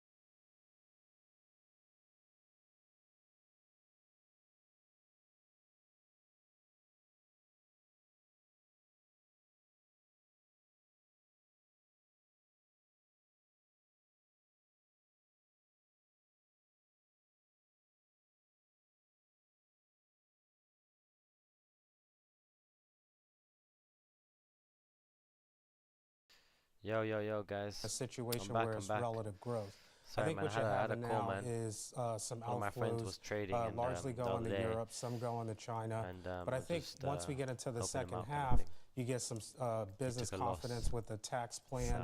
So, I think businesses will be more confident. You'll but yeah, get more capital. I'm back still to in the all US positions. largely in Crazy tech stuff. Yeah, we're companies. dumping, man. I think interest rate differentials. I mean, yeah. I mean, I did say become a this was factor gonna again, and happen. I think that'll be I positive did for say. us. Are you seeing international Now- clients right now interested now, in coming you into know, U.S. assets? Right now, I still do see appetite. This is the especially problem, with guys. fixed You can income. take the So profit on right the now, 10-year, and you can you know, keep the it, bank domestic it, investors are still coming back. which is a good I idea. think But it might go a lower. lot That's the of foreign problem. investors I just are don't know still if we're in a buying the long end consolidating of the market. curve, This is the issue which with tells trading me sometimes. that there's still I confidence don't know in if the we're in a US. consolidating So what do market. you think is wrong about this narrative that the uncertainty itself, if continued, and it is likely to continue at least in the very near term, is going to suppress growth disproportionately and actually have a greater chance than not of putting the United States Yeah, I don't know if into we're in a recession? consolidating market. Yeah, so I think, again, we avoid recession because I think the tax plan from the Trump administration will put a floor under at least gonna for give the it a bottom second. 2 quintile of income earners. And then you have deregulation. Yeah, the problem is this and could just businesses go will up have in it some from here. confidence with things like the I'm hoping 100% not, but bonus depreciation. I've just seen I it do think it with so the many times, consumer, guys, you know, where it just goes, it employers, just starts to go it up may here, not and be we're in a big hiring, range, but they're not and this is laying the off. bottom of I the think range, they you know. learned from the pandemic that it's really costly to rehire workers that Just you a laid stupid off. market And our sometimes, labor force is and it still is choppy right actually now short, today. still about 1.5 million So I don't know what to to 2 expect. I million can't lie. workers. So there is some demand for labor. No, I'm not going to good be see you. surprised if this is a Constructive choppy view. market. Thank you, sir. you. Thank you very My much. pleasure. Noel Dixon there of State Street. Equity futures at the moment higher by 1.6%. The opening bell is about 46 minutes away. With an update on stories elsewhere, with your Bloomberg brief is Danny Berger. Hey, Danny. Hey, John. Intel has entered into a definitive agreement. I'm going to give it a chance, and I'm going to let you guys know what I'm going to do, because I might close this position. The transaction values I'm looking for a downward move, but it might not be today. We might break all these highs tomorrow or something and then break down. This doesn't look, it looks choppy. says that the country is in no rush to compromise in U.S. trade negotiations. The country's chief trade negotiator, I just need to think. is set to visit the U.S. Wednesday through Friday to discuss levies on cars, agricultural products, and foreign exchange with Treasury Secretary Scott Bessent. Blue Origin is set to launch a high-profile all-women crew on its flagship space tourism rocket today. The crew includes pop star Katy Perry and Jeff Bezos' fiancée, Lauren Sanchez. The flight's expected to take off at 9:30 a.m. New York time from West Texas on a roughly 11-minute trip. And that's your brief, John. Hey, Danny, thanks. Big update there. Appreciate it. Got thoughts, Bramo? Wow. All I could say is this idea of space travel as It's a tough decision to make. I can't lie. Is really interesting to me. I'll be honest with you guys, this is a tough decision for me to make. 11 minutes in space if you're Katy Perry. I'm not going to share my opinion. Up next on the program, I'm withholding that. I think you know what it is. Come on, go ahead. You know what it is. Okay. I just couldn't care less. Okay. Because what's going on right now is we can take 200 pips of profit, but Argentina, who's catching up with the Treasury Secretary Scott Bessent a little bit later on this afternoon at 4 p.m. We'll speak to her on the other side, live from New York. This is Bloomberg.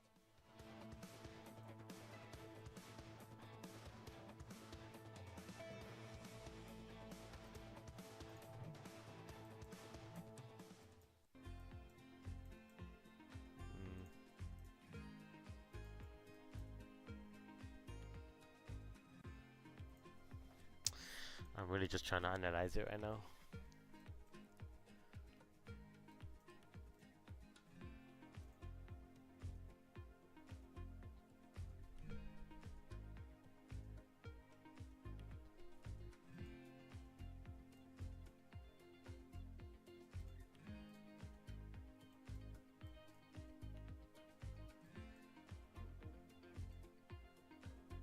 It's low-key a bit annoying.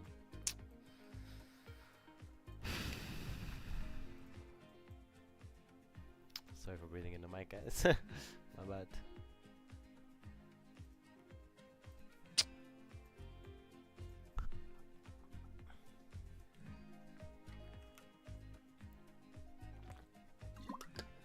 In case you missed it on Balance of Power. The statute governing the FTC says commissioners can only be removed for cause. Was there any indication that you were fired for cause? No, there was no. I can't lie, guys. Cause, and I think we're gonna go down lower. Says, I'm quite confident, but today it might not go back down lower. It might do this and this and this and this today.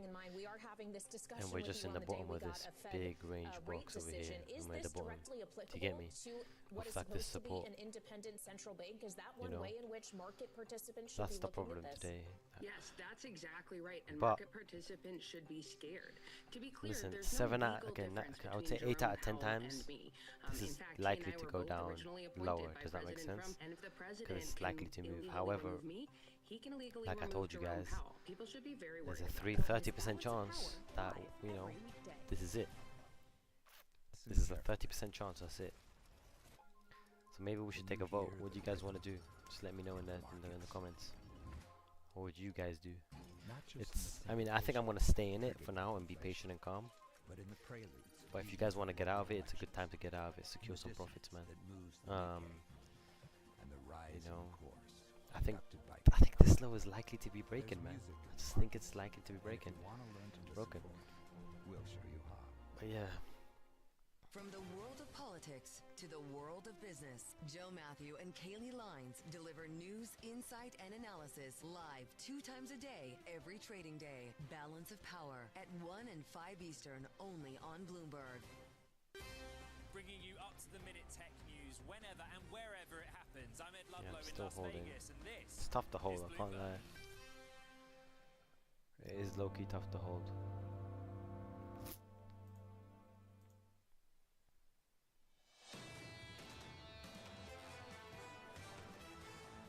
The open about 41 minutes away. Equity session highs up by 1.5% on the S&P 500.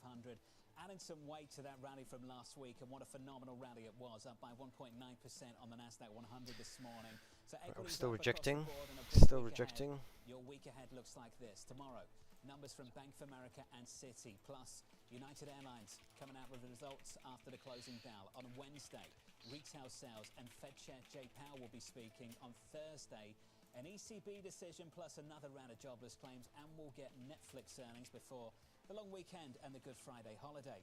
Let's turn back to policy. Anne-Marie joining us from Argentina ahead of her exclusive conversation with the Treasury Secretary, Scott Bessent.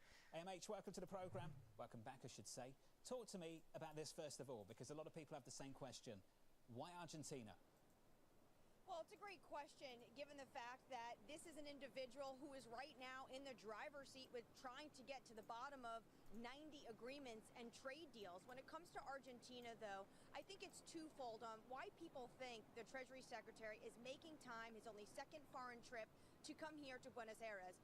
One, you do have this IMF deal that was clinched between Argentina and the IMF board on Friday, $20 billion, Jonathan, and they've given Argentina $12 billion of that up front. In exchange, Argentina is willing to put the peso, their currency, to now start trading more free-floating in a band. The second, and what the local press seem very excited about, but it's very unclear if this can even happen, is that they think maybe the Donald Trump presidency would give Argentina a credit line. This is something that would happen under the Treasury Secretary. What I would say is I'm reading this trip as a little bit more of tea leaves. Javier Milei has been a big supporter of President Donald Trump, one of those handful of world leaders.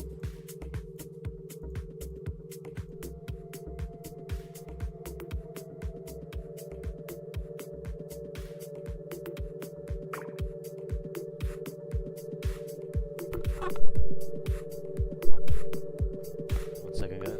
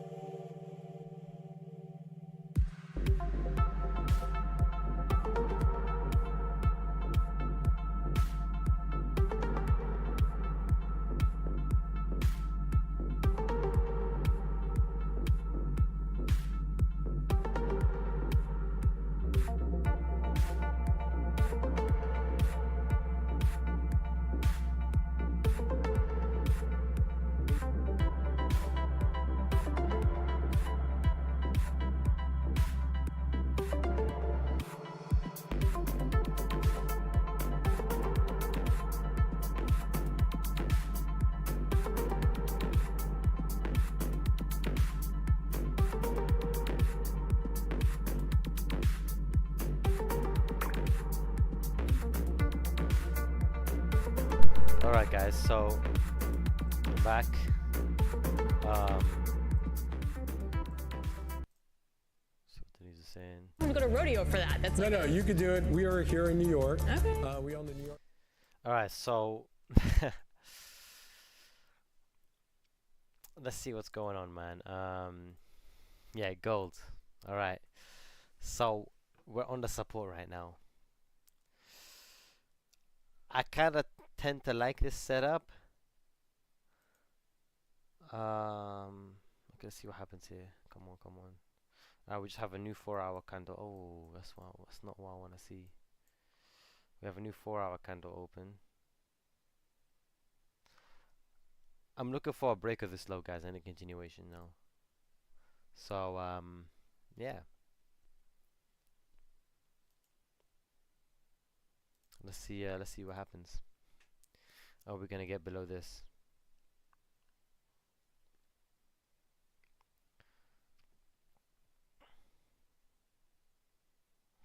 I think I see that we are gonna maybe go down here.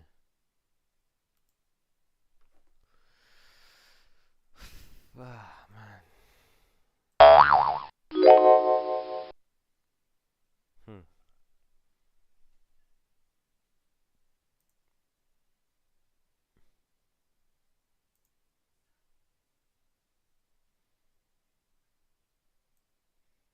Come on, gold. Breakdown. Just need this thing to break down, man.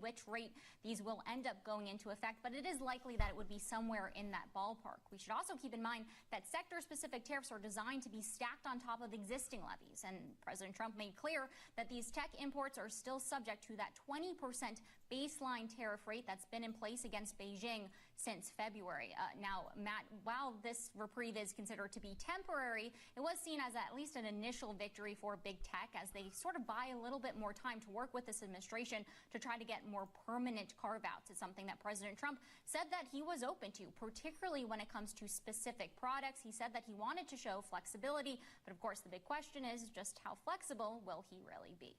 All right, Tyler, great reporting as always. That is Bloomberg's Tyler Kendall. And don't miss an exclusive interview with Treasury Secretary Scott Bessent and Bloomberg's Anne-Marie Hordern today at 4 p.m.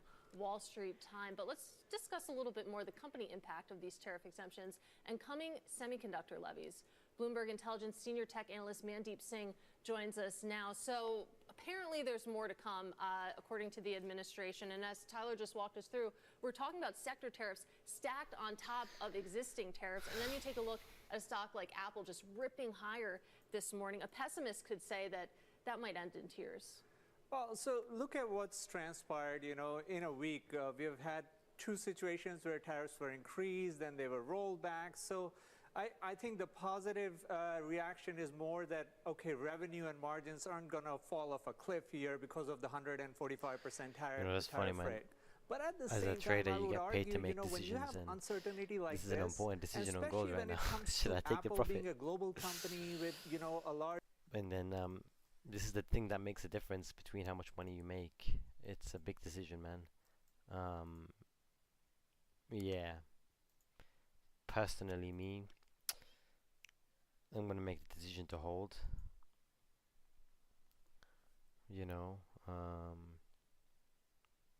Who knows if that's the best decision, to be honest. But that's gonna be my personal decision, And yeah.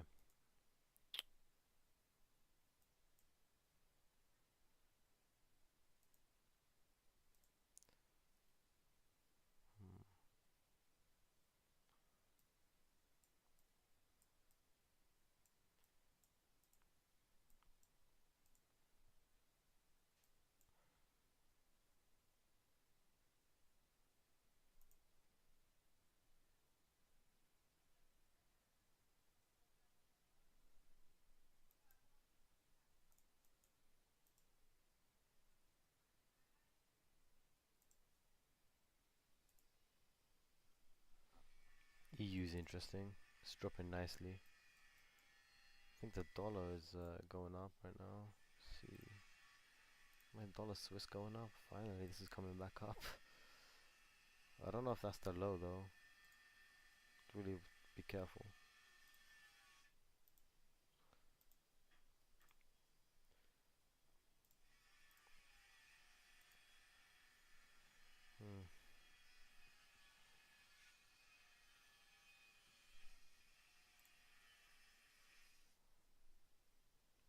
That's pound news lit tomorrow, the Wednesday. Yeah, Canadian news as well. What's going on with the... Let me check USD CAD. Yeah, might go up today. Come on, gold man. Just stop being a little being a little turd.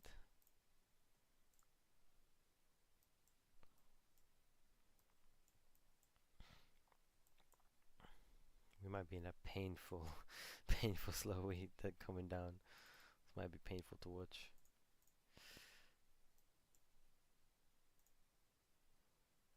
Okay, we're going.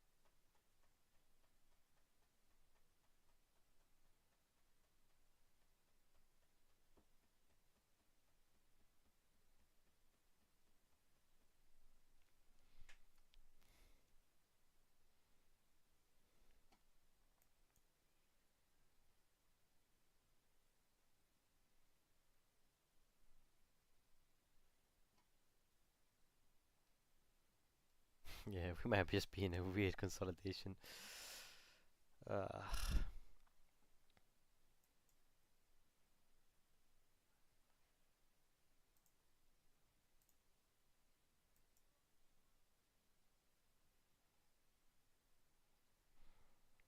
Looks like euro dollar's coming down today. Like I said, I'm looking to buy euro dollar. If we get a good entry, maybe tomorrow or something.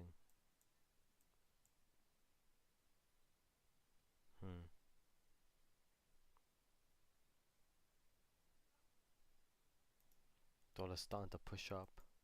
It's helping gold, but gold's still kind of like, up right now. We need gold to come down a little bit more.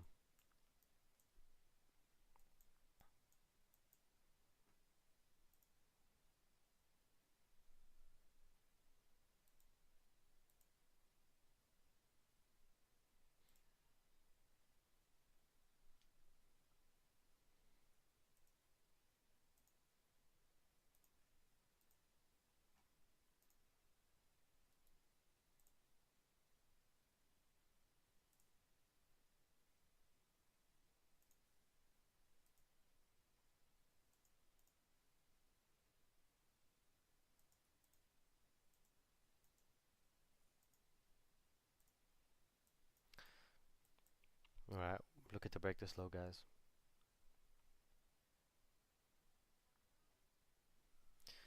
Looking very good on gold right now. Very good drop. This is the decisions you have to make sometimes. Hard decisions. Very, very hard decisions. There's an algorithmic level somewhere around here at 3196. 3196. It's dropping. Oh shit, we're dropping here nicely.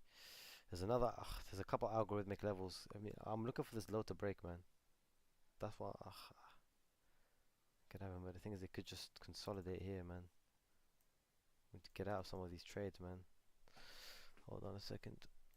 Bro, get the hell, get me. Oh, USD Swiss is pumping as well. Hold up a second, hold up a second, hold up a second. Alright, calm. Out of one thing. Let me check, because markets are moving right now. Hold on a second, what's going on with my USD Swiss trade?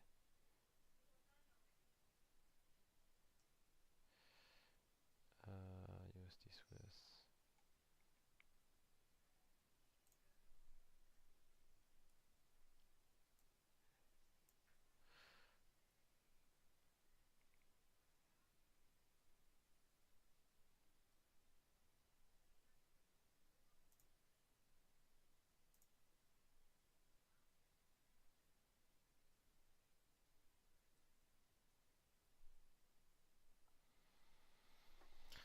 Alright, we're doing well.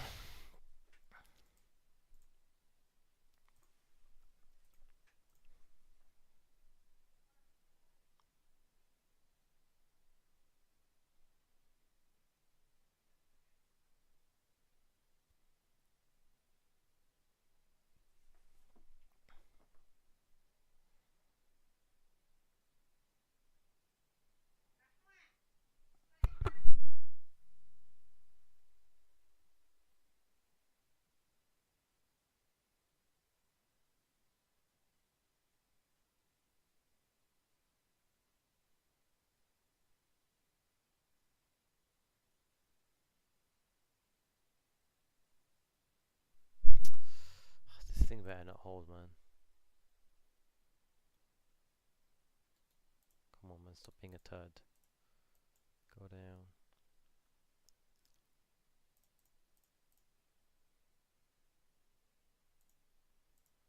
Oh, USD Swiss is coming back.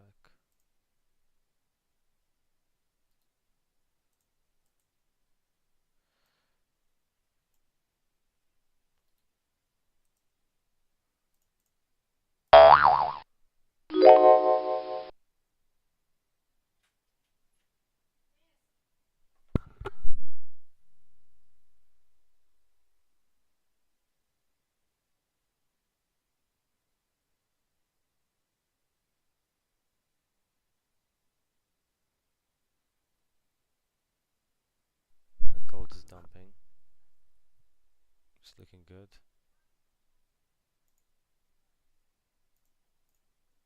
Got one position from here from a long time ago, somewhere here. Once we break this low, we should be clear.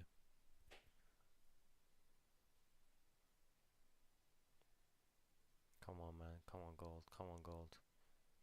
Break that low, man. Come on. We're looking good.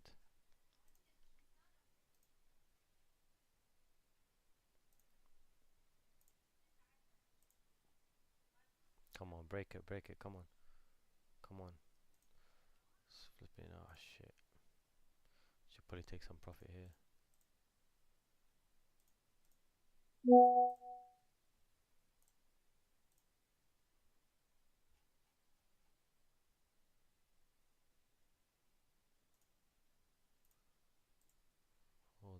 guys. It's looking good. This is looking good.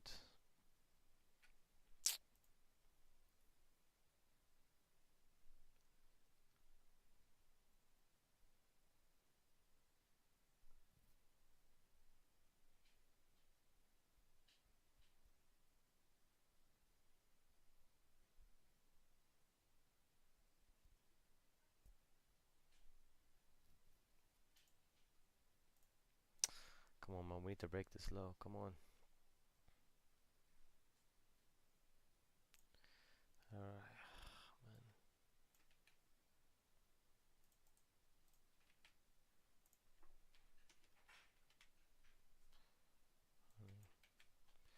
Guys, we're up 350 pips. Find me another stream on the internet right now that is going to give you 350 pips in one day.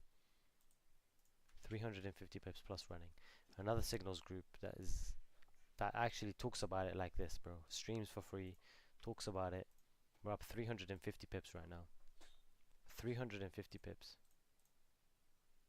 All on stream. All on stream. This is kind of tough, man.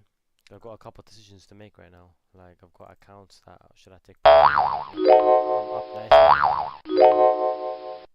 Like, I don't really want to.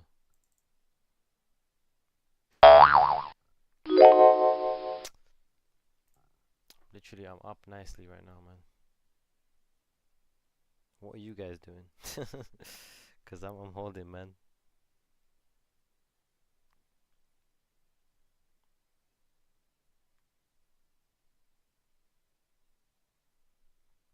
It's gonna consolidate here, by the way. It's gonna. We're looking for more, though. We're looking for more. I know we can get more, guys. I know we can get more.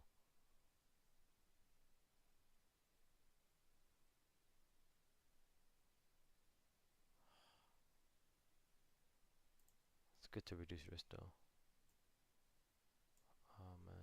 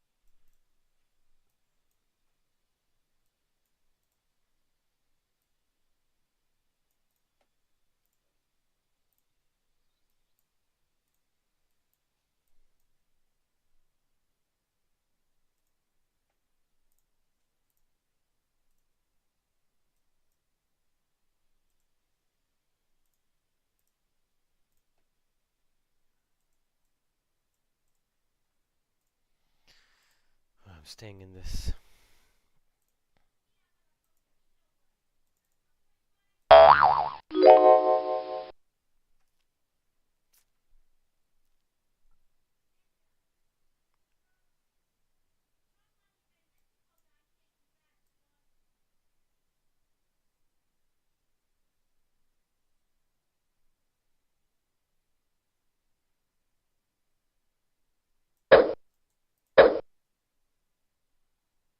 I took some profit, just a little bit, but not like I kept some 75% still in, guys. I took 25%, which is not much, but I just took some for it because, you know, just in case. I don't want to end up with nothing today. It's not the most ideal thing, but I think we can still run it up, you know.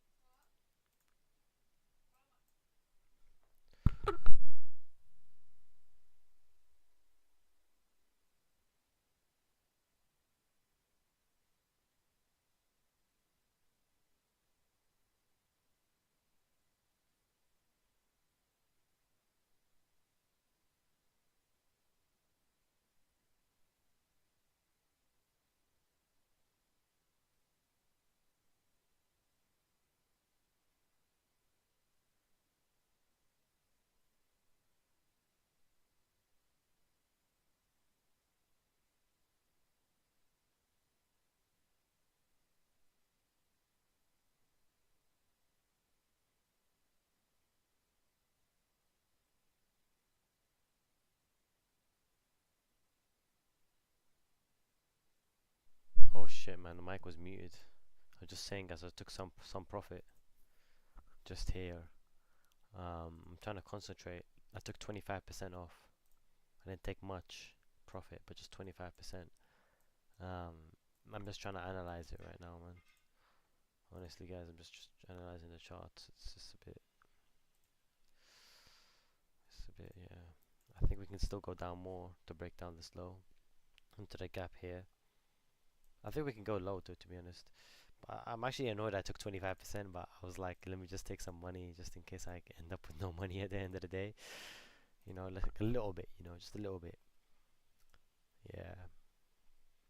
So I'm still quite in it, 75%.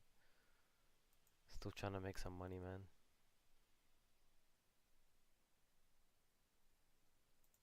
Yeah.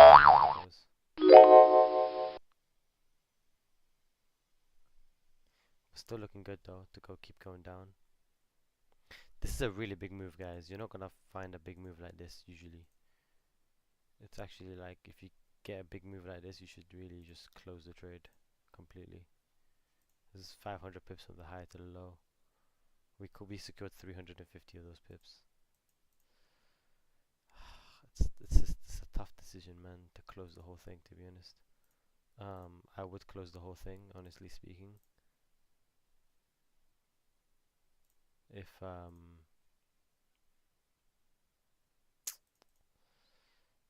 yeah, I would close the whole thing if you're happy with the profit.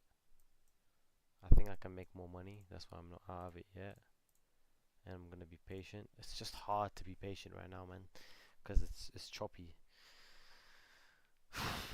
It's choppy, man. It's really choppy right now. So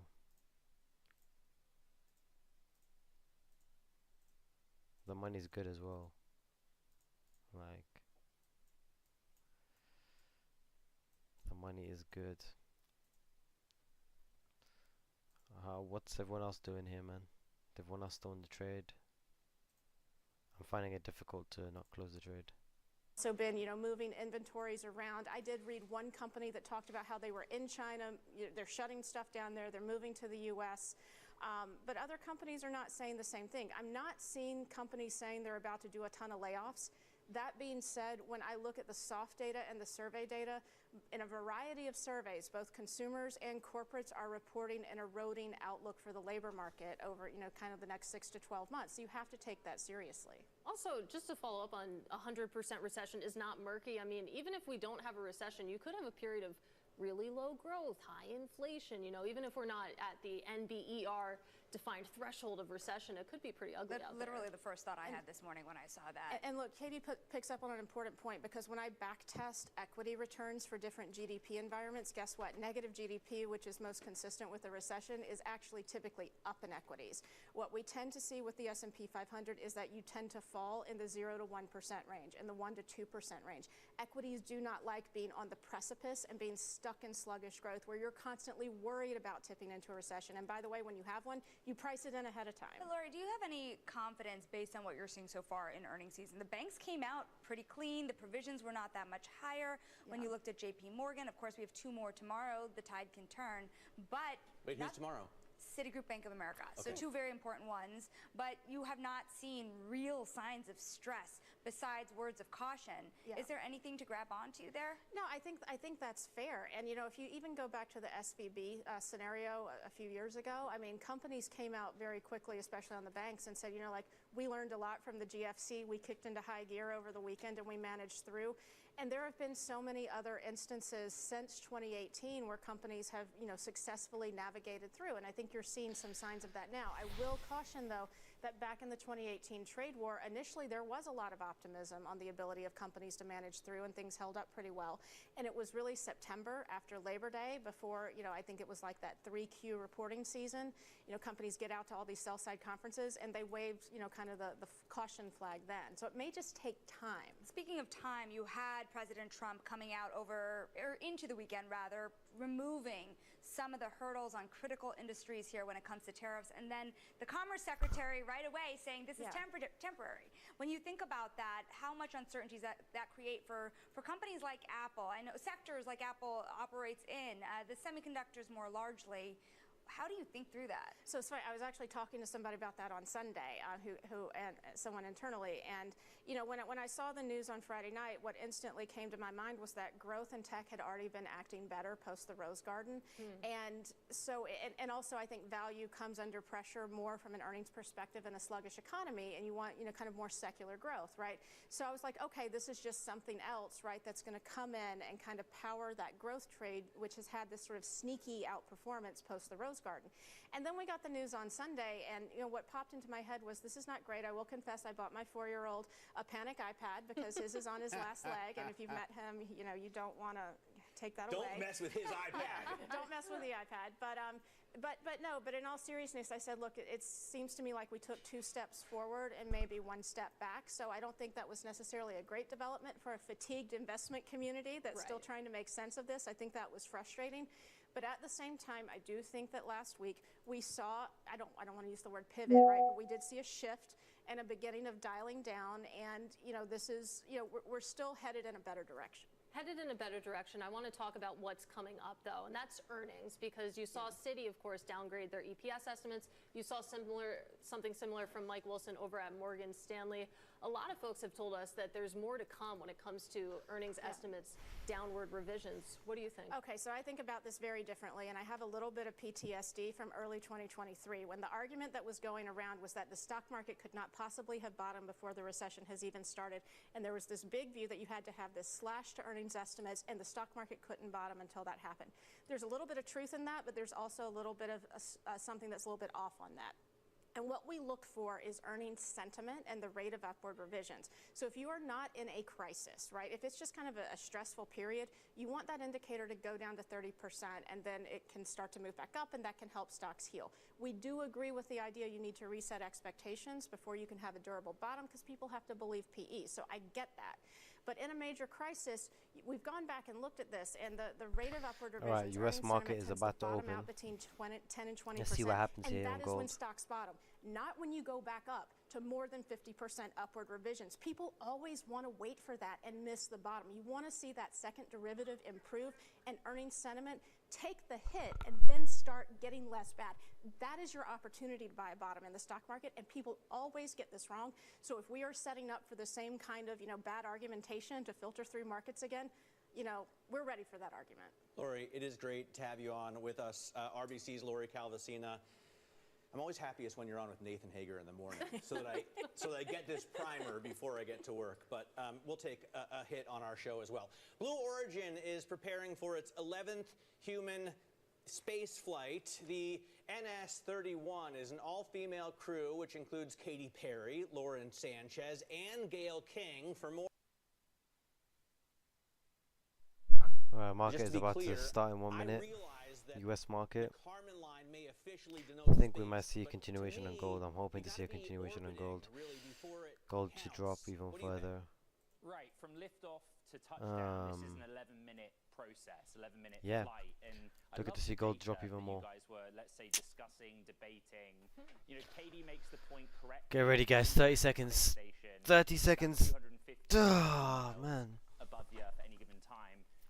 30 seconds, and then I'm gonna 62 miles, the sort of internationally agreed hopefully be but it's like rich. less than 3 minutes. You unbuckle from the seat in the capsule you're looking at in your screen, float around a bit, you get a 1 minute warning, and you get back in. Compare it with, like, for example, what something like SpaceX has done with the Inspiration 4 or Polaris Dawn missions. Polaris Dawn had an apogee or peak altitude of about 800 miles. Stock market just opened. Way beyond this, but let's see what's gonna happen. It is technically space, and the bigger picture is that it's supposed to make it seem accessible. Let's see what's gonna happen here on Earth. Right. Well, Ed, just really quickly here, because we are awaiting this launch, but compare that, for example, to Virgin Galactic, which does not actually go to the Kármán line. And you've drop on gold, man. Looking for a nice drop on gold. Some barbs around that. Yeah, and Virgin Galactic struggled operationally and as a business. Look, the big picture is that this is another player, not just giving humans the ability to go into space, but it's a reusable launch system. And generally, the big picture that the industry says is, like, look at what they're doing. The more the cadence increases, it's demonstrating that commercial space is making some progress. Commercial space overall, but can you just give some more context on where Blue Origin stands in this space race? Yeah. So this is a kind of smaller part of its business, right? Celebrity, rich people tourism. They want to sell their engines to other players, and then New Glenn, their main rocket, is way behind. Here we go. Let's listen into the countdown. Curtis internal. T minus 10, 9, 8, 7, 6, 5, 4. Command engine start. 2, 1. Ignition. Alright, come on, we're breaking the low. Looking to break the low. Looking to break the low. Come on. Come on. Come on.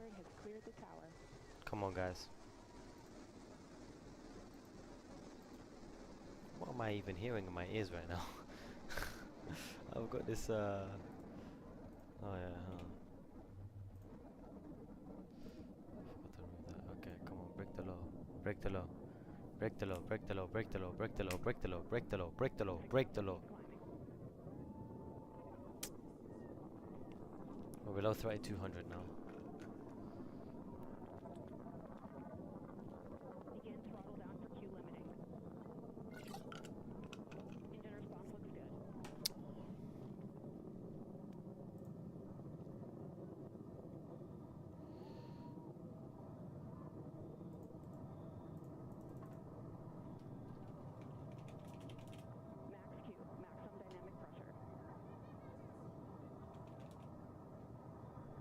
Vehicle is supersonic. Engine back up to full throttle. Supersonic, we have passed through max Q. Accelerating maximum dynamic 800 pressure. miles That's per when hour. the vehicle, the stresses between the atmosphere and the speed are at their maximum. So to punch through that is so important. You see the BE3 engines is firing beautifully. You see the stream of steam behind it. Those ladies right now are having an incredible view. Okay, so we passed max Q. That's the moment where the combined booster and capsule is under the most sort of aerodynamic stress or pressure. It's accelerating right now about 1400 miles per hour, and it will hit a top speed of 2200 miles per hour. When you pass that kind of like 2000 miles per hour stage, which is going to happen any moment, that's kind of supersonic speeds. It's the max speed that you're looking for. And in about 30 seconds time, it will then stop. It's kind of reaching its altitude. And so the main engine on the booster will cut off. And quickly after that, the capsule and booster guys will separate. And the capsule basically relies on the momentum of the launch to carry it to that stage. And that's kind of what you're looking at now, that separation. I think, again, let's go to the big picture. Of all the humans and people that have gone to space through history to date, only around 15%, 15% of them have been women. This is an all-female crew, and a big part of the mission is to, again, make it seem accessible, although it helps knowing one of the richest people in the world who owns the space company, right? Yeah, absolutely. I think we're all pretty much in awe here. We're not in tears like Oprah, but we think that is pretty cool. Is it fair to say we all think that's pretty cool? Yeah, it's to pretty watch cool. that? It's pretty cool. To Ed's point, I mean, this is a sort of side project of Jeff Bezos in the sense that, you know, right now it's just sending rich people to space. But I mean, Ed, you think about sort of the ambitions here, commercial space travel. That's certainly something that it seems like with each of these flights is getting closer to reality. Right. You know, Shonali's question earlier is really important. Like, what is the business model of Blue Origin? And just like SpaceX and Elon Musk, Jeff Bezos has this kind of bigger picture vision where people, humankind, call it what you will, work and live outside of Earth's atmosphere. So yes, this is sort of the lower level version of that. You know, we don't know for certain how much Blue Origin charges per seat, for example. It ranges from several $100,000 to more than $1 million, depending on your relationship with Bezos. Right now, we're almost 4 minutes into the mission. They're probably about 60 seconds into that sort of weightlessness, zero-G environment. And in about 60 seconds' time, you know, the crew inside will get the instruction, because this is a fully autonomous system. There is no sort of Blue Origin staff member or pilot inside. They'll get the instruction to get back into their seats and their harnesses to fall back down to Earth. Away from this is the 11th human spaceflight, as Matt pointed out. They have a bigger rocket called New Glenn, which is just, in short, very behind schedule. It was supposed to launch for the first time 5 years ago and launched in January of this year. It's encountered technical delays. And then they manufacture BE-4 engines. The BE-4 is not on this system. It's a much bigger rocket that runs on liquefied natural gas. And their hope was that, particularly in the context of the war in Ukraine, to be able to sell those engines and displace the Russians who are no longer able to sell theirs. But right now, you have 6 celebrities, frankly, floating around in zero-G and hoping for a safe return back to Earth. Speaking of their return, Ed, telegraph how the rest of this flight goes. Yeah, so essentially the booster is already making its way back down. We're 5 minutes into this mission, and in about 2 minutes' time, the booster will come into greater view, and it will land on a platform a short distance, basically, from the launch pad where it took off. And it essentially free falls, keeping itself and righting itself using thrusters, and then the main engine reignites right at the last minute, just before landing, and comes up in a sort of puff of dust and smoke in that West Texas desert. This is old school spacecraft in the sense that the capsule is gumdrop shaped or teardrop. It has a flat bottom. So initially, when the capsule re-enters Earth's atmosphere, it's in free fall using the flat surface and its own aerodynamic resistance to slow it down. But of course, there are chutes that get deployed to make it a really comfortable, kind of more moderate few miles per hour by the time it touches down to Earth. Ed, I don't want to take too much away from this, because it did look so cool, and I'm sure it's super fun sitting in that capsule. But it just doesn't seem like they're even fractionally as far along as SpaceX. Why is that? Is it just that Elon Musk has put so much more money into his effort, or have they actually done better than Blue Origin? So what's really interesting is Blue Origin first did its reusable booster in November of 2015. SpaceX did it a month later in December. So they actually kind of got a head start on the reusable landing of booster thing. But yeah, it's kind of a talent issue. You know, it's well documented that Elon Musk, you know, just went through hell with that team in the early days of SpaceX, very near to bankruptcy, and literally picked up the debris from failed missions to try and start again. This is the booster right of NS-31 in free fall back down to Earth. Any minute now, it will slow itself very close to the ground simply by reigniting that main single engine BE-3 engine at the bottom. The fuel source, by the way, guys, oxygen and hydrogen on this one, not kerosene, not rocket fuel. And there you go.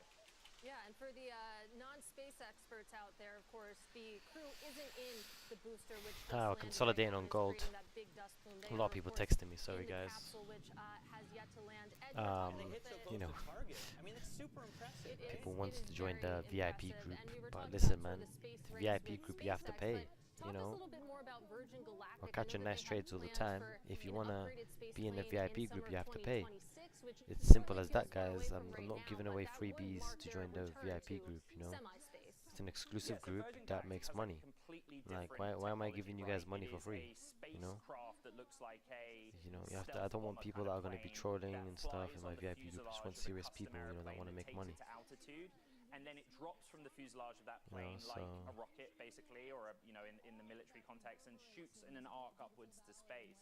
But they've just also not been as successful as Blue, right? Blue is what would you call like a full-service space company. So what you're looking at is New anyways, I'm Shepard, watching this named after gold. the man, of course, that I don't first know went what's to going to space. That's happen. the I'll keep capsule it real. freefall, right? And it's traveling now at an altitude of around 6,000 feet above the Earth.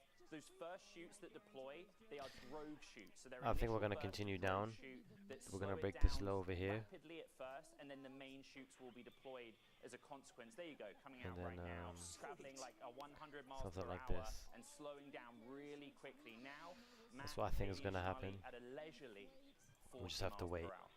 Just incredible. Yeah. I mean, as you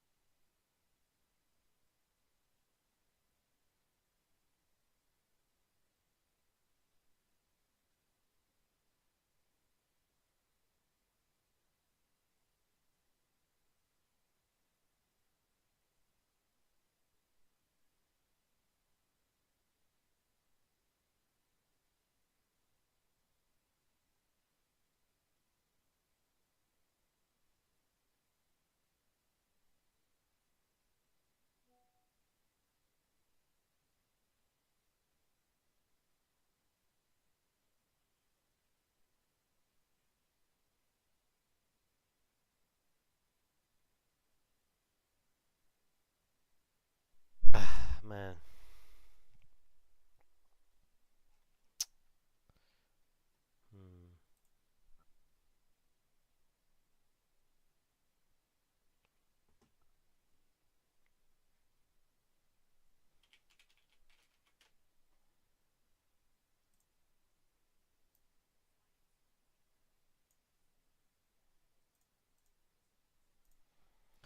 Just gotta be patient.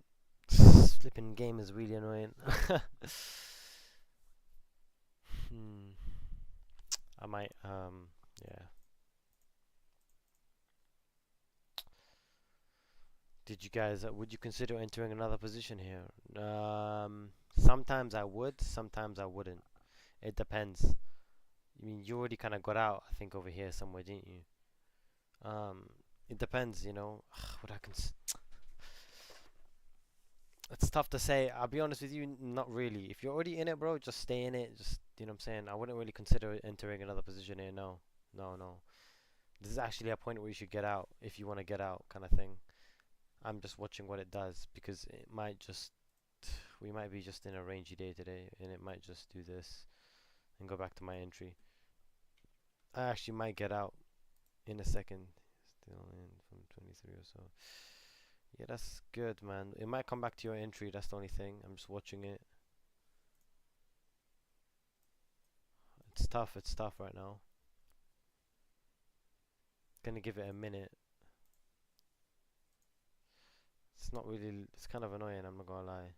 Right now, it's not the best. It's kind of holding. That actually low-key looks a bit bullish, but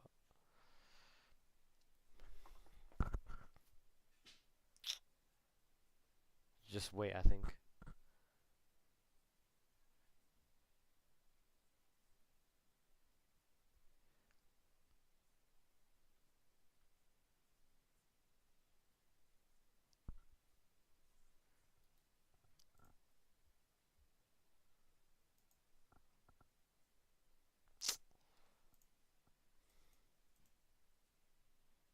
Alright, new 15-minute candle.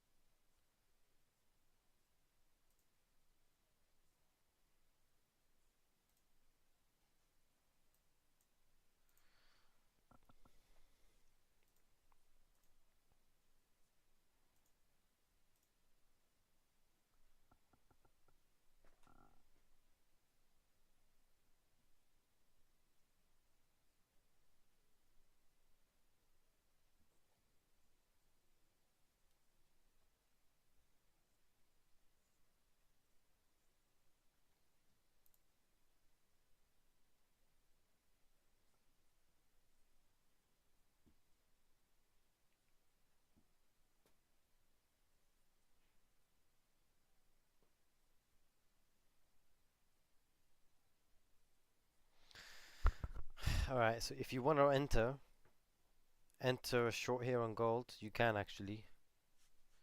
I'm gonna give you guys a signal if you want to re-enter.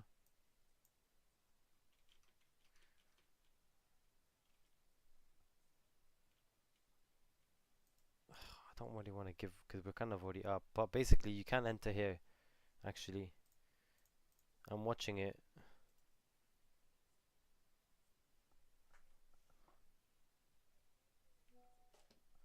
I'm watching this right now. It looks,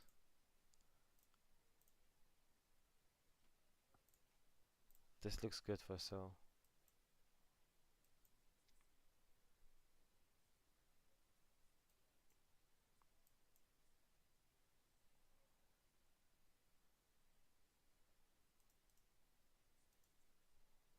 You can re-enter here if you want, but if you made money today, bro, you know, just depends, man.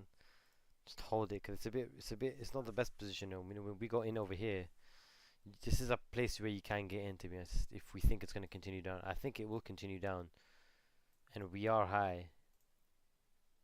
Your stop would have to be like, yeah, I don't know. Got too many. I'm still. It's just tough, man.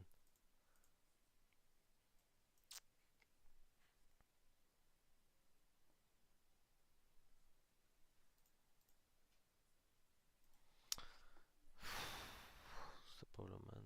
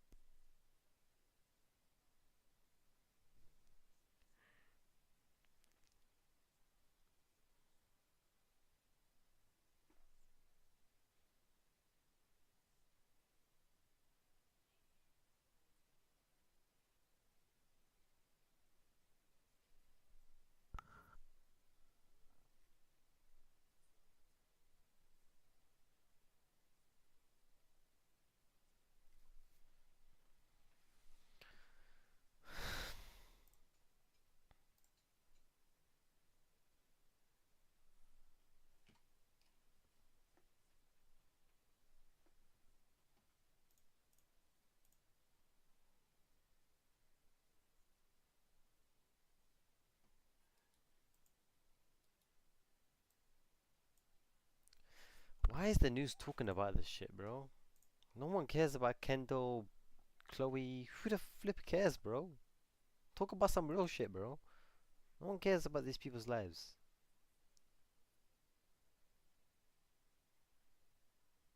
All female Blue Origin flight lands. Shut the hell up, bro.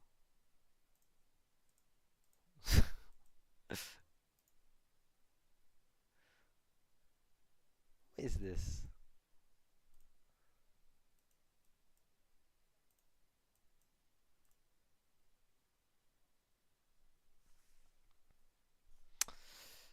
Alright.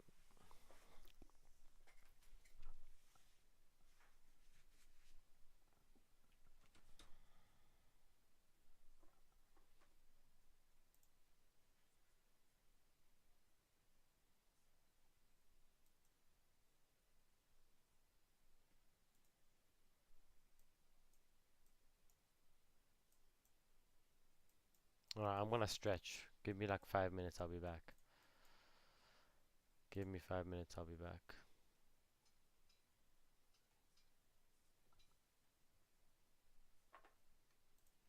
No, you guys asked me now, would I go? No, I would not go. I feel pretty happy down on Earth. What about you? Well, my question is, if you were a betting man, do the prices go up or down, given the success of a launch like this? I'm gonna be on my phone, so I can it? still Wouldn't see the prices your go messages, guys. higher, speaking So to the rich man's sport? anything on the, I mean, on the it's a YouTube great channel to watch. question. But yeah, you can I don't re-enter know here if what you the want. sort of tariffs and trade disruption story is Yeah, around anyways. space. You know, the fuel on New Shepard be, is liquid and just hope it's not a liquid choppy day. hydrogen and oxygen. The byproduct is water. It's not kerosene.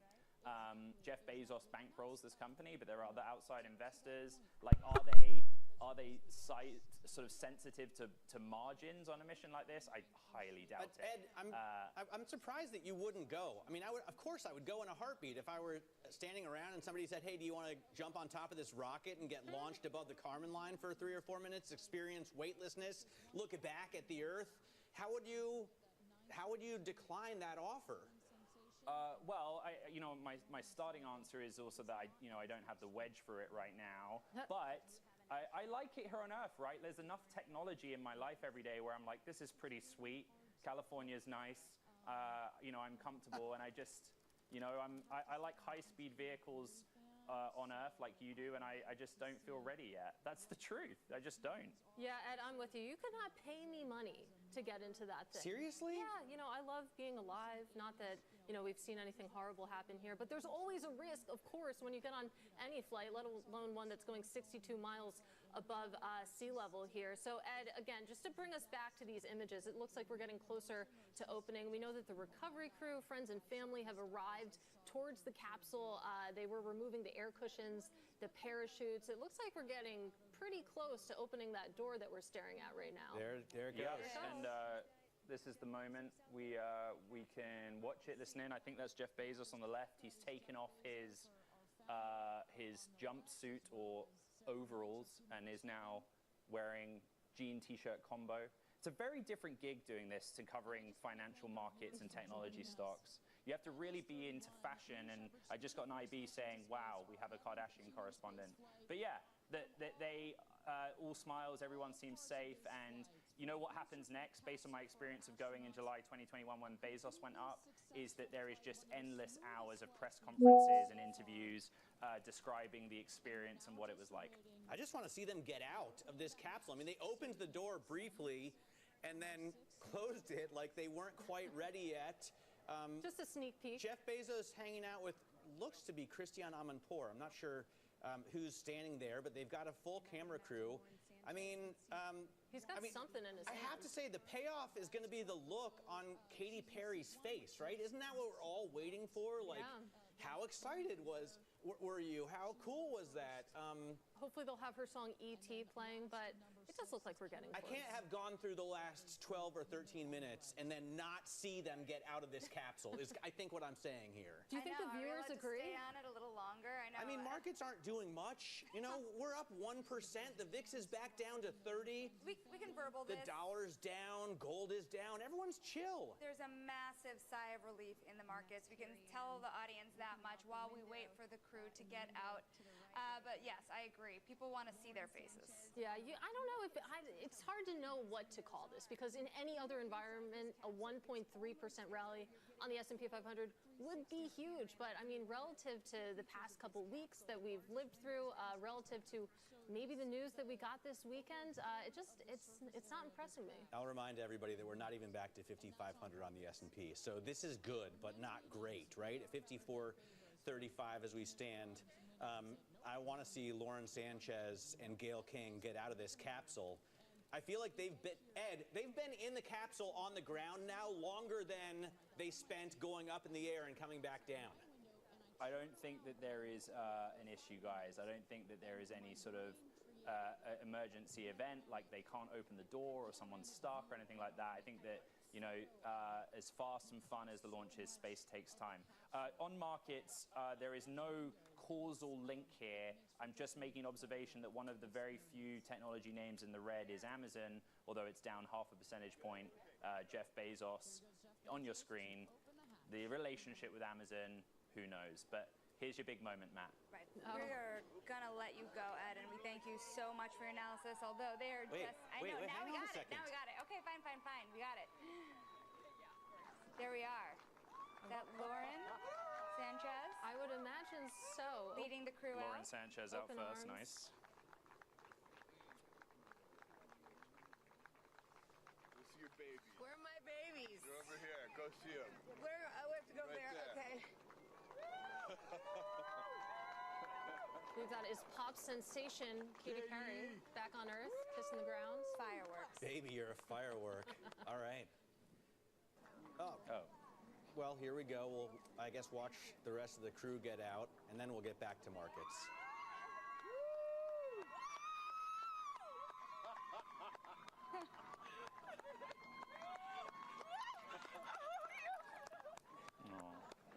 All right. What a moment. Ed Ludlow, it's been great walking through this launch with you. Our thanks to Bloomberg's Ed Ludlow, our own rocket man. You watched, of course, the launch and the landing of Blue Origin's 6 all-female crew go into space above the Kármán line, back safely on Earth. And markets have been open for about 30 minutes now. We haven't done much about them, but you can see the S&P 500 continuing that relief rally that Shonali mentioned, up about 1.3% right now. We're up on almost every sector in the S&P 500. You're also seeing that bid back in the bond market to the tune of about 8-9 basis points lower, and the VIX nice and low relative to what we've seen over the last week. Stick with us. This is Bloomberg Open Interest.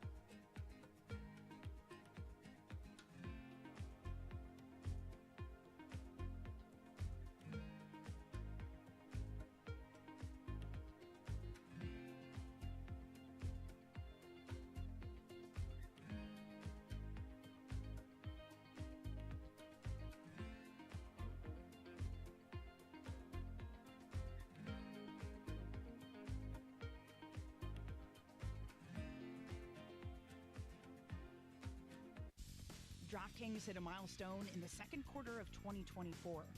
For the first time as a public company, it turned a profit. Is this a new era for DraftKings?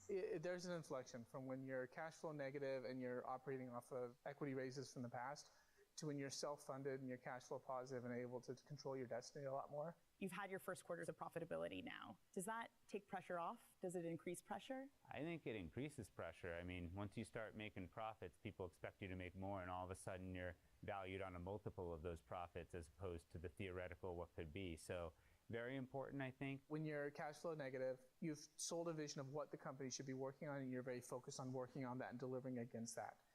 When you've pivoted to profitability, The world of what you can work on is a little bit open, and there's a lot of different ideas, and it requires more focus than ever to make sure that you are prioritizing on the most important things that are going to deliver the most value.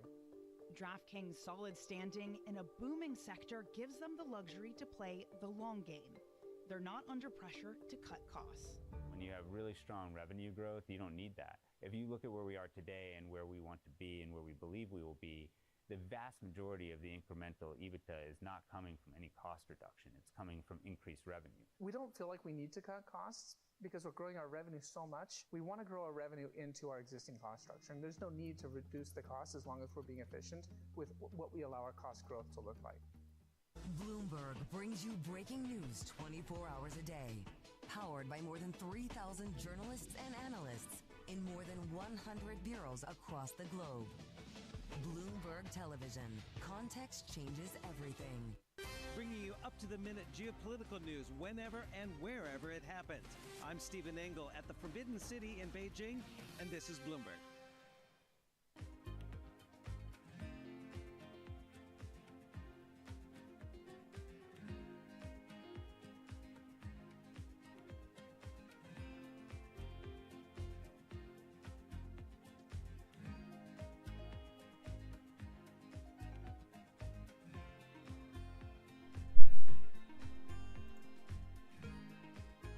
We're looking good, guys. Yeah,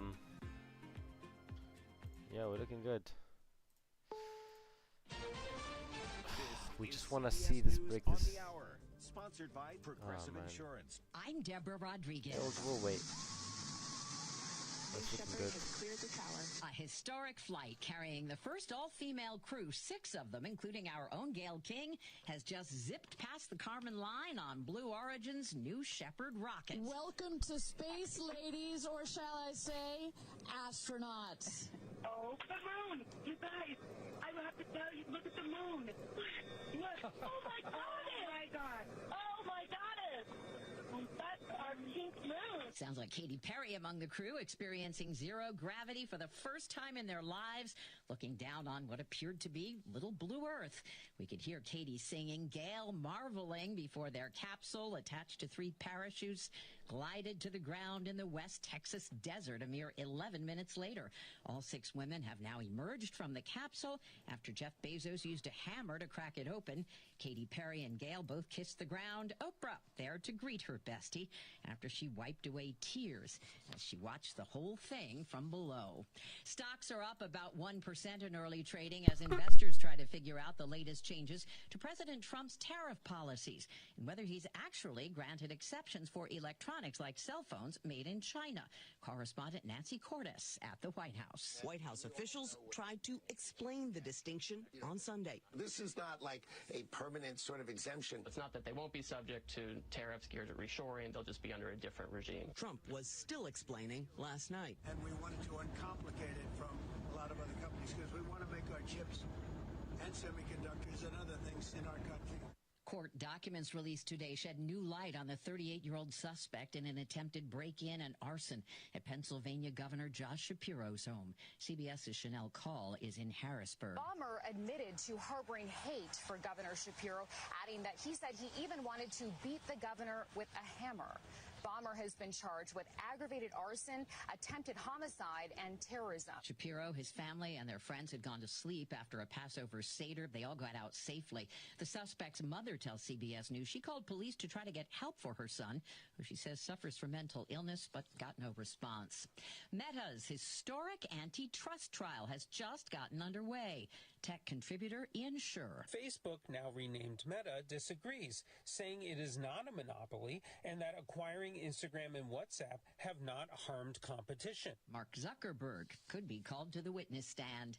The Dow is up 358 right now. This is CBS News.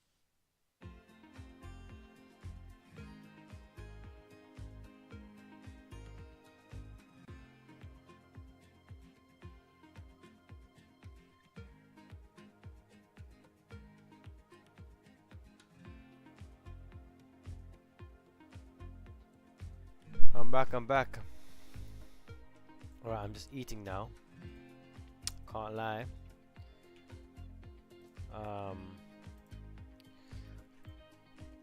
But yeah, man, you know, I need some food, you know. My mind uses a lot of calories trying to think of these trades. And, you know, it's not easy, I'm not gonna lie, man. I need good, nutritious food so I can think. I recommend everybody here, if you want to be able to think, be successful in anything in life, eat good, nutritious food, because that actually makes you smarter. And being smart is what helps you be successful. So, you know, for me, it's really important I make the right decisions, you know, all the time. And the eat, the food, and the sleep is the most important thing. If those things are not correct, they're not good, then yeah.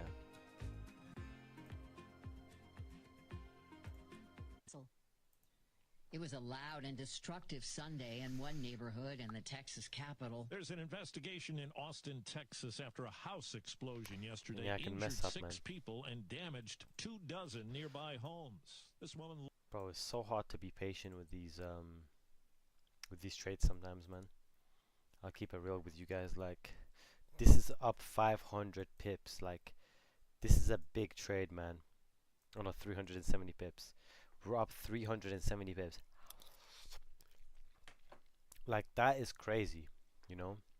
370. That looks like a small move, by the way, but it's not a small move. It looks like it, but it's not. This looks like a small move, but it's not a small move, man. It's actually a big move. I think you guys know that. Some of you guys. But 370 pips up, man. It's hard to not take the profit, you know. It's really hard not to take the profit, but you have to be conditioned in a way in your mind once more, you know. But you have to also not be too greedy, you know. That's why I took 25% off, and I'm waiting to see. So far, I like what it's doing. I like what it's doing so far, and yeah, I like what it's doing so far. That's all I can say. And yeah, we're gonna try and make some more money, man.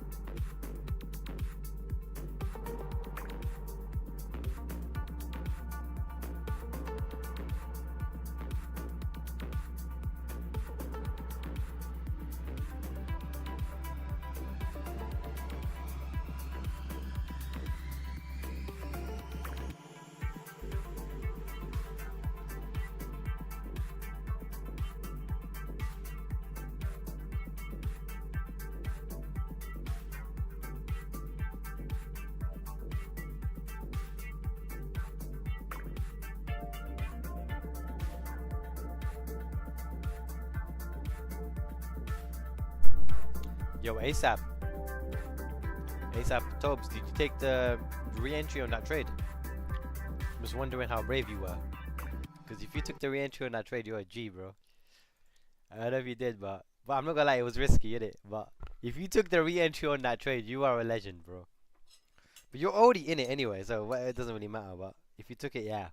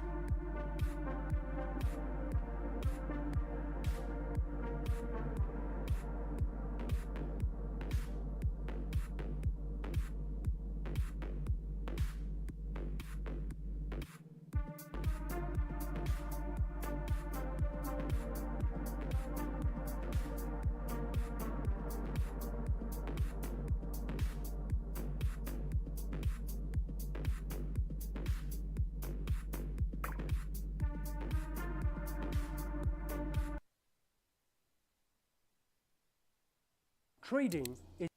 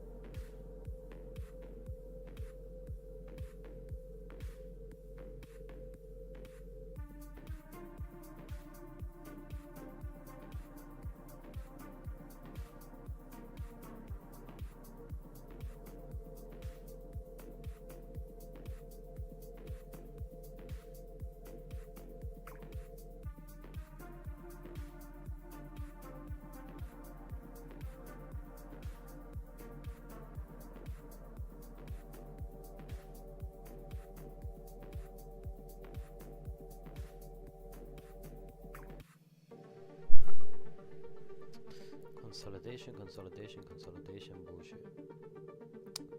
Come on, man. Waiting for that movement to happen.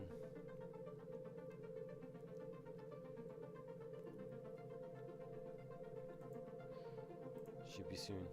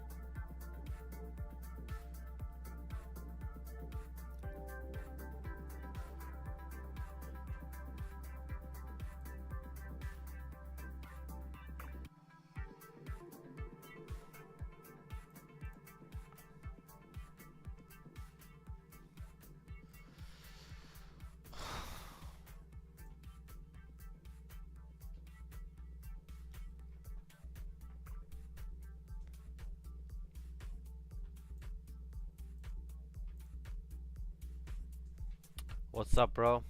How you doing, Aram Khan? Ali Khan. Did you come from the Telegram? Aram Ali Khan. Just remind me where I know you from. I think, are you from the Telegram?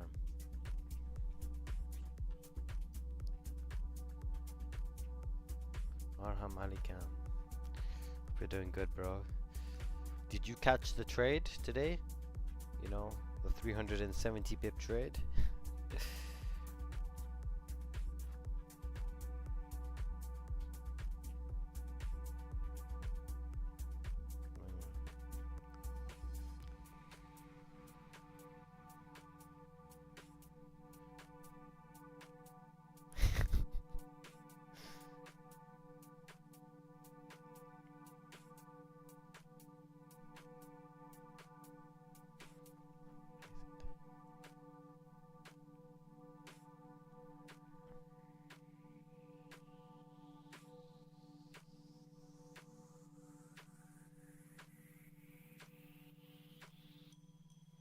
Yeah, this gold is taking its time, but we're gonna be dropping. Inshallah, guys. Inshallah, we'll be dropping. I just want to get off the computer today, you know. It's been annoying watching this. Like, I just want to, you know, it's nice to speak to you guys, though. Trying to grow this, just trying to grow the social media a bit more and stuff. Gonna be doing some vlogs of my life, holidays, stuff I do, how I spend my trading money. Going to be doing a lot of that coming up, showing you guys what's possible, you know, showing you guys what's possible if you put the work in, you know. There's a lot of pain, like as right now, but this is painful to watch right now. Like, what is this? It's like watching paint dry, honestly speaking, man. I think I might watch a Netflix show. But the thing is, trades develop all the time. Yeah, trades develop all the time, and you know, yeah, that's what I can say, is trades develop all the time. Like EUR USD right now looks like a sell that's developing. I'm not gonna touch it because it's just in a consolidation phase, but we missed this trade. We was in it from here. I got out here, and it went back up, then it went back down. Kind of missed this trade. It was a really good trade. Kind of annoyed, but you know, that happens, you know. I still made money, but you know, I don't want to be closing gold right here and then it goes all the way down here, man, you know. Yeah, I think below $3,000 in gold though, 100%. Just trying to make some money right now, secure some profits, you know what I mean. But if we're just gonna range like this the whole day, it's 3 o'clock right now in the UK, if we're not gonna move, then you know what I mean. Can be annoying sometimes with trading. Like, you have to do overtime work, if you know what I mean. I don't like to do overtime work, but this is overtime work. We're just ranging in this stupid range right now.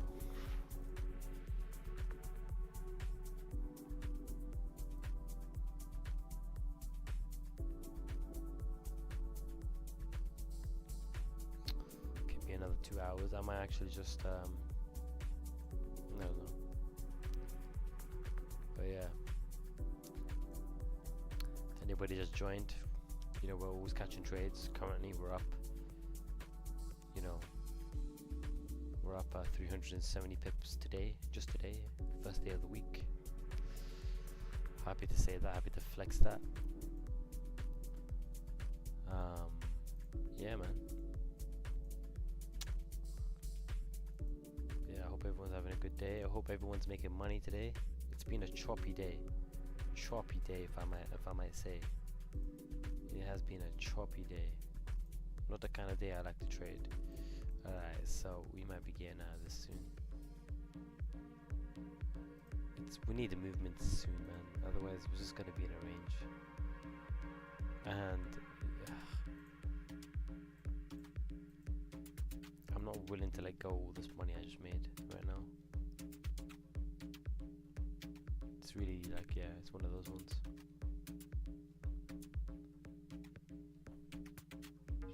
So, I'm holding on to a lot of money right now that I don't want to just, you know,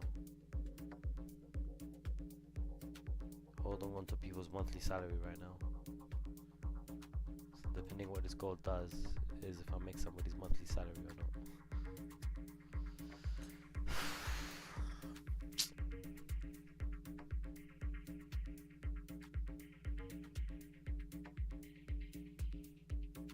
As you can see, I'm bored right now.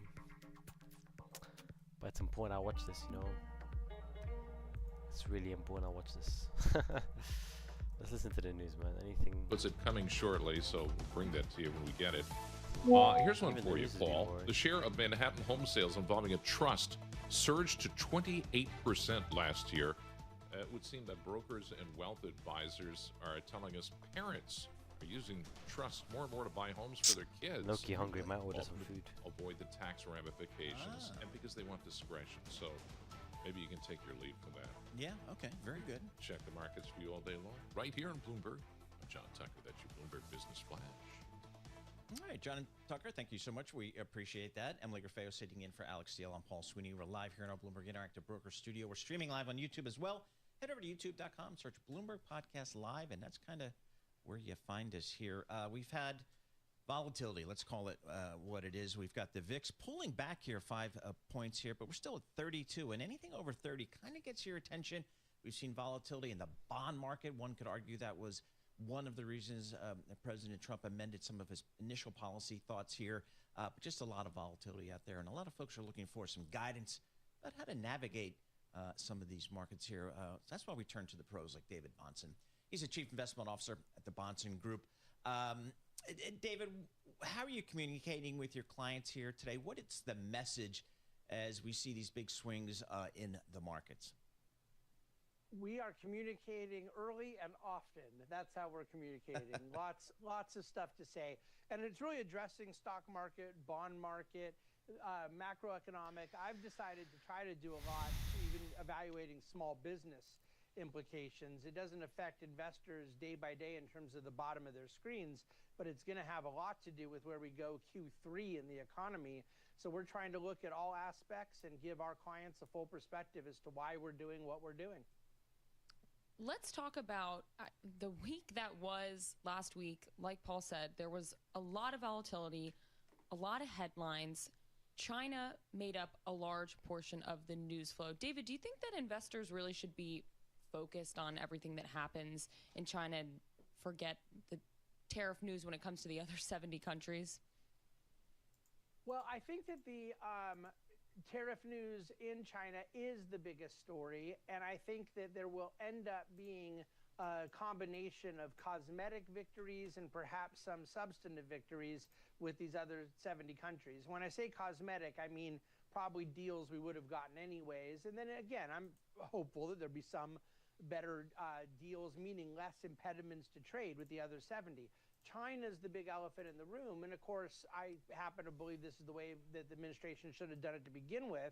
I think they had more political capital to isolate China, but it isn't a non-story. Just because it's more popular to go after China with the American people than it is to go after Switzerland and some of these other things they were doing, there's still a big economic impact. And so understanding where we're headed on the China side, we're by no means out of the woods there. There's a lot of uncertainty, and you've even seen a back and forth and different confusion over the weekend as to what's happening with some of these computer and semiconductor and smartphone exemptions. So lots ahead of us in that regard. So David, specifically, what are you telling your clients here? Are you buying the dip? Are you going to quality or increasing your allocation to fixed income, or are you just going all into gold?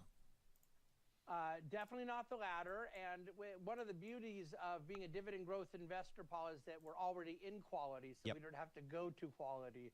We just really strongly believe that you want to find those companies that are paying sustainably growing dividends. When I say sustainably, I mean including in things like a trade war. That's a very hard criteria to meet. And the companies that were able to sustain a growing dividend through COVID, through the global financial crisis, through all of these different areas of trauma over the last 25 years, it's a limited universe. But that's what we're focused on, and that's what we want people focused on now. The good news is that some companies, even in the dividend growth space, got cheaper. some of the more cyclical financial type companies, they came down a little bit. Some of the energy companies came down. And I think that's good news. It gives people a chance to buy more at lower prices. And yes, we've been heavily buying through that period. What we haven't done is try to bottom pick on the NASDAQ or other types of companies that we think started this trade war with a valuation problem. What about sector levels? There are some, I guess, investors out there that are trying to really pick stocks where there's going to be a benefit if there's more manufacturing in the U.S., if there's more reshoring. Does that come into play when you're picking dividend growers? I feel like the themes are similar, but... Well, I think I understand what you're asking, but I don't know how somebody could predict what companies are going to benefit by more onshoring other than a broader infrastructure theme, which should benefit even apart from this. So we own a company, BIPC, the Brookfield Infrastructure, but that has a data center story, that has a pipeline, that has a number of other elements. If you're just simply trying to find companies that build factories, I think that that's a much more limited space. And it's a much longer term play. And I don't know that there's any clear indication that we are seeing some of that. That's sort of the challenge and ambiguity about the administration's priorities is we're not really clear what they're trying to get to. Are we trying to get to better deals, in which case you're not going to see more onshoring? Or are we trying to get to no deals, in which case they're trying to force more onshoring? And then if you get that onshoring, what does it mean for our export-oriented companies?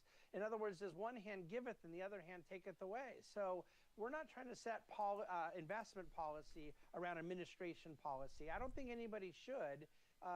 We think that there's a little more dependability in focusing on these bottom-up fundamentals of the companies that we own and not looking to speculate on what the administration is going to do next week or even next year. David, thank you so much for joining us. Always appreciate getting a few minutes of your time. David Bahnsen, he's the Chief Investment Officer at the Bahnsen Group out there in Newport Beach, California is where he is based. Little M&A activity here in the tech sector. Intel finalizes a deal to sell 51% of its Altera stake to Silver Lake. Now, Silver Lake, folks, I got to know them back in the day. I think one of the smarter private equity folks that has a technology bent, some super smart folks. They've backed a lot of companies over the last 30 years in Silicon Valley. They know what they're doing, and when they move their money, you pay attention. Mandeep Singh, I also pay attention to him. He's a senior tech analyst at Bloomberg Intelligence, joins us here in our Bloomberg Interactive Broker Studio. What's Intel up to these days, Mandeep?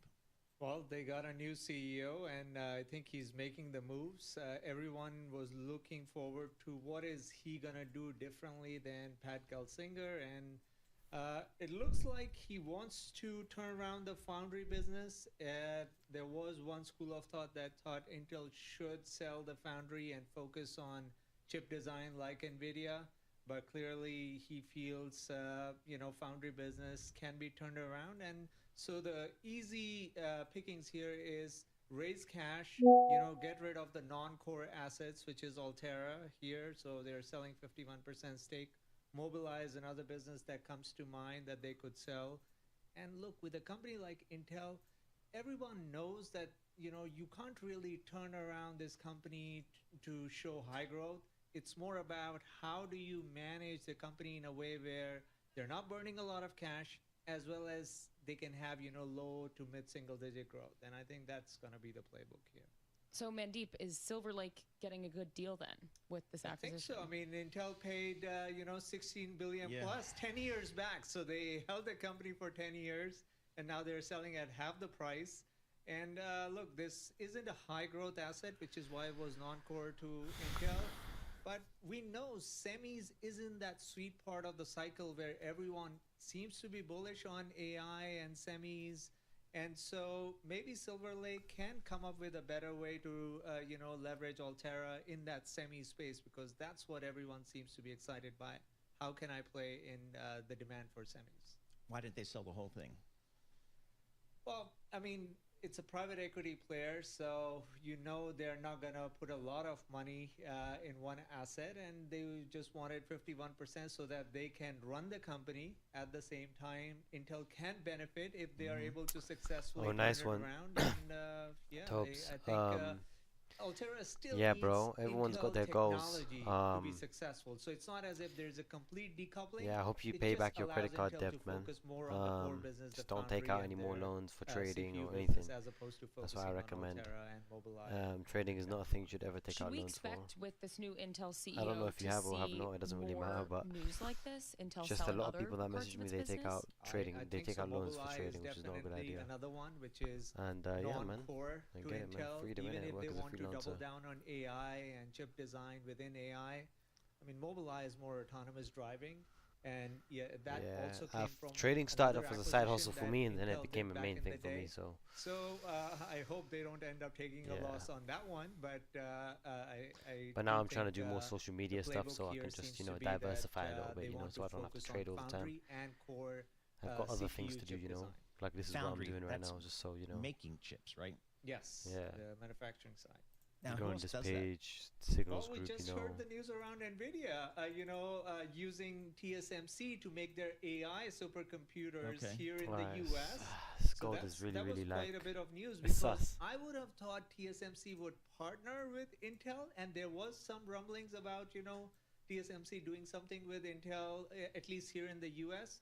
But it looks like NVIDIA is thinking about making their next AI supercomputer with TSMC. No talk about Intel, and that will be here in the US. I thought we invested. I thought there's some deal out there where Intel's gonna do a bunch of that stuff. Yeah, so that's where there was talk about Intel and TSMC partnering. So that was Right, the this is the foundry last. side of Intel, but, Guys, in 10 minutes, I'm gonna get out of gold So if, the Biden if it doesn't plan drop.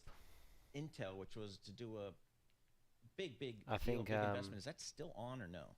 So Yeah, the I CHIPS think it's Act time to get money out of was gold if you given don't drop to from here. Intel. It was also given to TSMC for the Phoenix fab, where they will be making this AI I don't want to do it, but supercomputer with if I don't see a change, NVIDIA. then we have to get out. Look, I think in the case of Intel, the challenge has always been why have they not participated in this AI wave? And the CHIPS Act money didn't help over there. Gonna give it a minute. All right, Mandeep Singh, Losing thank money you so every much. We second I'm appreciate it. holding this Mandeep shit. Singh, he's a senior tech analyst. He kind of runs our global technology research franchise over at Bloomberg Intelligence. And he and Anurag Rana are the thought leaders there, and they kind of drive the process forward here. Intel selling 51% of one of their businesses to Silver Lake, but a steep valuation discount. That had to hurt. We'll have more coming up. This is Bloomberg.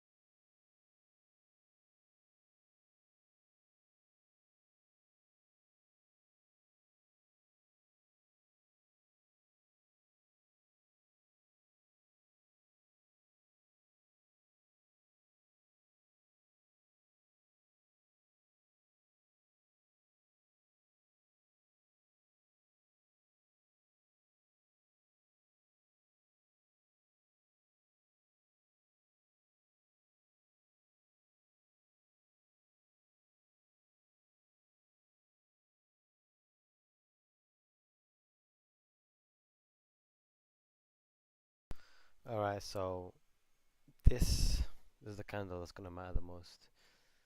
A rejection or a pump. Whichever one it is gonna matter the most. I think right now I'm watching everything else. I think this is the candle that's gonna matter the most, guys. I'm gonna get off the screen because if I stay on the screen, I'm probably gonna close the trade. So, guys, I'm gonna keep you guys updated with what I do on the Telegram group, okay? So just be on the Telegram group. I'll keep you guys updated what I'm gonna do, if I'm gonna close this trade or what. But if I say close all positions, it means we're out, okay? But it's been good talking to everybody. If you guys need anything, let me know. Appreciate everybody tuning in, and tomorrow we're gonna do another stream. I'm out, guys.